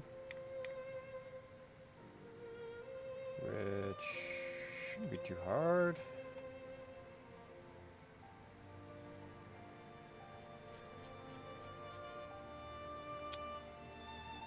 Shouldn't be.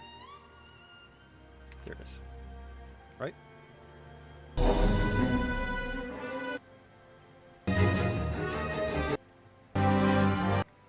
Nope, that's not it. Or is it the same as the judge fight music? It actually might be the music. Technically, we're just fighting a judge, but they use it a little bit more often than that.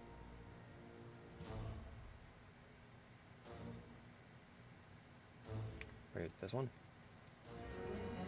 Yeah, no, this is the one I wanted. There we go.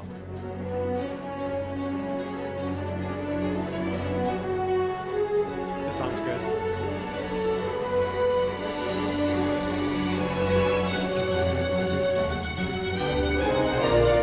Wow.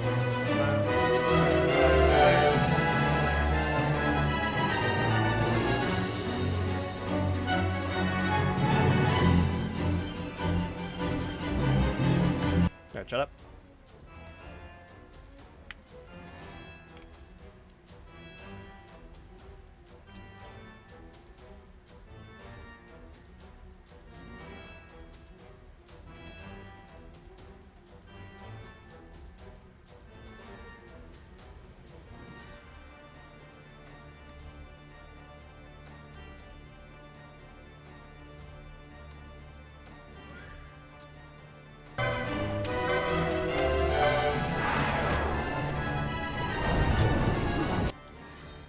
So it's right after that cymbal crash.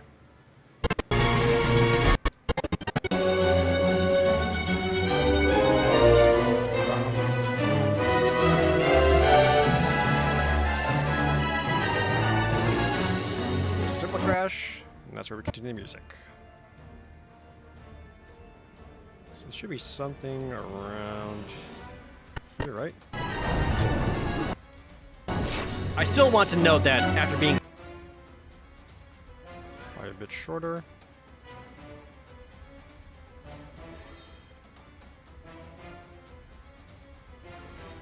Hold on.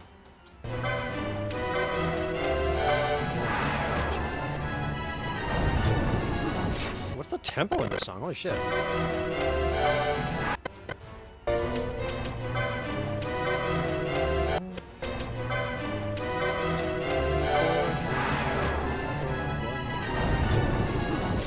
I still want to note that after being absent from Final Fantasy... Okay, that's pretty close. Close enough.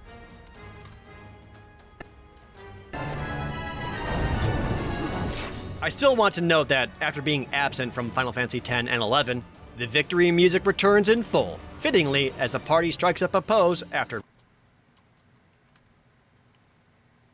vanquishing a boss.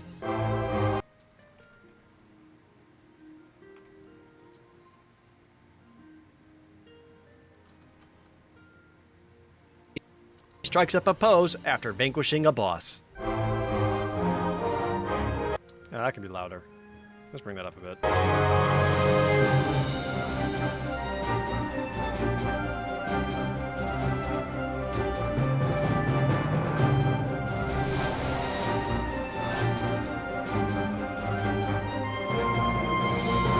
And of course, the main Final Fantasy overture plays on the main menu.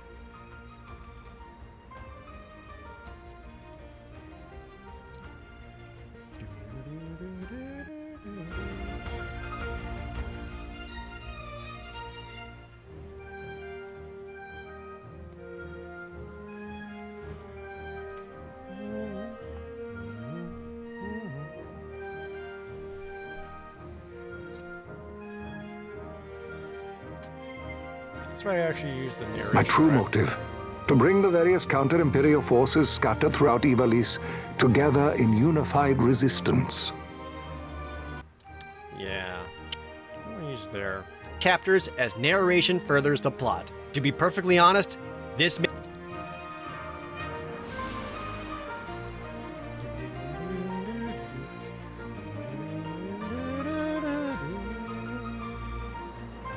the overture plays on the main menu, and in between chapters as narration furthers the plot. To be perfectly honest, this may be my favorite version of... Yeah, I think I like playing the picture music kind of fade out here.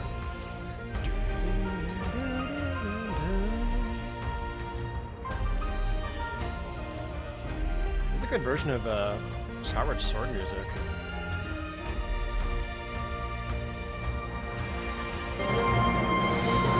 And of course, the main Final Fantasy overture plays on the main menu, and in between chapters as... I actually don't have the main menu theme, do I? Fucking nope.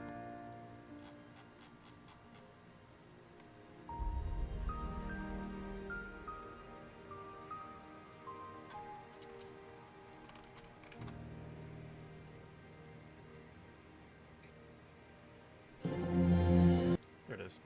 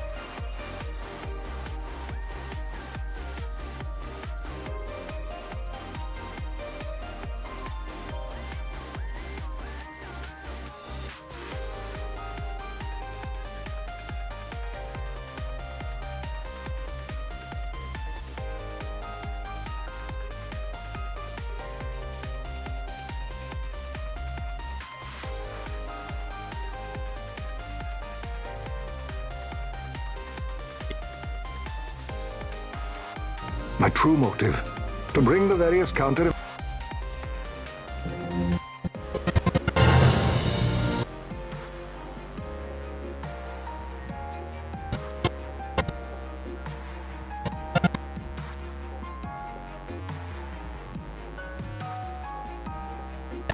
that theme.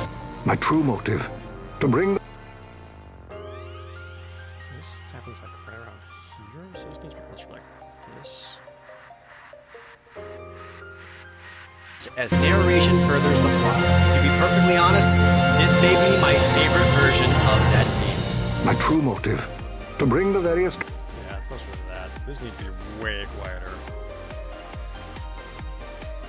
I'll bring that down there so they can crossfade into each other.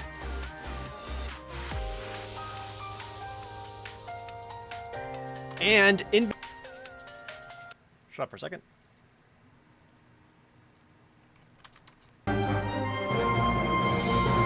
And of course, the main Final Fantasy overture plays on the main menu, and in between chapters as narration furthers the plot. To be perfectly honest, this may be my favorite version of that theme.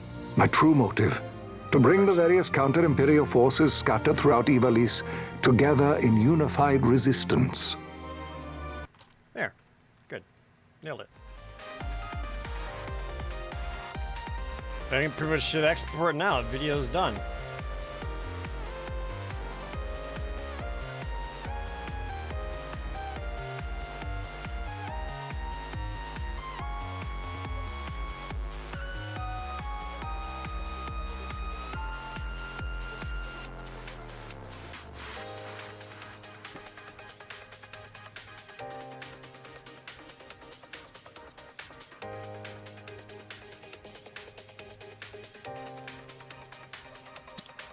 That was a joke. It's nowhere near done. It's like, what? I've only gotten half the music down?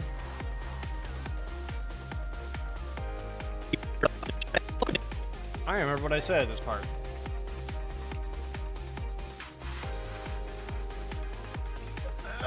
What if I don't want to do anything? I just want to play video games. I just want to play video games. In typical fashion of the other Ivalice games, Final Fantasy XII focuses on a very political-driven plot. It begins with an empire. Let's use the Empire theme for this. Did you guys ever see that YouTube video? With a bunch of literal 12-year-olds and their band releasing their first ever single called I Just Want to Play Video Games.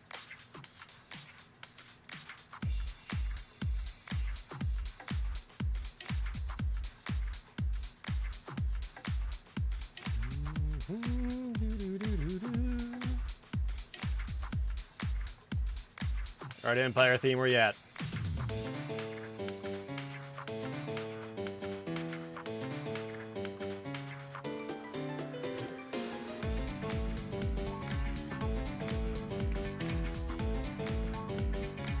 Just Dracula Laboratory, Imperial City. They use the same theme, I don't think it's quite a much for.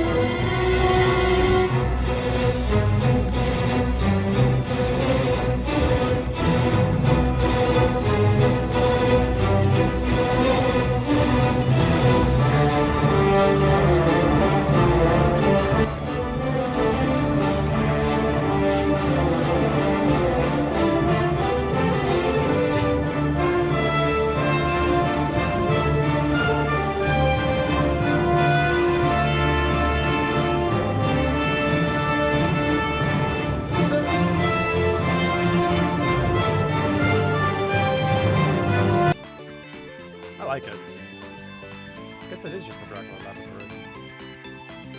You use it somewhere much more often for judges, though.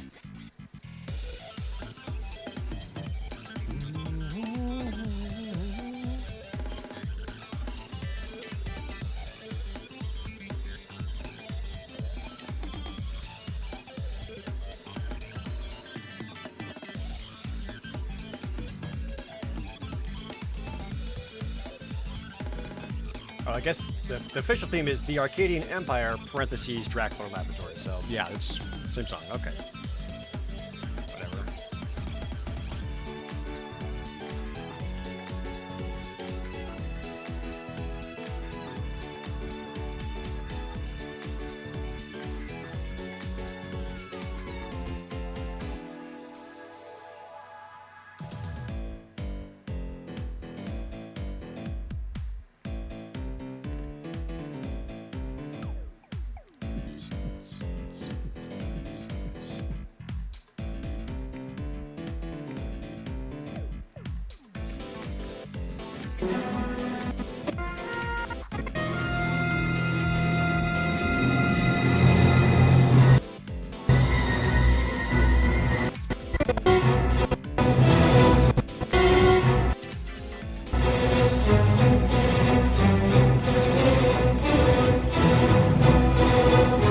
Yeah, right in there.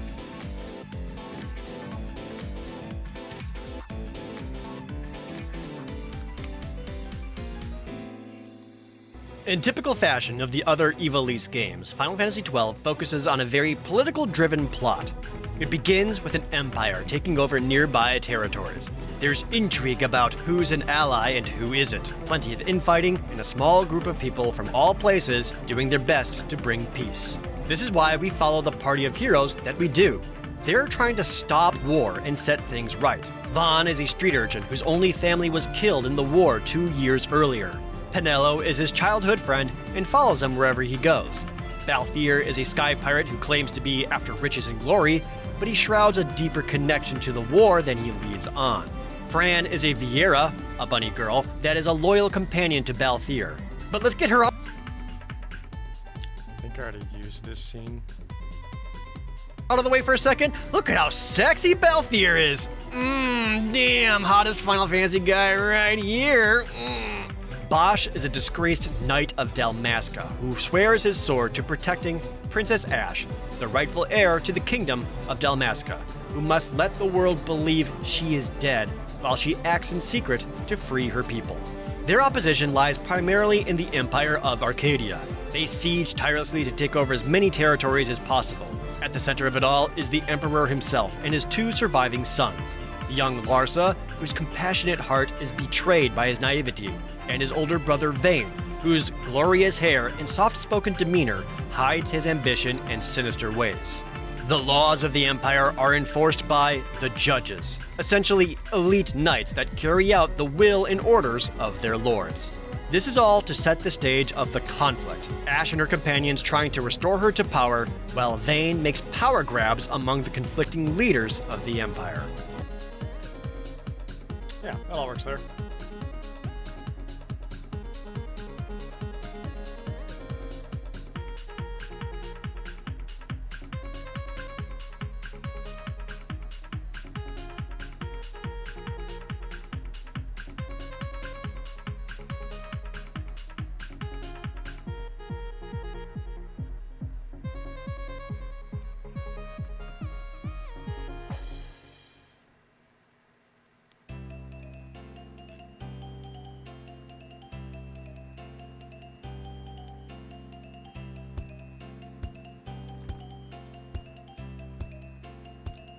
Then they start talking about the Star Wars thing.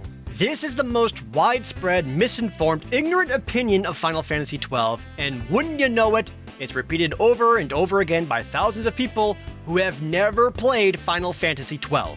Here's the argument. The entire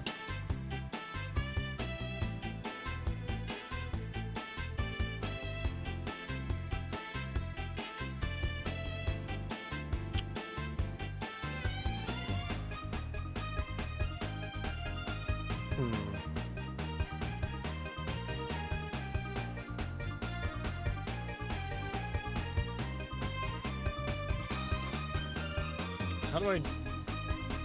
What Star Wars music would I want to use here? Do I want to lean that heavy into it?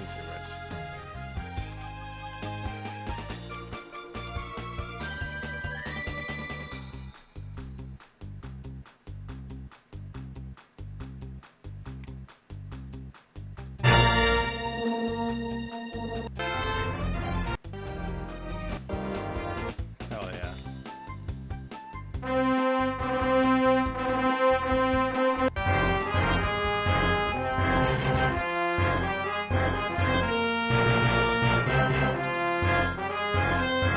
Super Nintendo version.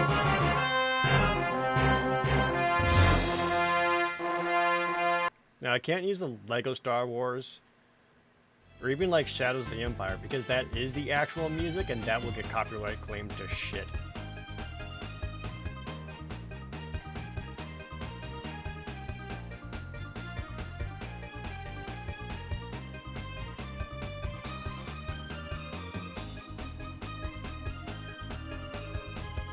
grab this for now. I'm not sold on it.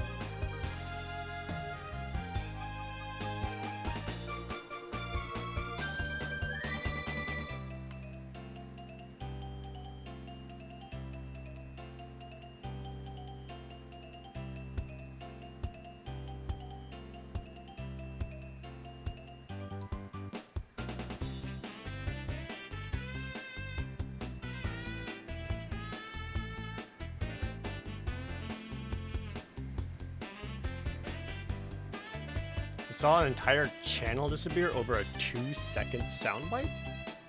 That's aggressive.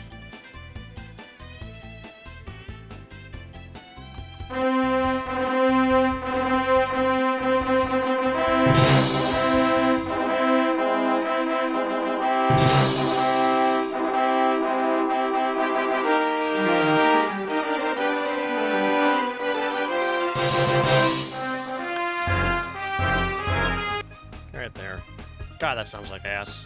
Perfect. You know I'm gonna claim that. Oh, every second video started with it? Damn. This is the most widespread, misinformed, ignorant opinion of Final Fantasy XII, and wouldn't you know it? Actually, slightly on the quiet side. Bring it up. Just a smidge. It's repeated over and over again by thousands of people who have never played Final Fantasy XII. Here's the argument. The entire plot of Final Fantasy XII is basically the exact same as Star Wars A New Hope. Because, well, look at all the similarities! Vaughn has no parents and goes on a journey. Balthier is basically Han Solo because he's a smuggler with a ship or whatever. Therefore, Fran is Chewbacca because she's his co-pilot, and they're both furry. They both have a princess and an experienced knight to train up the younger protege. Look, there's even an empire, and those judges are just all Darth Vaders. The heroes get trapped on one of their ships, they're in the desert a lot, there's a resistance led by the princess, and, I don't know, look at it! Just look at it! My issue with this comparison is that it is so meekly surface level that it's a demonstrably misunderstanding of everything about Final Fantasy XII. All of these comparisons are easily dismantled by anyone who has actually played the game and paid any amount of attention. In fact, I'm gonna do that. Let's dismantle it. Alright. That's enough Star Wars music. I think I got the point across there.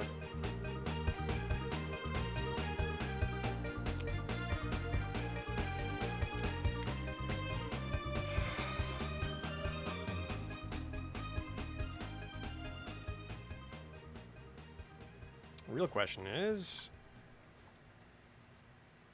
we're on here. It's almost 4.5 minutes of a subject. That might be a lot for a single song.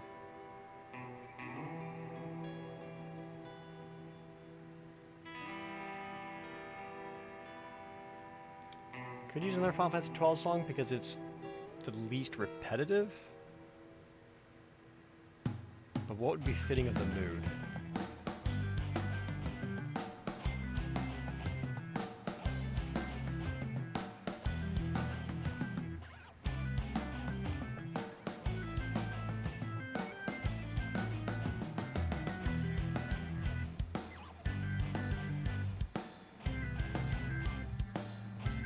Could just throw a Motown theme in there.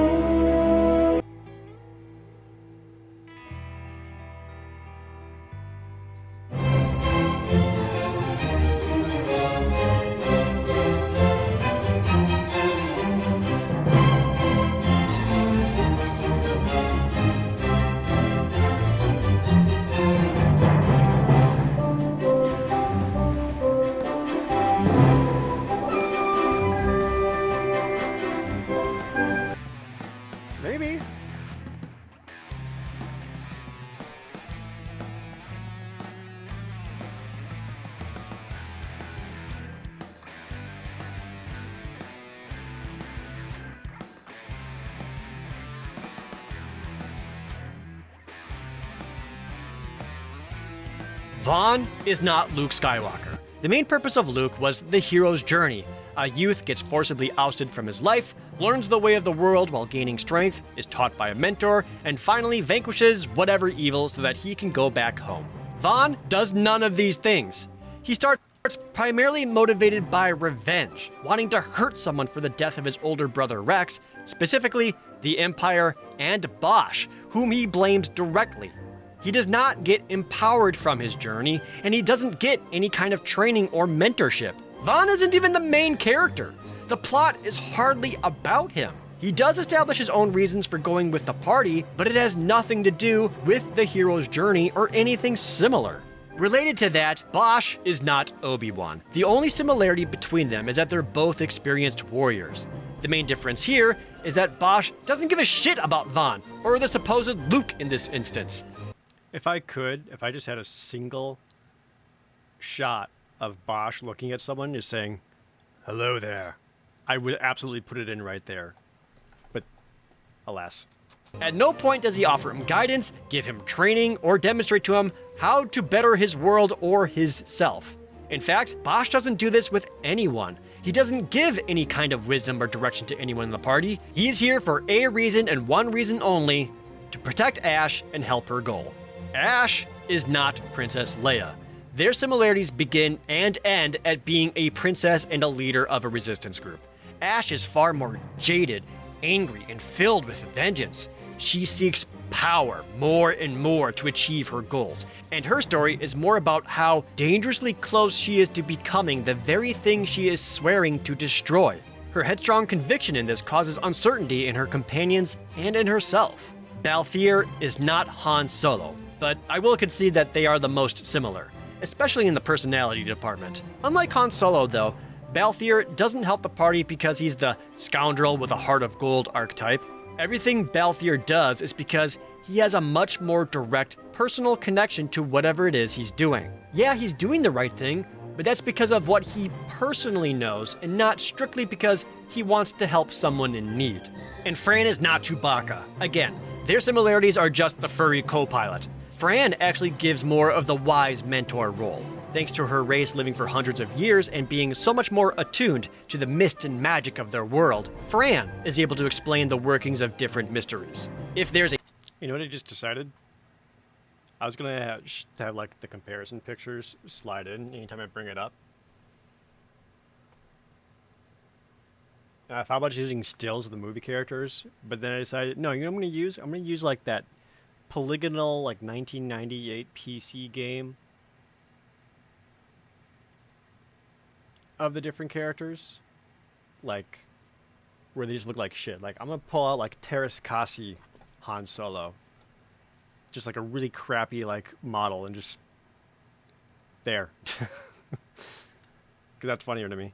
A strange magical thing or fascinating locale, it's Fran that will relay information. She is the knowledgeable one of the group. Finally, Penelo is not C-3PO or R2-D2 or whoever. For one, the comparisons run dry, so you can really feel what a stretch it is to shoehorn Penelo into some other Star Wars character. It's like they realized they ran out of options and just slapped on the next thing that came to mind. Penelo doesn't even serve the role many people attribute to her. She is not the voice of reason for the party. Penelo is there because she's the childhood best friend archetype and will follow Vaughn to the ends of the earth. And that's it. If anything, she is less relevant than anyone from Star Wars could ever be. I can go on. The story isn't about an empire versus the underdog rebellion. The story is about the Empire of Arcadia going to war with the Second Empire, the Empire of Rosaria. Ash's country was simply caught in the middle, and the Rosarian Empire is actively trying to prevent all-out war. The judges only bear resemblance to Darth Vader because, what, they're dudes in cool-looking armor? The main one, Judge Gabranth, has nothing to do with Vaughn and is actually the twin brother of Bosch, a major plot point setting things in motion. And what's the comparison to Larsa in all this? Another major story character who is from the supposed evil Arcadian Empire, but works with Ash and the other Empire to stop war. And who is Vane supposed to be? The Emperor? Because he isn't. His dad is literally the Emperor, and Vane is the one being manipulated and controlled, but I'll get to that. pretty long-winded section, but I think it works fine enough.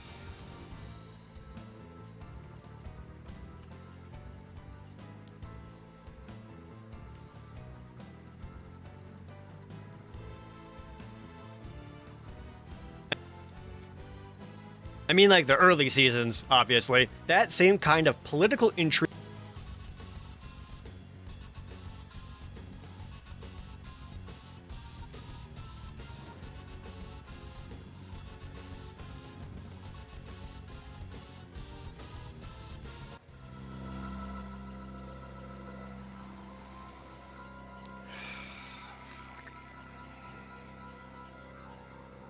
Now what?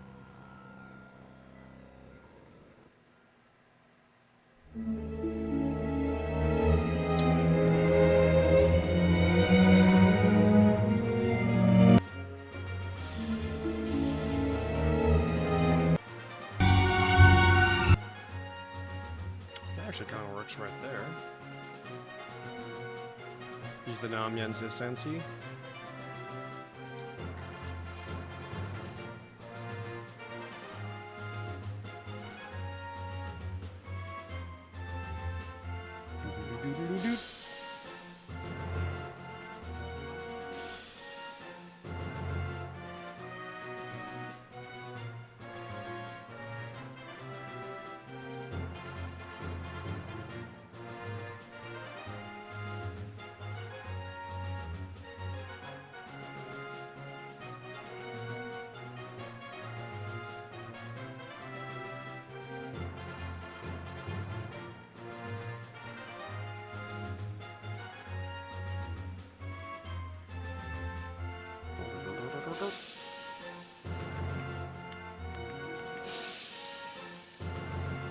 There it is.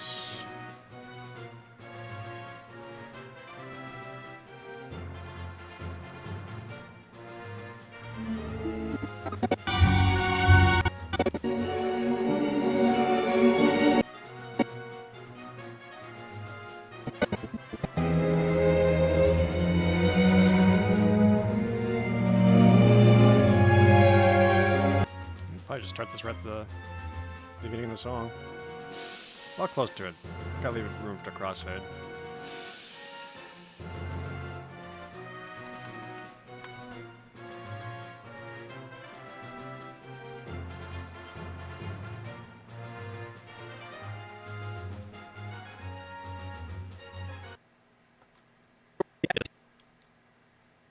Like the early seasons, obviously. That same kind of political intrigue is prevalent throughout every single story beat of Ash's plight.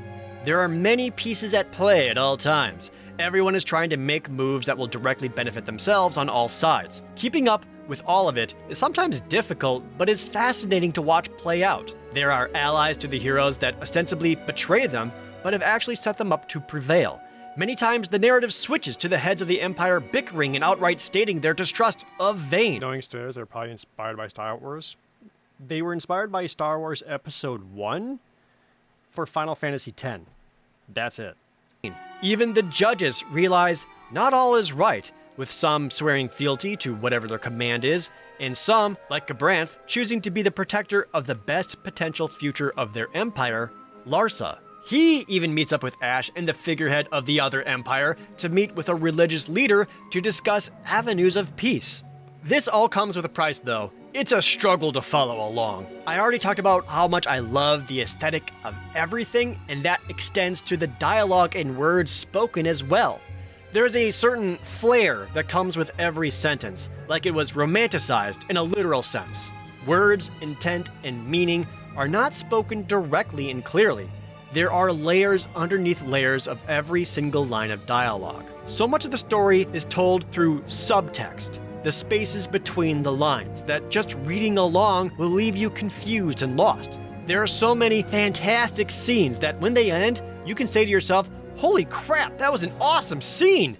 I have no idea what just happened." Without taking a moment to process this and parse what it was that was just said, it's going to go in one ear and right out the other. Let me put it this way.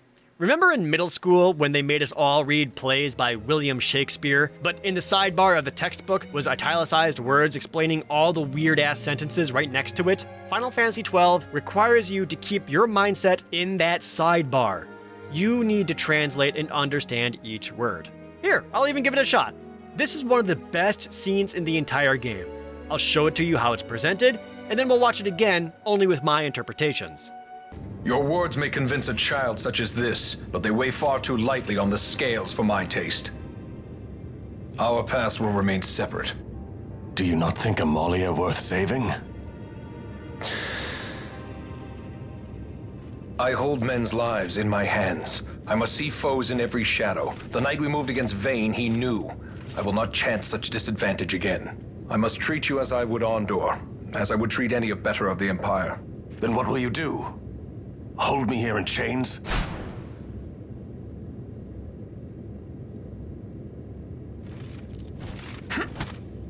Some things never change, do they? Listen to me, Bosch. Your cage may have no bars, but it is a cage. The eyes of the Resistance watch unblinking. Let them watch. I know something of cages. God damn.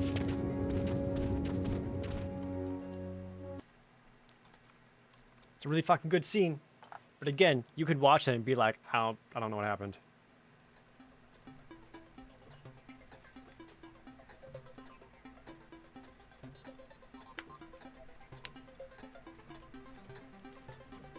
I still need to do my little translation bit there and work that in. I would say, I think the two best scenes in the game was this one and this one,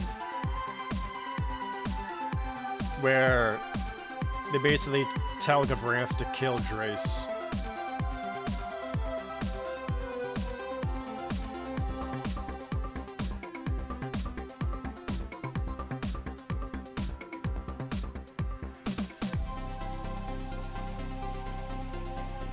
That's a fun song.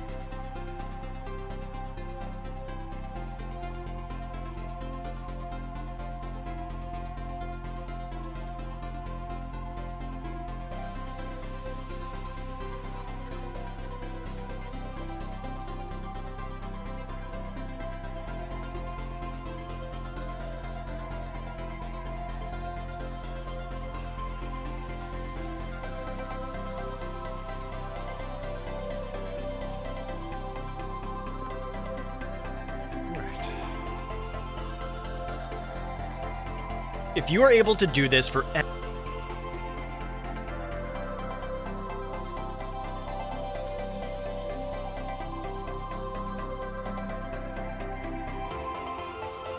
get another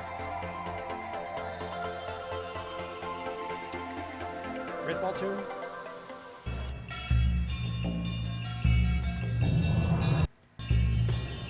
Nah. Any minds?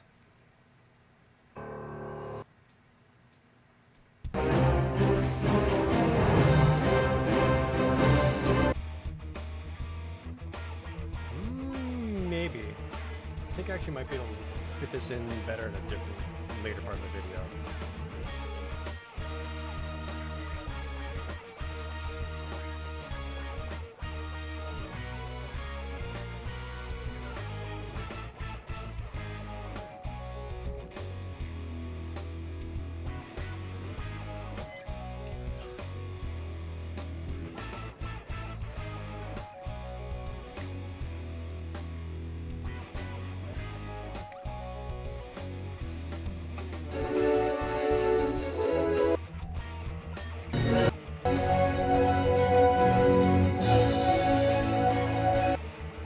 That's a good boss theme too. Not quite where I want to put it though. I'm still in the I want intrigue music.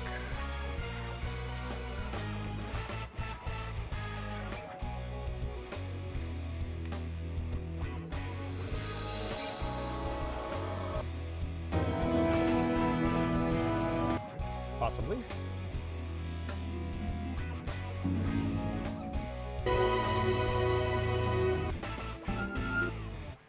Let's use the Sochin Cave.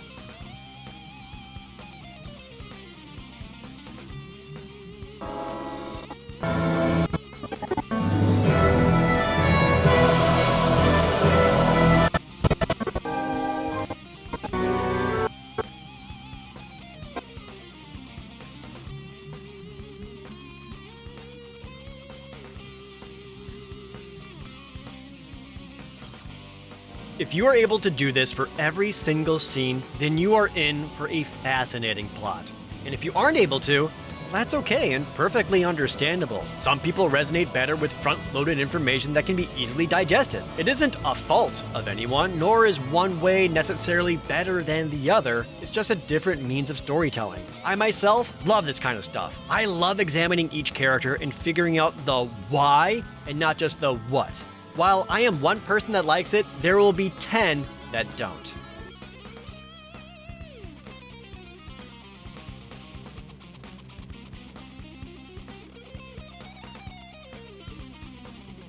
As much as I like all this political intrigue stuff though, it also struggles with being very MacGuffin heavy. There are so many goddamn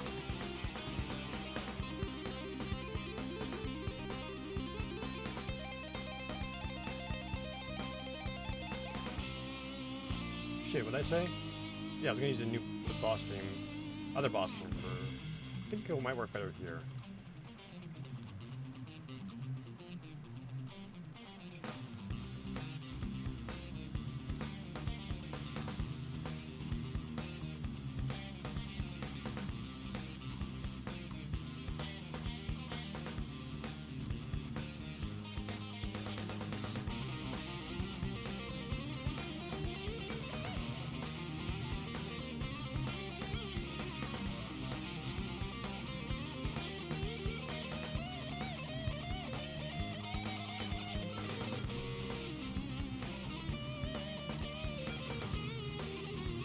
Like here?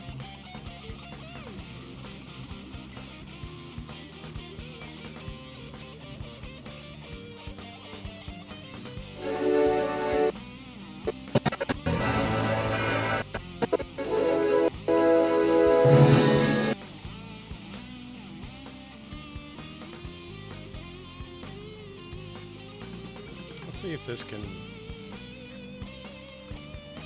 this fits this whole section. We'll have to see. As much as I like all this political intrigue stuff though, it also struggles with being very MacGuffin heavy.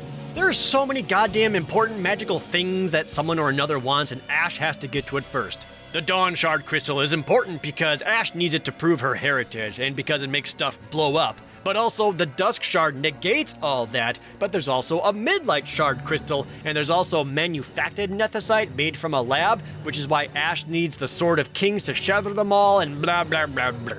It's weird having a story that's so much about interconnected personal relationships and ambition be undercut by, this thing is important because it is important, over and over again. This very same plot is also where Final Fantasy XII loses its footing and stumbles. Again, love the intrigue stuff, but that's all out the window about 2/3 of the way through. At that point, it's no longer about humans versus humans. It turns out there are these eons-old spirit things that have been controlling history and destiny of everyone and everything, and Vayne and Dr. Sid is actually being controlled by one of these spirits that betrayed them named Vina. And all Vina is trying to do is give humans the power to control their own fate again. It's a 180 that comes out of nowhere and deflates every single thing that's happened before it, because gods and fates and destiny and all that nonsense. Frustratingly about all that is, as quickly as it's introduced, it's resolved. It doesn't take much more after realizing there's a godlike being in play for you, the player, to be at the final dungeon and into the final boss. It's a little bit like the sudden evil bad that's actually behind the big evil bad trope, but it feels even less earned. not enough time is spent setting it up, letting it build, and letting there be a meaningful payoff. Yeah, I think that works fine.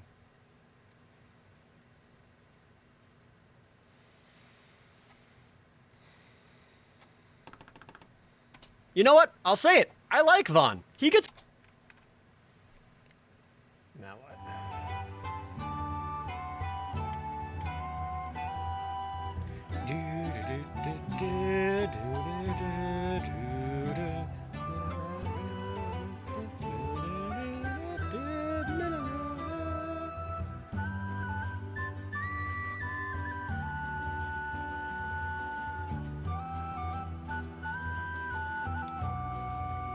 Oh, what haven't I used yet? Lowtown?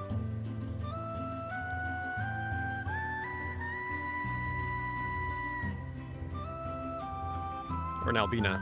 I haven't used Nalbina, right?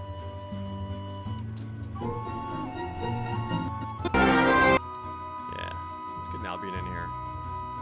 Nalbina music, good music.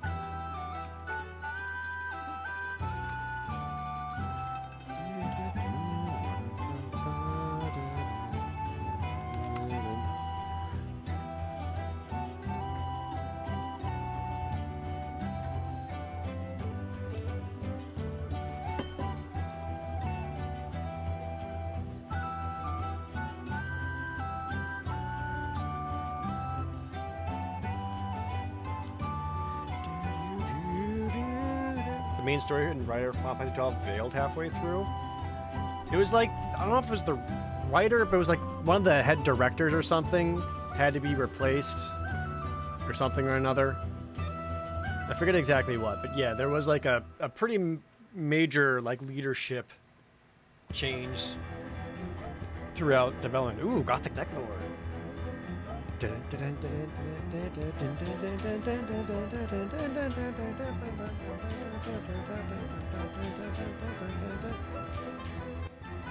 That's a cool version of it.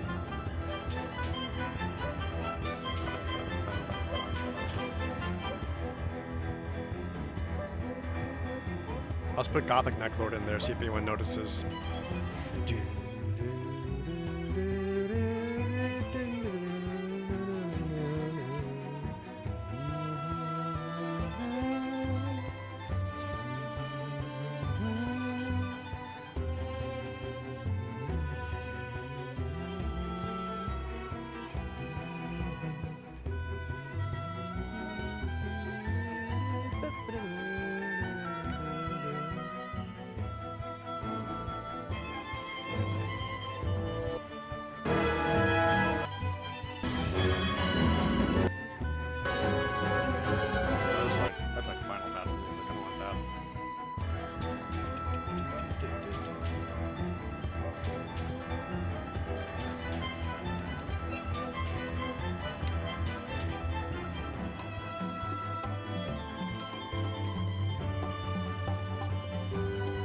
Vanilla theme.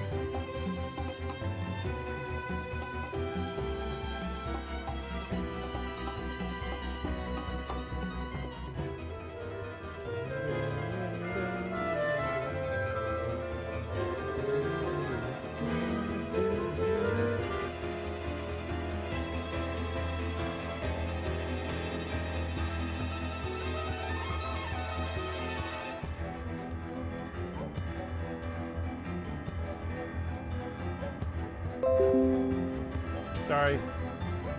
My Pinella theme is downloaded.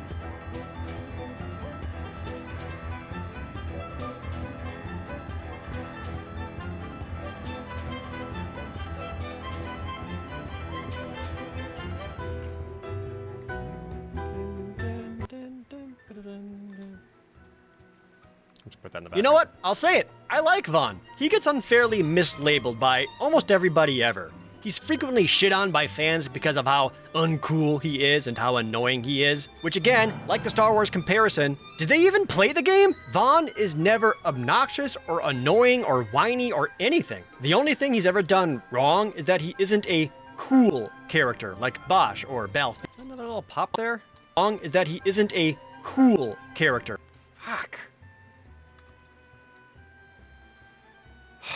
like Bosch or Balthier. Vaughn actually shows a lot of growth and emotional maturity early on. Like I said, he's very driven by anger and revenge, and not 10 hours into the game he realizes how misplaced that all is. He was grieving his brother's death and wanted someone or something to blame and to hate. Once he comes to terms with it, he's able to start showing some real development and improve as a person.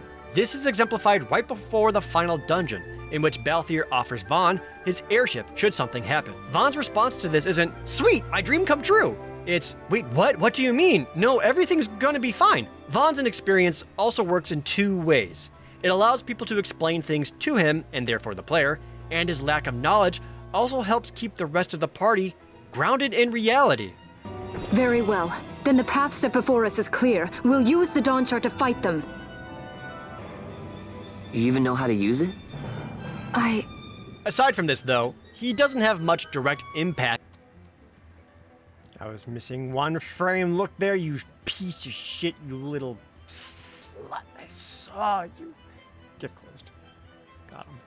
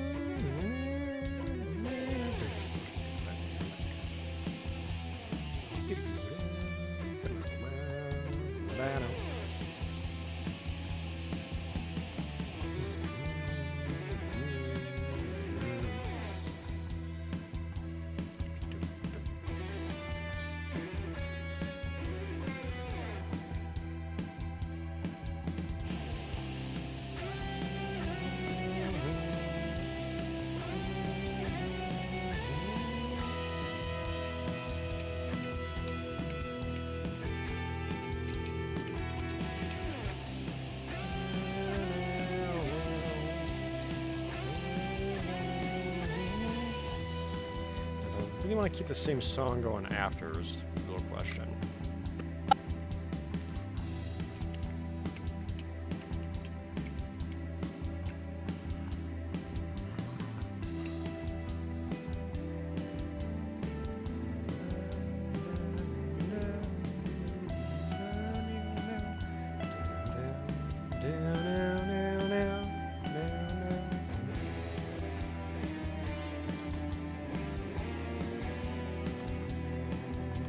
From this, though, he doesn't have much direct impact on the events that unfold, making him lose a bit of relevancy to the plot. Look, his voice acting sucks, but Vaughn is a fine character. Leave him alone. Bosch is a lot of the same way, to be honest. He has so much fantastic establishment that could easily make him the best character, but there's no follow-through. He's there at the start when... Maybe change it up when we start talking about Bosch.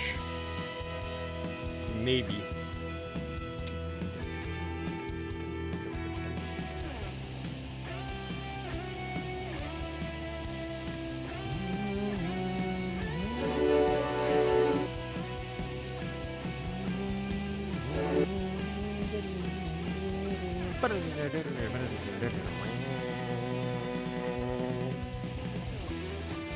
Or Henny Mines?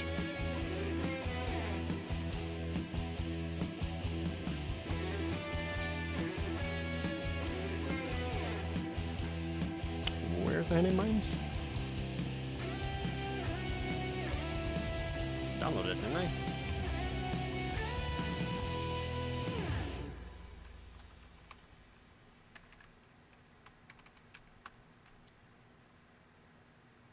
Yeah, threat and pendant. Oh, I just didn't throw it over here yet.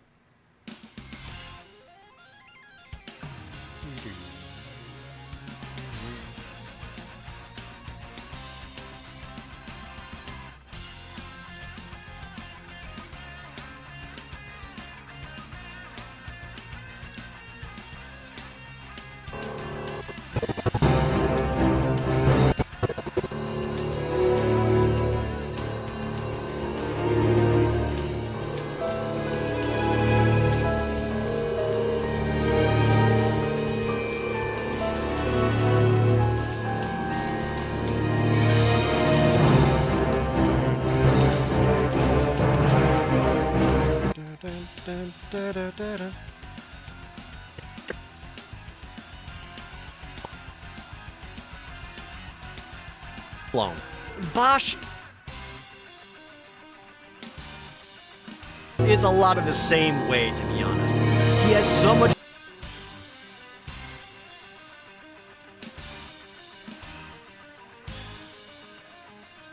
Is this Ken's theme mixed with Castlevania?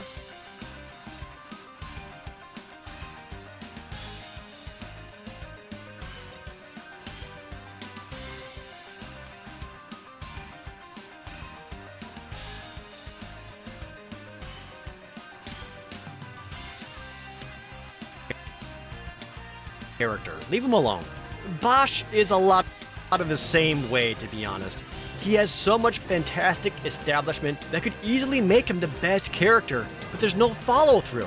He's there at the start when Vaughn's older brother is betrayed and the king is murdered because it was framed by his twin brother Gabranth.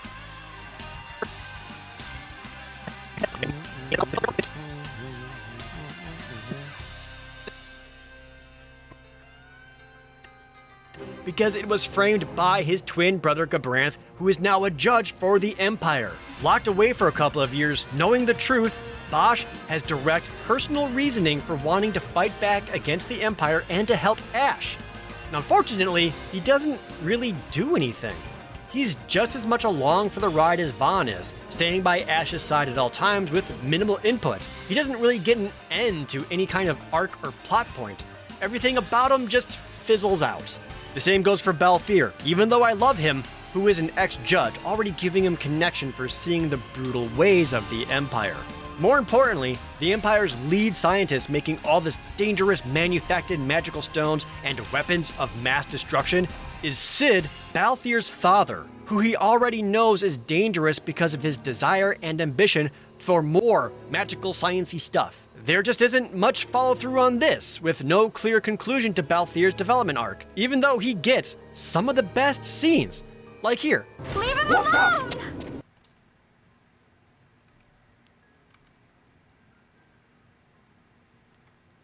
Some of the best scenes, like here. Leave him alone!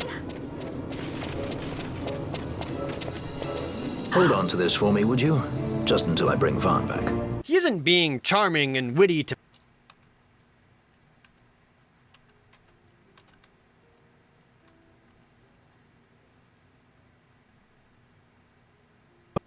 Vaughn back. He isn't being charming. Just until I bring Vaughn back. He isn't being charming and witty to Oops. Vaughn back. He isn't being Until I bring Vaughn back. He isn't being charming and witty to Penelo. He's preventing her from getting herself into trouble and sets up Balthier having a personal reason to help when she's kidnapped later. Or here. Compensation. How about the ring? This? Isn't there something else? No one's forcing you.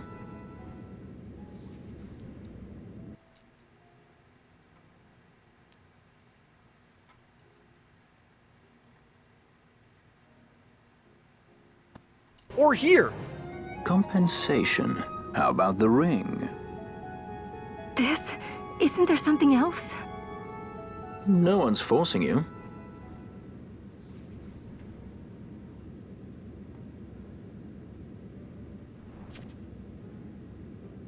I'll give it back to you as soon as I find something more valuable. Balthier isn't taking Ash's wedding ring because he loves money and valuable things. He's testing her.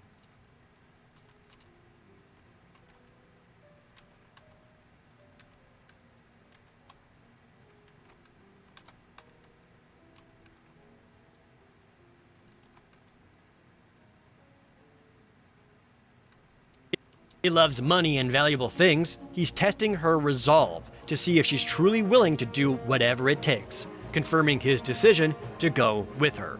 Again, the real story is in the subtext.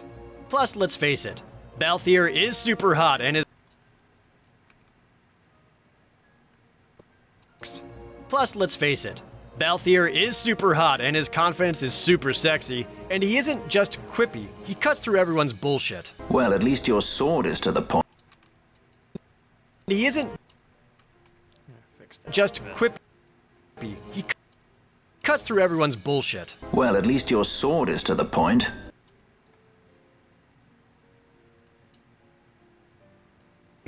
He cuts through everyone's bullshit. Well, at least your sword is to the point. There.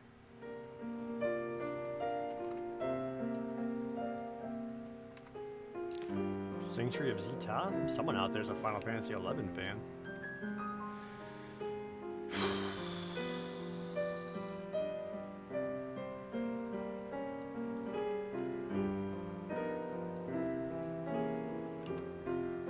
Oh man, spaghetti.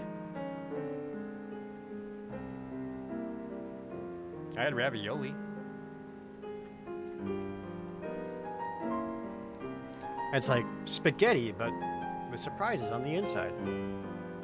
Like a Wonder Ball.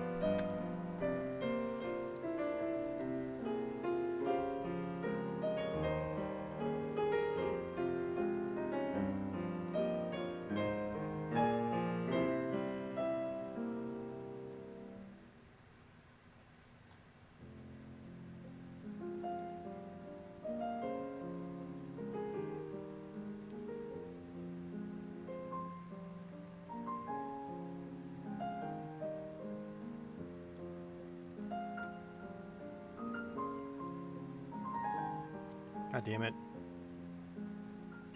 Just got a message about how I'm still getting WhatsApp spam on all of my freaking videos. Where it's like an account pretending to be me. It's like, hello, trusted friend. I can give you profitable investment if you just text me on WhatsApp. WhatsApp phone number. That's not me, chat.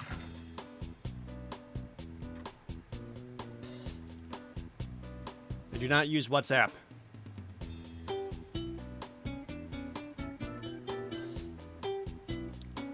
Or what are the other ones? I don't use WhatsApp. I don't use Venmo. I don't use what's the other one? Cash App. I think that's one. I don't use Telegram. I don't use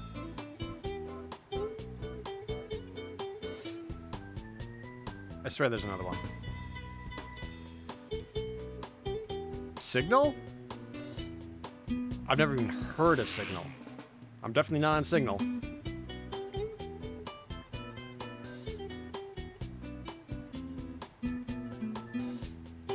But yeah, none of those are me.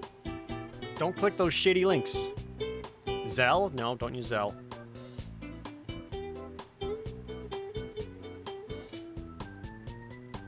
I mean, pretty much all the... Only Jerd is me, yes.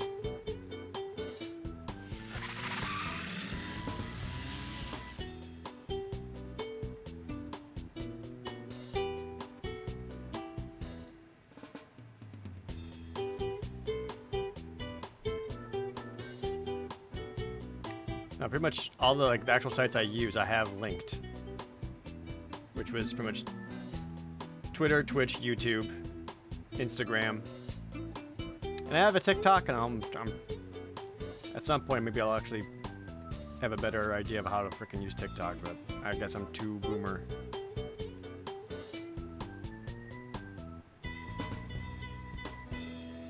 Yeah, it's just a real big YouTube problem right now, Garth. It's on like almost every video that gets posted anywhere.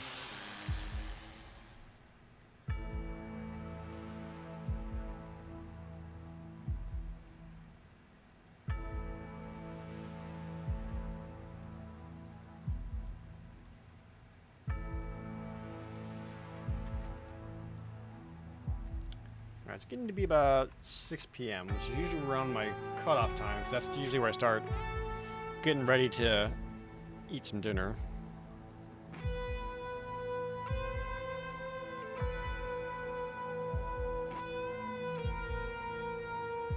But yeah, this is where the Final Fantasy XII video is at currently.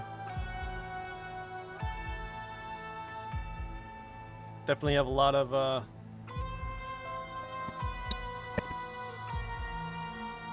got a lot of polishing to do for sure. Get the live action bits in the middle. Maybe actually finalize the script. I think I need to do that.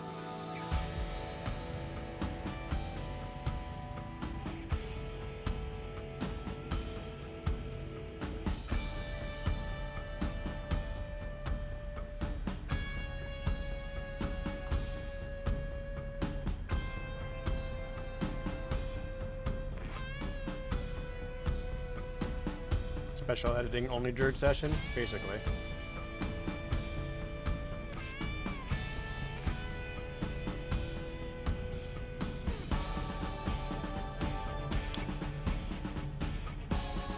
I need to, at some point, probably go through and double check on all my audio mixings. I'm not sure if I like any of those either.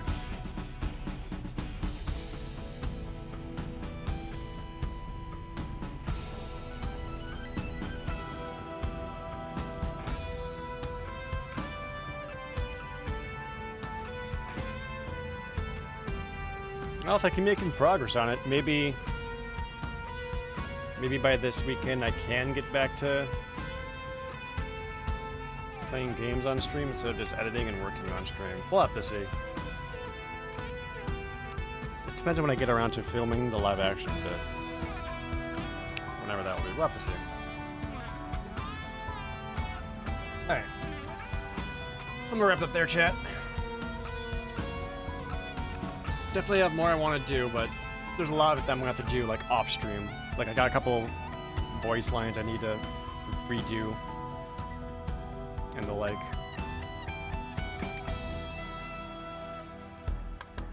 Yeah. Well, there you go. Video's getting there. My goal is to have it out, excuse me, next week. First week of July. And should be getting it. So, alright, well, you guys for hanging out with me. I really appreciate it. Again, I know it's not really exciting, but when I do it on stream and you guys are here, it does help keep me on task and make sure I'm getting my stuff done. So it is helpful. So thank you for that. Alright. Next stream is scheduled for a Thursday? And who knows? Who knows? Maybe it'll be more of this, maybe it'll be something else, maybe no stream, I don't know. We'll have to see. Alright, I'm gonna take off, though, chat. Thanks for hanging out, and I'll see you guys all later. Have a good night.